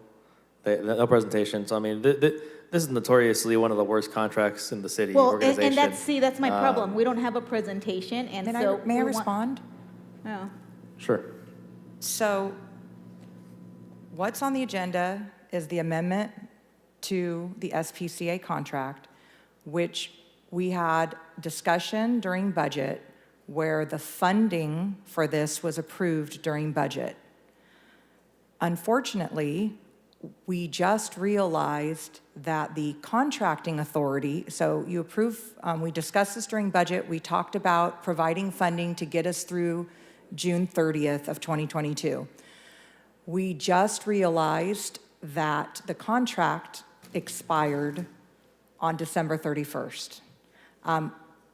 Yes, I recognize it's March. We just realized that the Fourth Amendment expired. The language in the Fourth Amendment was somewhat confusing about how many extensions it had built into it. So after consulting with the city attorney's office, we were advised to bring forward the Fifth Amendment to get us through June 30th when our new animal center will be online. So we did do the Trey memo that Councilmember Arias, that we did discuss this during the Animal Control Subcommittee, and then we put out the Trey memo that explained where we are with our animal shelter, which sort of provides the context for why this amendment is needed. So I agree, the original contract was not ideal as far as having access to detailed information. I know that's been difficult. I know the relationship has been tenuous at times. As you can see from the Trey memo, we are on the home stretch. We finally are just about there on our own animal center. The item regarding the additional amendments in the supplement that we provided yesterday, that part of the contract was stricken out for the additional extensions because the SPCA would not agree to it. So just for your point, those are off the table now. I understand they are providing the service right now. We have not been able to pay for the service we did make a payment in January before we became aware that the contract was expired. So they are providing the service. We don't have anybody else to provide the service, so we are a little stuck. We're just trying to get through when we can open up our own center and have a new operator, which, as you can tell from the Trey memo, we have some great opportunities and some new partnerships. Once again, we are working on what the contract language would be with a new provider, and I can assure you that we have had extensive conversations about accountability. for the amount of money that the city is going to be investing in a new provider to operate our shelter. Obviously, we want to make sure that we are very clear on how that money is being spent. So we're discussing that right now with the new vendor. So hear you loud and clear on the ability to have a very clear understanding of how our dollars are being spent. I understand the concern about the SPCA, and I don't know what else to say other than. And City Manager, I'm not attempting to get you to answer for the SPCA's services or contract. They're the past. What I'm trying to do is, as we go into the future, I do believe, like Councilmember Osorio said, it's such an important service for the city that the public deserves a public workshop on how the animal shelter is going to work. Okay. Who do they call? What should they expect? Those kind of things, so that because we're going to end up, I assure you, we're going to end up getting a lot of phone calls about, the quality of service, the type of service, the components of the service, once it transitions to city umbrella versus a third party. So if you can do that at some point when you guys are ready. Absolutely. Way before the grand opening, so that we could be prepared to, inform our constituents on what to expect from a city-funded and city-led service. Absolutely. We absolutely need to have outreach plans so everybody is clear on what the process will be. Councilmember Soria, you still have the floor. Is that sufficient? That is some good information that I think it was important to share, so I appreciate summarizing that, City Manager. And just to point out, there was a lot of discussion earlier this morning and a lot of words thrown out there loosely, but stuff happens. And look at even this situation. Hundreds of thousands of dollars have been paid, or maybe a few thousand, I don't know how many thousands, in a contract that was expired. So we have to recognize that there are issues even within the grand scheme of things in the city that we need to really take a look at. So beyond, the audits that we're talking about, we really need to make sure that we're not operating under expired contracts. That does not feel good. As someone that has to vote on this, I don't like how it looks. And I don't know about everyone else on here because no one is talking about it, but this is an issue, guys, that we are operating and people are paying out with no agreement, no valid agreement, and no valid contract. Councilmember, it was a very confusing previous amendment. Normally, contracts are very, very clear about what the beginning and end dates are. The way this was worded, 3 people in my office read it 3 different ways. And so we did engage the attorney's office. I do want to let you know, I also have been very concerned about our contract management process. Fortunately, our new enterprise software, Tyler Technologies, will have built-in controls for contracts. So when a contract is approved by council, let's say this contract is approved today, we'll be able to plug into the system what the expiration date is. And if somebody tries to request a check, it won't allow it to be processed. We don't have that right now. As you know, PeopleSoft is ancient in this city. I think it's over 15 years old. I think it's almost 20 years old. It's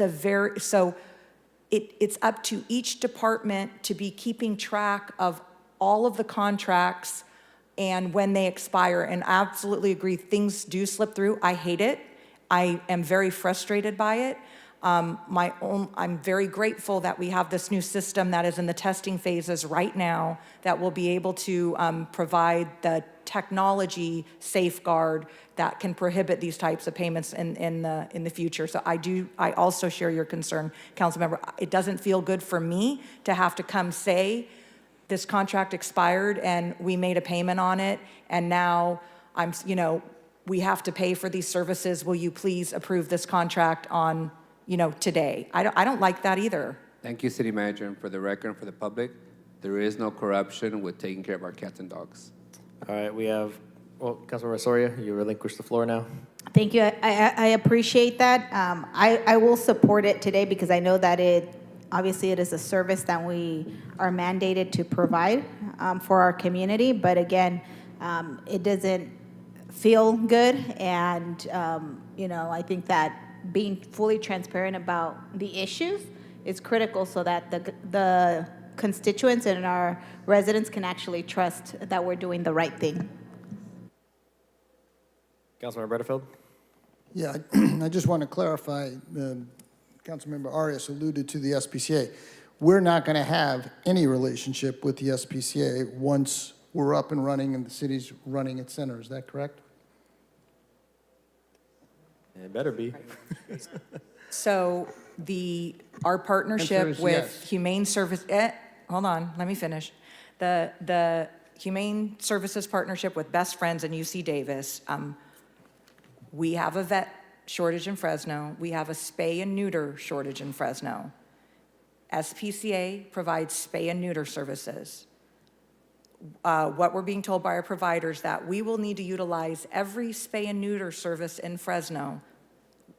Could that include SPCA? Yes, for spay and neuter. That would be the only service, and we would look, we have other spay and neuter providers, but what Humane Services is telling us is there's not enough to go around in the community, so we have to look at every entity that provides those services. So that's the extent.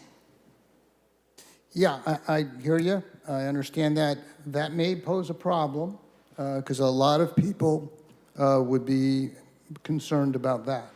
And again, if you're having a provider, even if it's just spay and neuter, and there's no ability for the city to have oversight, accountability, because they don't want it, even on those services, that's going to be a problem. Yeah, I understand, and I think it would be more like, okay, we pay Hope, whatever it's called, Hope Center, $50 per spay and neuter. SPCA is $50 per spay and neuter. It would be more of sort of a vendor service type of relationship over a more broad type of service. So I would say whoever we're using as spay or neuter providers, it would be the same for all of those. Ultimately, what we really want is to have our own vets on site, being able to do it at low cost and, God willing, at some point in the future for free. That's what we aspire to be. But we have been told by the experts in the industry, California has a very serious vet shortage. Being a vet in California is apparently much more difficult than in other states. And there's a shortage. So we're going to have to take the services wherever we get them. I understand the accountability issue. In this instance, I would say it would be, the difference of whether we go to Save Mart or Vaughn's. It's a place where we're going to go buy a particular service for a price. So as far as accountability, in my mind, the accountability would be, did they do that spay or neuter? Right. And absolutely, we're not going to pay them unless they've provided that service. Okay, thank you. Okay, all right. Any further comment on 1K? It's an uncomfortable vote we've been having to take, and they've essentially monopolized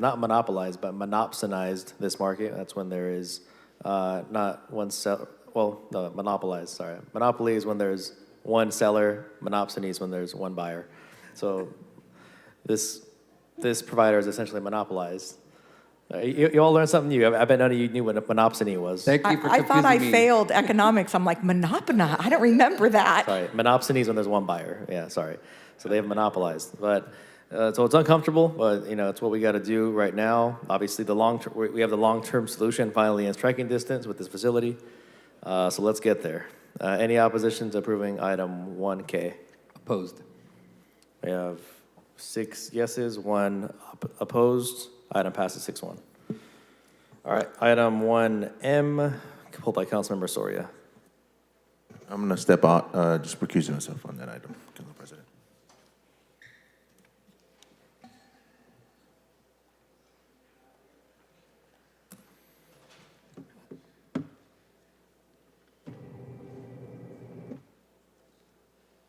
Sorry, I'm eating my late lunch. The questions that I had are related, I guess, because it's only with Fresno Unified. Wanted to see, have there been any efforts to try to make sure that other parts of the city, like in Central, that we provide the same type of support services, or that we're doing similar to what Fresno Unified? Because I think I support obviously the investment in the project and services that you guys are going to provide. So maybe if you can speak to that. Yeah, great question. Aldi Ramirez, Parks Assistant Director. So we actually are scheduling, we reached out to the athletic director at Central to pick back up on conversations about aquatics programming as well as weekend rec. And in those conversations, we're going to be asking about partnership related to after school and how we can support be at the table with them and help support. We realize that the money for this is from California Department of Education, specifically for Fresno Unified. And we realize Central is not getting that funding. So we want to see, are there alternative ways we can partner? We're also, at Inspiration and Highway City through our regular after-school program. So in addition to the 4 sites of Spark and then Quigley through CDBG. Okay. Because I know that we had programs at McKinley and Steinbeck prior to the COVID. Correct. So that's the meeting that we've scheduled with Central to pick back up on the conversations for those locations. okay. Yeah, that's my only thing. I want to make sure that, obviously, I know Fresno Unified is the bigger district, but that west of the 99 doesn't get forgotten when it comes to recreational opportunities, and most importantly, I think some of these after-school programs that are very, very critical for working families who, don't get out of work at 3 o'clock when a lot of these kids get out of school. So Absolutely, especially because the kids that are in this program are often foster children without homes, so it's definitely serving a need. Every time that we're hearing, agreements with Fresno Unified, we're asking ourselves, is Central at the table too? So that's something that we're taking a lens at. okay, perfect. Then I just wanted to make sure that we are having them in mind and that we bring something back to ensure that there's services out there. Absolutely. Perfect. With that, I'll make a motion to approve. I'll second that. We have a motion, we have a second. Is there any opposition to approving item 1M? M as in Mary. Seeing none, item passes 6-0 with 1 recusal by Councilmember Chavez. Councilmember Chavez, if you can hear us, please rejoin us here in the chamber. And we're slowly going to move over to item 1W, pulled by Councilmember Bredefeld. Yes, I was just curious, Phil, on the 3 million, where is that supposed to come from in terms of this loan?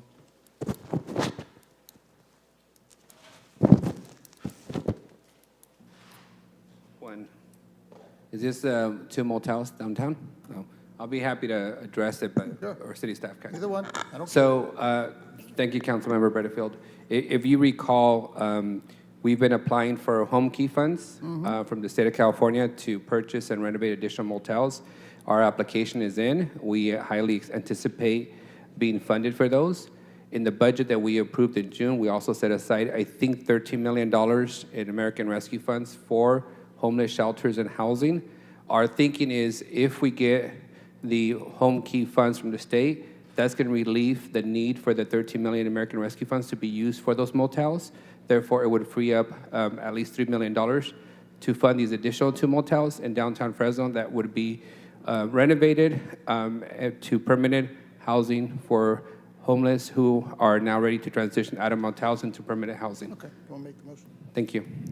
With that, I'll make a motion to approve. Second. All right, we have a motion, we have a second. Is there any opposition to approving item 1W? Seeing none, item passes 7-0. That puts us at the end of contested consent. Looks like all we have now left is the workshops as well as closed session. So in terms of workshops, we'll go with, let me see here. We'll go with the 3A workshop, the airport concessions RFP update. Is our aviation director here with us? Or who's going to be presenting? Oh, okay, I thought we were going to baptize Henry today before council. Next time. Good afternoon, Council President, Council Vice President, council members, City Manager's Office. I am Melissa Garza-Perry, the Airport's Properties Manager, so you get to baptize me. This is my first time in front of you. I am here. For the record, where is our director? We have not seen him in person. Is he alive and well? He is. When would we see his presence? He is doing extremely well. We were just over there yesterday. The city manager, we had an all-staff meeting with the city manager yesterday. So is he not able to come today? Well, We've been trying to give the opportunities to allow staff to get experience as well. They've never had that opportunity before, but he will be before you very soon. Okay, perfect. Just want to make sure that ultimately the folks that get paid the most should also be before us. So, but we will do well with you today. Thank you, sir. I appreciate it. I'm here today to provide you with an update for the concessions request for proposals program at Fresno Yosemite International Airport. So, as you're aware, concessions are an important part of the passenger experience in an airport. Our current concessions program has actually been in place for over 20 years. In those 20 years, we've experienced rapid growth and actually have outgrown all of the concession concepts. My staff and I, who are here today, have been working for the past 24 months towards a new and reimagined concessions program at FAT. Our current program has food and beverage, retail, specialty food concepts, and specialty coffee concepts. Our reimagined program will bring FAT in step with industry standards. Our plans include chef-inspired menus, local-inspired flavors and concepts, tapping into local breweries and wineries, and offering healthier food options as well. We're looking for both concepts that include local and national brands. This map right here shows a breakdown of our current and future concession locations. The yellow shows our current locations. The blue shows what's part of our terminal expansion design. And the green shows future identified concession spaces based on our increase in passengers. One thing that both we and you have come to realize is that our lower gate levels are not serviced as greatly as our upper gate levels. We want to incorporate a change to all gates to make sure passengers are serviced equally. This includes additional grab-and-go locations, expanded hours for early morning and late night passengers, including our international passengers, and value meals for passengers to combat the pricing that a lot of people have issues with at the airport. May I ask a quick question on this slide, please? The green areas you identified? Yes, sir. Those are currently purposed for something else that you intend to put concessions there at a future date? Correct. So the green space towards the top is at our lower gate level, which is near the escalators. So that's an area that we're looking to repurpose to capture additional space. In the middle, we have one space that has actually been relocated. It was just a storage area for our custodians. They've moved into another location, so we want to repurpose that. And then the additional green space in the spine is currently where TSA has their management office, but with the remodel and the expansion, those offices will move. So we're going to take this opportunity to try and use that space for more concessions in those lower gate areas. So it's going to be kind of a phased process then, since some are more immediately available? Correct. Okay. So we'll phase into the yellow ones will be our first place to start changing over if a new concessionaire is picked. And then our blue ones will phase in during construction, and then a green will be the last phase. So when you say, concessions, are we talking like a little market that sells cold sandwiches and waters? Or are we talking about like a full restaurant that serves hot meals that you could sit down? It's going to be a combination of everything. We've come to see that a lot of passengers want grab-and-go items, not cold necessarily, but hot grab-and-go items that they can take to their gate and see their gate and see what's happening at their gate. So they feel more incorporated with the airline at that point. Once they get past security, they're often want to just get to their gate, sit down, and wait for their flight. Anything on the scale of what we have at the top of the escalators with the restaurant? That is actually what we're looking for more in the expansion area. Okay. We're looking at more of a brew pub is what we were thinking of, more of a Mad Duck, something that serves food and local brew. Understood. As far as the top of the gate is concerned, and the top level and the pod level, that's actually something that we're going to reimagine. Not necessarily a full sit-down restaurant. It will have a full-service bar, but we're looking for more options for the passengers. More hot food options, not just an expensive hamburger. Yep. We want to be able to offer pizza and, hamburgers for someone else, maybe Mexican, maybe vegan. We haven't even gotten to that You're point about to yet. get 2 votes right here between Councilmember Arias and myself. We are taking into consideration that, no, not a hot dog, a good taco, Yeah, So- we're looking at hot dogs too, but a good taco, we know people look to this area with the taco truck throwdown, that is something important. If I may add just to those questions, Member Maxwell. So we live in the, fruits and vegetables, fresh fruits and vegetables capital of the world, right? sir. But at the airport, I can probably get banana at Starbucks, but not a peach from any of the local, farmers that's in season. We have the international wing, which is driven primarily with Latin American and Mexican travel. If you go there at nighttime to catch a flight, it's like sardines on top of sardines, the amount of passengers going through. But there's nothing that is offered that in any way speaks to the population that's driving the growth of the airport, right? So we like to play around with their batacos, but yesterday's, soccer game had 13,000 people in it. Inside they were selling pizzas and, hamburgers, and that's fine. But outside were all the hot dog vendors and the other vendors. So when you go to the airport, you don't have the option of going outside Correct. to get something that serves you. So I'm going to be very closely observing that when you guys go to a different direction, it's not the Mad Duck that we settle for. I appreciate local breweries being incorporated, but we have some of the best, taco throwdown festivals, best caterers. But what I anticipate is going to happen is the way the RFP is written, the insurance requirements on these small restaurants and businesses are going to be such as that only the Mad Ducks and corporate restaurants can really respond and, submit necessary bonding and insurance requirements. So I'm going to ask you to be extra thoughtful in how you design the RFP, what requirements you put on vendors. It shouldn't be that much more difficult. They can get a permit from the Public Health Department to operate in Fulton Street on Fresno. Yes, we'll have 30,000 people this weekend. Why couldn't they get easily a permit to operate at the airport? So just know that that's what we're going to be paying attention to, because we're going to come back and wonder how come nobody locally responded to the RFP. And when you look deeper, it'll be because of the conditions that we put in that RFP. Correct, and I will address that in the next couple of slides, and you might actually be happy when I get to that point. So, just so you know, in February, staff did attend the Airport Experience National Conference in Orlando.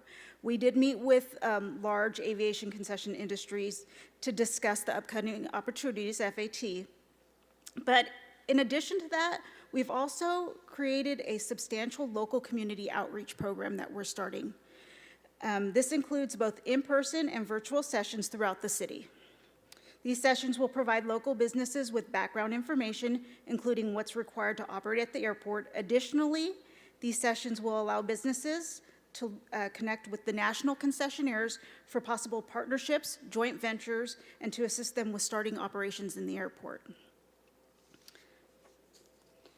So in that, just so you know, I'll skip a little bit ahead so we can get to that point. Councilmember Chavez, I see your punched up. Do you want to chime in real quick before she moves on? Yeah, no, I just wanted to make sure that I heard correctly. So right now we're in the process of receiving input from various different, you haven't landed yet on a model, so to speak, for the Correct. food. Yeah, and I just want to make sure that, my colleague also understands, Mad Dog is actually a local company. They started off small and they do a great job. They probably have some of the best food in Fresno, just, that great Cubano sandwich. They have great burgers. As you can tell in my previous foodie years, I'm very well versed in the Mad Dog world. So I just want to make sure that gets factored into the whole equation. And Councilmember Arias, we will definitely have to go out there and have some lunch on your city card, of course. But just wanted to set that record as you're going through your process.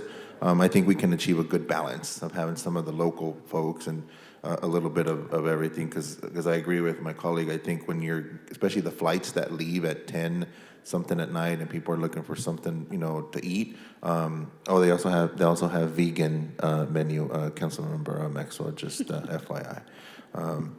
So there you go. And great beer. That actually they also serve great beer, and this is just my rant on, if you can't figure it out yet, I'm a Mad Dog fan. So You I'll sound end like with that. you sound like a shareholder. No, not a shareholder, but I should have when they were starting off, because they do pretty well. Yeah, I mean, we don't have to use any city credit cards at the airport. I usually just tell them to put it on Jerry's personal tab, and I eat on Jerry. All right, go ahead. So the local community outreach dates that we're looking at, and they're not on here, but we have just recently scheduled them. They will start on April 25th at 10 a.m. in these council chambers, and then we'll have an additional one that same night from 7 to 8 at Woodward Park Regional Library, and then Tuesday, April 26th at the airport in the Nick Palomares room from 2 to 3 p.m. Those will be our 3 in-person ones that we plan to promote and send out to the Chambers of Commerce, the Hispanic Chambers of Commerce as well. And then at the next following week, we'll have 3 in-person, we'll have 3 virtual ones. We did this in response to council's request for more local brands being developed and brought into the airport. We are hearing what you're requesting, so we want to let you know that we are following up on that. Additionally, the airport is working with the city's DBE coordinator to help assist any local businesses that may want to become certified as well. So we're working with them as well. We anticipate to issue the RFP in June of 22, bids in September of 22, and anticipate to bring this back to you for award in November of 22. Once that happens, we will complete all the agreements with the concessionaires. There could be more than one, so we're not like that right now. Right now we have 1 food and beverage and 1 news and gift, 1 retail. We want to get away from that. We want to have more opportunities at the airport, but we don't want to overload that no one is successful. And then all bidders will be responsible for phasing a program to continue to offer services to passengers during construction and the transition periods. So there won't be any time where services will not be available because of construction. And this is just a recap by quarter of our timeline of where we're at and where we plan to be. We're currently in the process of reviewing the RFP. Once we're completely internally reviewed, it will go to purchasing and to the city attorney's office for final review. And if you haven't seen our new garage, it's beautiful. You should come and see it. And there's some concept drawings of our airport. And it has Henry's information, but my staff and I are here to answer questions if you have any. Thank you. All right, Councilmember Soria, you punched up. I did want to follow up just on the insurance issue as part of your RFP process. I know that has been an issue kind of citywide with us even working with nonprofits. And if we do expect to, or if our desire really is to have folks be able to compete from, all levels in terms of small business, minority-owned, women-owned businesses here in our local community, wanting to make sure that it doesn't become a barrier. So how are you planning to make sure that your RFP is written so that, some of those challenges that only kind of the big chains and big traditional retailers are the ones that are competing or rising to the top?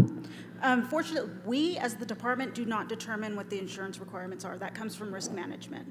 So we would have to work with risk management to find an even ground that will be acceptable both to the city and to the department. But isn't that part of the RFP process because it's going to be a requirement? So it is, but risk management does provide those requirements for us. We don't write those. So, Councilmember, let me chime in a little bit.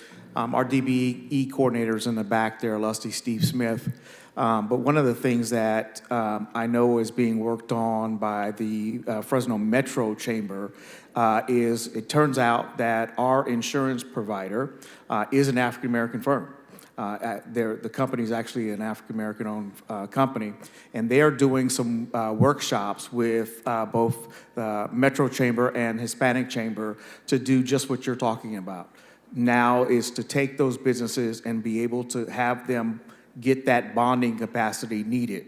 The other thing that Melissa pointed out is they're also doing a match, an introduction. So let me introduce Mad Duck or Javier's or Bobby or whoever, Esmeralda's, if you're gonna do some tacos, to introduce you to maybe the national vendor. Because part of the local flavor is to say, you know, we want to have a little bit of that local flavor into it, but it could also be run by a national person. So you may be a vendor of theirs to come out. And one of the things I'm surprised that has not come out is we currently have an RFP on the streets. So we are looking for a food truck right now to serve that local flavor within our airport in the evening in order to satisfy our customer.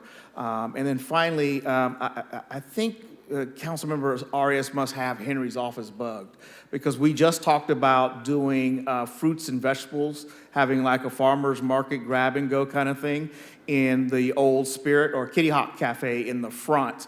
And literally taking the local, you know, if it's peach time, we would have, you know, the farmers out there grab a few things and take it with you. So I'm going to have Henry's office swept once again because you have hit everything that we've been talking about lately. Yeah, and I did see the whole food truck announcement, and we've been sharing it, trying to encourage our folks and those that follow us on social media to make sure that they do apply and hopefully get them interested in the RFP process. I think most of the small and mom and pop folks get overwhelmed by our RFP process, the forms, you name it. That in itself becomes a barrier and a challenge for many of our mom and pop, especially the food truck vendors who they're the cook, they're the accountant, they're everything. And so I'm grateful to hear that there is some work being done to try to improve that issue. I wish, you know, and just because we're on an airports item, and I know many of us have supported, you know, the budget that we allocated for the airport. And I wish Henry, and hopefully Henry is listening to us wherever he's at, because we've brought up these issues previously to this date. And Greg Barfield, you remember when you were Chief of Staff for Councilmember Oliver Baines. We've been asking for the council to be integrated a little bit better at the airport because it's not the mayor's airport. If you go to other, like for example, a great example of an airport is, I think it's in Arizona, it's Phoenix. Council members actually give the welcome. Mm-hmm. You are correct. I speak Spanish. I want to offer the opportunity to do the welcome in Espanol because we have thousands of passengers that speak Spanish. The mayor's message is not in Spanish. And so if we're really being an inclusive city, I think that you can look to other cities like Phoenix who embrace that and allow council members, and I think they do it on a rotational basis when they're allowed to give that. We also, so I want to make sure that that happens. We've been talking about it for at least since I've been on the council, 7.5 years. I don't know at what point. I know it took a while, and I don't know if it's there. They were supposed to put the council pictures too to make sure that folks, when they are, so I think they finally, it took some time, but they finally got there. The other thing that I wanted to bring up, as you were looking at, as I was looking at the designs of where are the potential or future stands for, you know, restaurants or other retail spaces. I thought about the pet relief area that I've been talking about. A lot more folks are are traveling with pets, and so I brought that up too. I don't So- know if that's part of your guys's. It's part of the expansion, but we are working on something to update what we have now to hold us over until the new SARA area is ready and part of the expansion. So it is something that is a part of the expansion that they plan on doing. Perfect. Just wanted to bring those issues up. Appreciate your time. You did a fantastic job representing the airports. Thank you so much. Councilmember Arias, you're punched up. Yes, I'm going to ask you guys to just think about this idea. You know, when you do your RFP, I'm sure you're going to get Chipotle to respond. And great place for some people, but it's not a representation of the cuisine of Fresno or the Central Valley. And I think the airport is supposed to represent the Central Valley, just the way we represent agriculture, the Chaffee Zoo. People ought to be able to get a sense of the cuisine of the local community.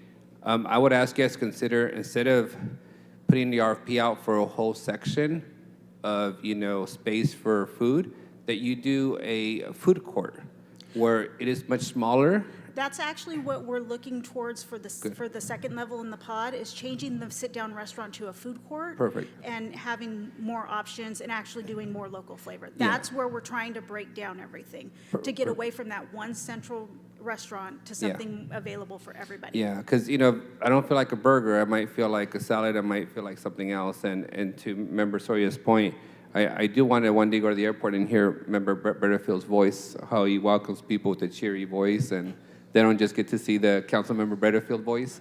But it's also important. And then the last question I have for the city manager is, in our audit committee yesterday, I noticed that you guys ordered a Fresno Airport transition audit.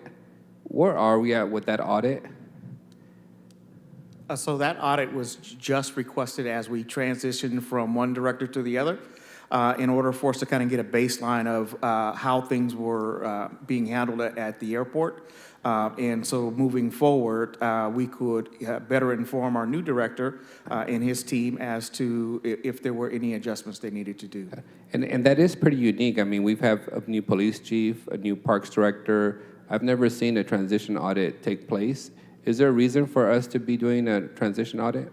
It was more so because the airport sometimes is looked on as not a part of the city, and we wanted to make sure that we were doing everything correctly over there that needed to be done.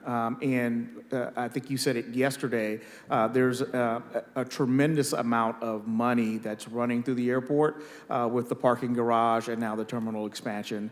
And so it was just a good, clean way for us to take a fresh start. All right, perfect. And I'm assuming when you have the audit ready, you'll be sharing it with the audit committee? Yes, yes. All right, well, thank you, and congratulations on carrying the water for the airport and the airport director today. You did a good job. You've officially been baptized, so.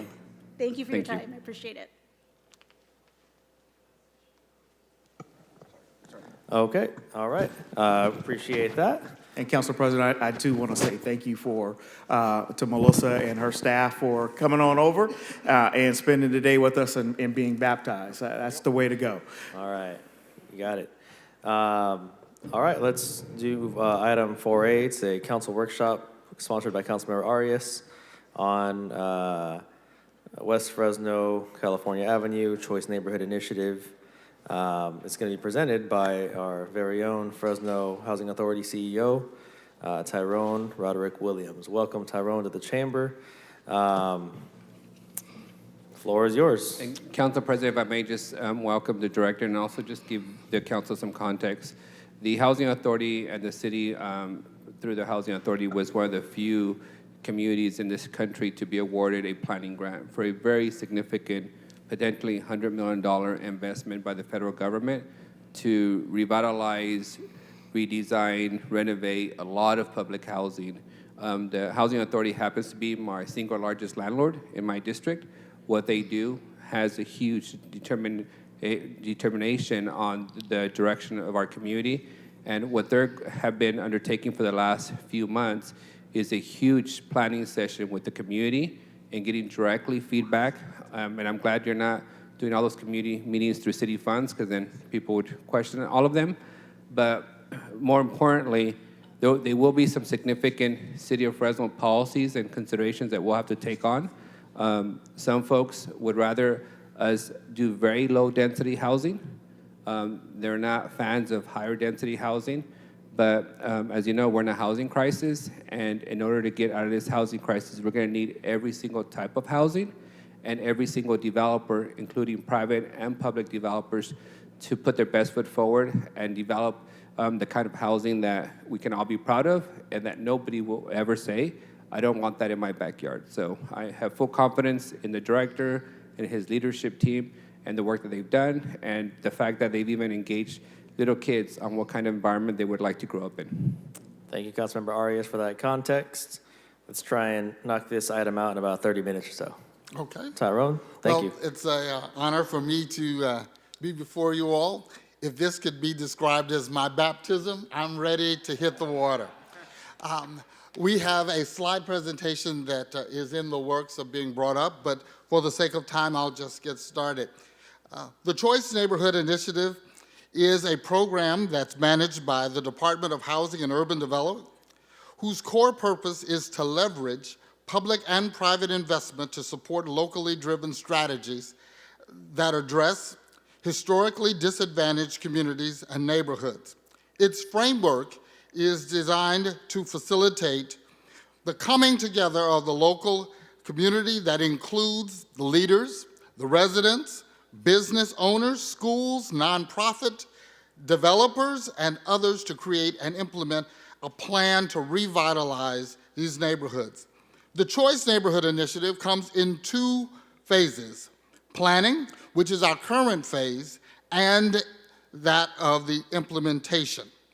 In December of 2019, HUD awarded Fresno Housing Choice Neighborhood Initiative Planning Grant in the amount of $450,000. And thanks to the support of our Board of Commissioners, we were able to leverage into a greater investment for planning the Southwest Fresno neighborhood we call California Avenue neighborhood, or CAN, C-A-N. Additionally, it's our goal to join with the city in pursuit of the second phase of the form of the Choice Neighborhood Implementation Grant, which would bring up to $50 million of investment into the community. As is customary for investments of this size, the funding is highly competitive and requires the city and Fresno Housing to jointly partner for these dollars. The goal of this work is simply stated that the transformation of our city's most underserved neighborhoods will bring investment that will be catalytic for the entire community. I'm going to quickly go through these slides, but I would like to share that I have been involved in this process at the City of Atlanta, and most recently, and is currently going on in Sacramento. These projects are catalytic not only for the neighborhoods where they are located, but the entire cities in which they are located. So as you can see here on the chart, it outlines our 2-year planning process. Currently, we are in the third phase of our planning work, where we are developing strategies, placement options, concepts, and working to align with other planning and investments being made in and adjacent to the footprint. Next slide, please. Here, in this outline of the neighborhood footprint, is for the choice work, for the purpose of planning. We've outlined some neighborhood boundaries and found this map to create a framework for framing the area that met HUD's requirement for the planning grant award.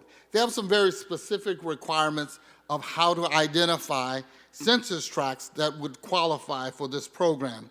This map outlines that area. These requirements include vacancy rates, crime and safety, as well as the placement of public housing assets within its boundaries. As we compiled our existing conditions analysis, we found that there are existing neighborhood and community elements that we will need to enhance as we move forward from the planning to implementation. The planning process involves 3 areas. It involves housing, it involves the neighborhood, and it involves people. All three of these components are essential elements to creating a holistic plan. Throughout our ongoing engagement work, we've highlighted some emerging and reoccurring themes. As widely known, there are improvements and enhancements along major corridors within Southwest Fresno, both street and pedestrian enhancements that are needed. We must plan for these and programming of public spaces, as well as address the need for additional parks and improvements to existing parks and public spaces. One very critical priority for the success of our work is that of addressing the site formerly referred to as Hyde Park. The park designation has been removed at this time, and that is a very strategic opportunity that lies before us and is even on the table now, given some timelines that have to be met. Hyde is a critical priority in the move to bringing catalytic investment to our city. In that, complete environmental remediation is a must. It is also a priority that must be addressed as soon as possible for most of the public funds to be used in the development of this area. Fresno Housing has been an active partner on the city's Brownfields Coalition as part of the Brownfields program. We are aware and are prepared to support the city's application of the Equitable Communities Revitalization Grant. It's a $250 million grant for funding over 3 years. It's through the state's EPA Office of Brownfields. These dollars will bring much needed resources for the assessment, investigation, and remediation of the landfill. We strongly encourage council and city's administration to pursue these dollars that are available now as a mechanism to address the environmental issues in the Southwest Fresno area of our city. Next slide, please. As we continue to talk about these emerging themes, we see that there are opportunities for there to be the development of new mixed income and mixed use development along the California Avenue corridor, to expand single-family home ownership opportunities throughout the community, expanded opportunities at the West Fresno Library and Regional Center site, as well as support for existing residents and additional commercial sites. A major element of the transformation plan will be the housing plan. And we've had numerous meetings throughout the last 2 years with the community. In fact, we are not finished. We're still having some community meetings, and we'll be engaged in the next 2 weeks of inviting the public. This has been a public engagement opportunity, and we are hearing and adhering to what we're hearing as we look at elements of this plan. The plan, we anticipate a minimum of 457 units being included in the plan, which highlights a first one-for-one replacement. That means no amount of existing public housing or low-income housing that is overseen by Fresno Housing will be lost. However, in addition to the 228 units, we're looking at an additional 229 units of mixed income and workforce housing. Market rate and workforce housing. Market rate is what we all know. It's dictated by the market. But there is also a need for those who work, but whose incomes are not at a level where they can pay market, but still are looking for housing opportunities. So our plan takes into consideration the public housing, the workforce housing, and market rate. It is a vision of a holistic and economically community that provides economic opportunities for all levels. as well as looking at how do we provide services to those who are existing residents. We anticipate and are happy to see the new residents, but our plan really does take into consideration the people who live there now and how this will impact not only their community, but their quality of life as this is implemented. Additionally, we want to be sure to add neighborhood servicing amenities such as street improvements, small business, leasing space, playgrounds, and community facilities. We're also working to develop a plan that's responsive to the community priorities. A plan that is financially feasible and inclusive of realistic infrastructure investments and creates a choice housing opportunities both within the footprint, but also outside those areas of this particular footprint. One of the things that is absolutely essential in us being competitive with other cities who are at this very moment doing the same process that we are is its financial feasibility. There are many different options and needs and concerns and desires, but all of those have to be crystallized into a plan that can be financed. And as we go through this process, we're looking at those dual issues, that of the needs and that of what is feasible to be financed, and our final plan will be responsive to both. Another area that is very critical is bringing the implementation investment to the city. Will be the overlay of the Chandler Airport Master Plan. And we've met with Mr. Henry Thompson. I have spoken to him. He is alive and well as of yesterday. And we appreciate his insight as we move forward through this. We intend to continue working with Mr. Thompson as we work together to ensure the safety and well-being of the neighborhood residents that we serve. The next few slides outline some of our critical elements that we must put in place to secure the up to $50 million investment.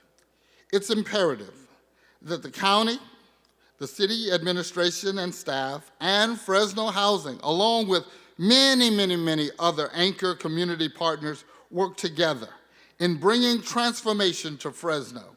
Specifically, the city and Fresno Housing must be the lead on this application.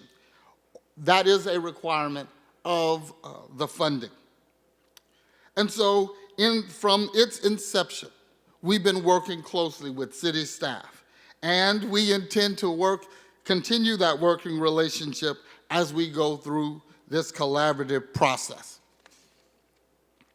Additionally, City Council will need to take action on several items that as we move forward through this process, as we compete for the $50 million. One is the formal adoption of the plan. As we continue through our neighborhood process, we will bring forth to you all the culmination of all that we've gone through, and it will need to be voted on and approved by the council. That's a requirement for being able to move forward. The second is that the funding for the infrastructure, housing, and neighborhood investment.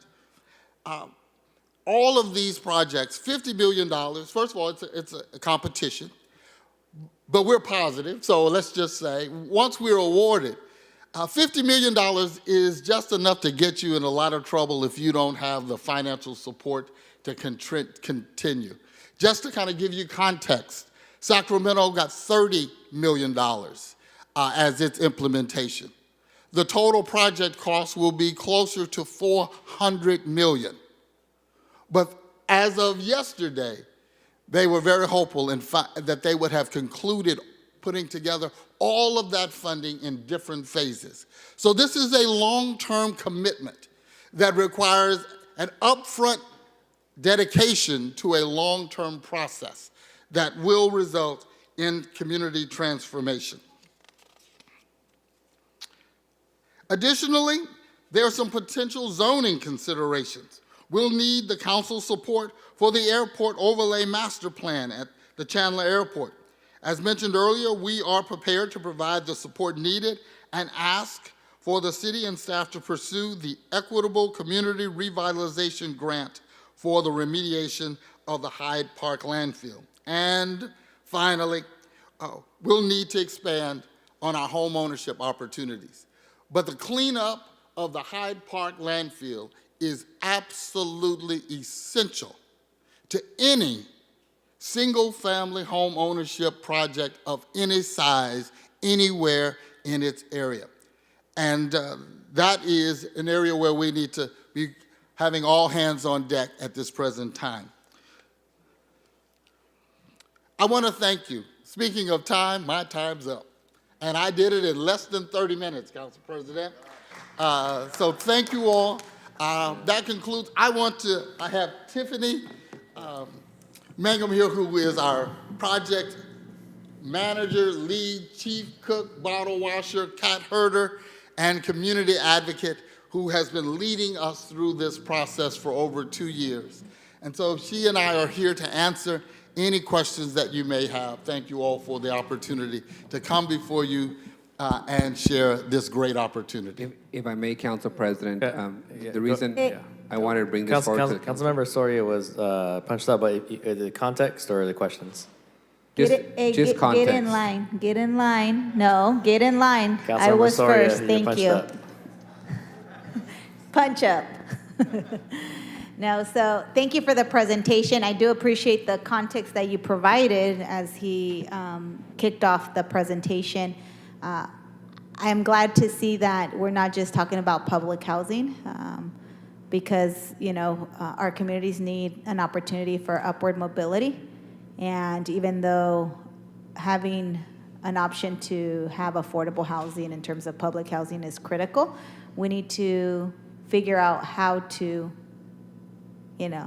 push people out of that situation and hopefully owning their own home. So I'm very glad to hear that that's part of, the goal and the vision that you guys have for this area of the city. I'm hoping that it is something that can be translated to our entire city, because it's not just impacting one neighborhood, but I'm glad to see what you guys are doing.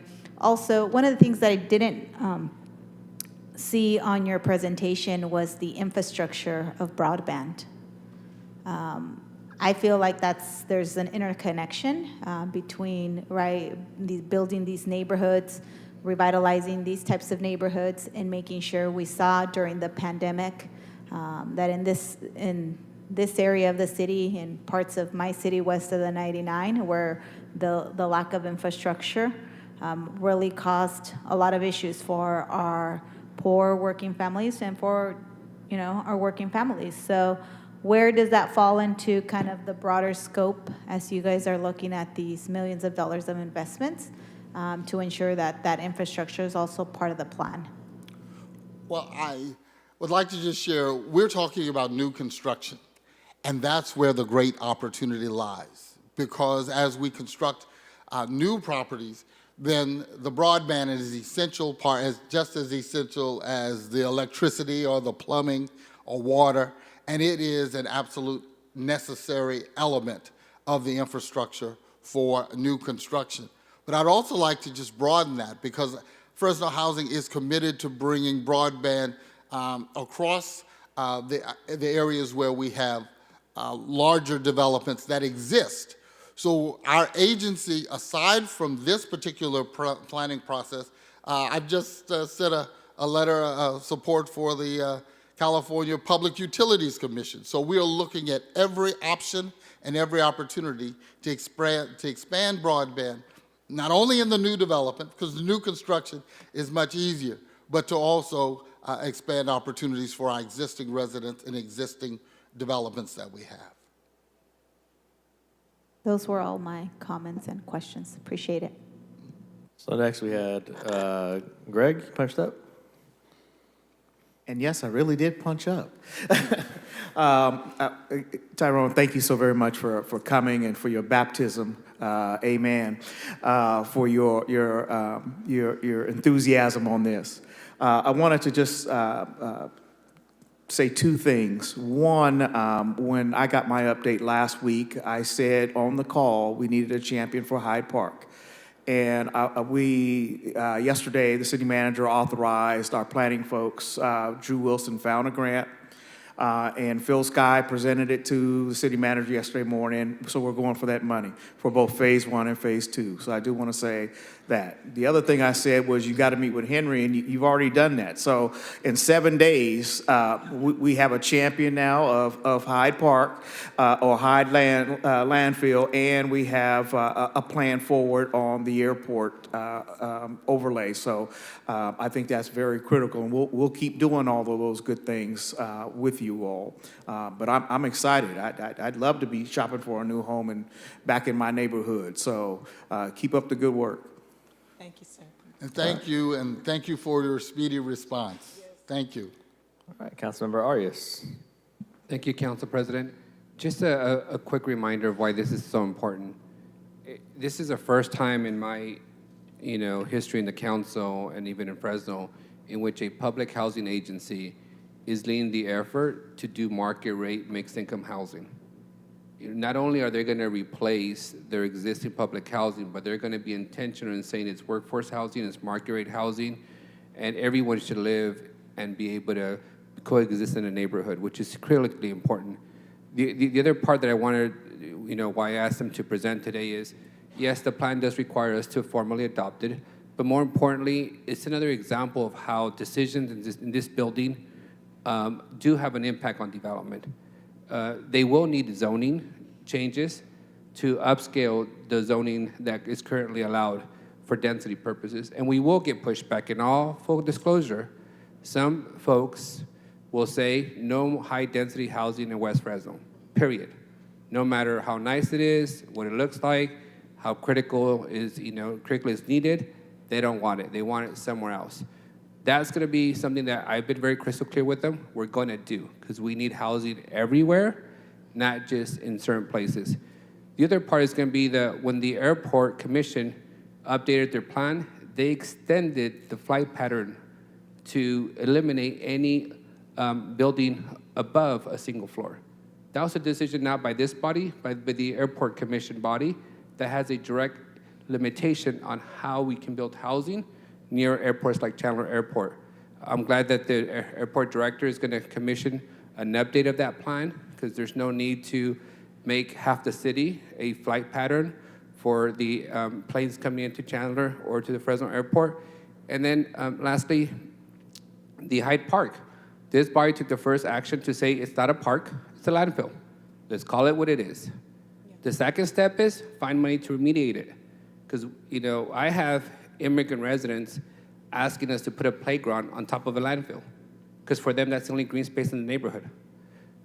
The next work is going to be to actually remediate it, prioritize funding. I'm glad the city manager has prioritized these simple acts of applying for grant money. There's a ton of money available out there. We just have to take the initiative to apply for it. So, my final point is, there will be a time soon where we'll have to put money where our votes are, our spirits are, to commit to helping people engage in home ownership. And I look forward to those conversations. This is the beginning of a long process, but I am glad that the Public Housing Agency is stepping up to the plate to build housing for everyone to coexist and thrive in their neighborhood. So thank you for the time, and it's going to be a great journey. Councilmember Maxwell. Hey, Director. Hey, thank you for that presentation. Very thorough. And I just wanted to say you're hitting the ground running. And I appreciate it. I see the fire in your belly. Your organization is filling the biggest need in our community right now, which is not just housing, but affordable housing. Tiffany, I've seen the great work you've been doing, so keep it up to both of you. I see the great work in my community where I have FHA in District 4, like El Dorado Park, and the great things that's brought to the community. So appreciate the work that you're both doing. Keep it up. Thank you. Thank you. Councilmember Carbasi. Sure.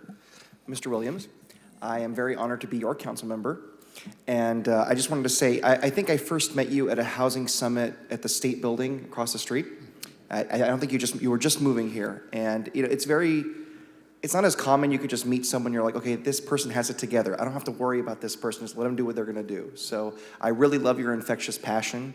Whenever we have a tough day, I think we need you to come here because that smile will make us all get along and work better together. So thank you, and nice to meet you, Tiffany. Thank you so much, and I'm looking forward to the great work. Happy to be of service, sir. Sure. Thank you. All right. Thank you. Well done. Thank you both. Thank you. Appreciate you folks making the trip out here, as well as Mr. Duarte back there in the audience. Good to see you as well. That's going to conclude the public portion of this meeting. We are going to go into closed session, so I'm going to have the city attorney read out what those items are, and then we'll take public comment in closed session. Actually, didn't we take public comment on it with unscheduled communication?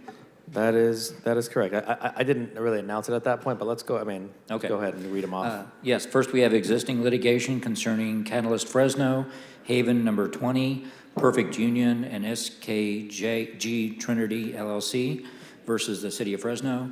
We have Richardson versus Trails End and Fresno versus Kevorkian, both concerning Trails End. Then we have Frazier versus City of Fresno and real property negotiation with CVCSF concerning the listed APNs. And Councilmember Soria is recusing herself on those two. And then we have conference with labor negotiators concerning all of the listed bargaining units. I would not expect an announcement afterwards. Okay. All right.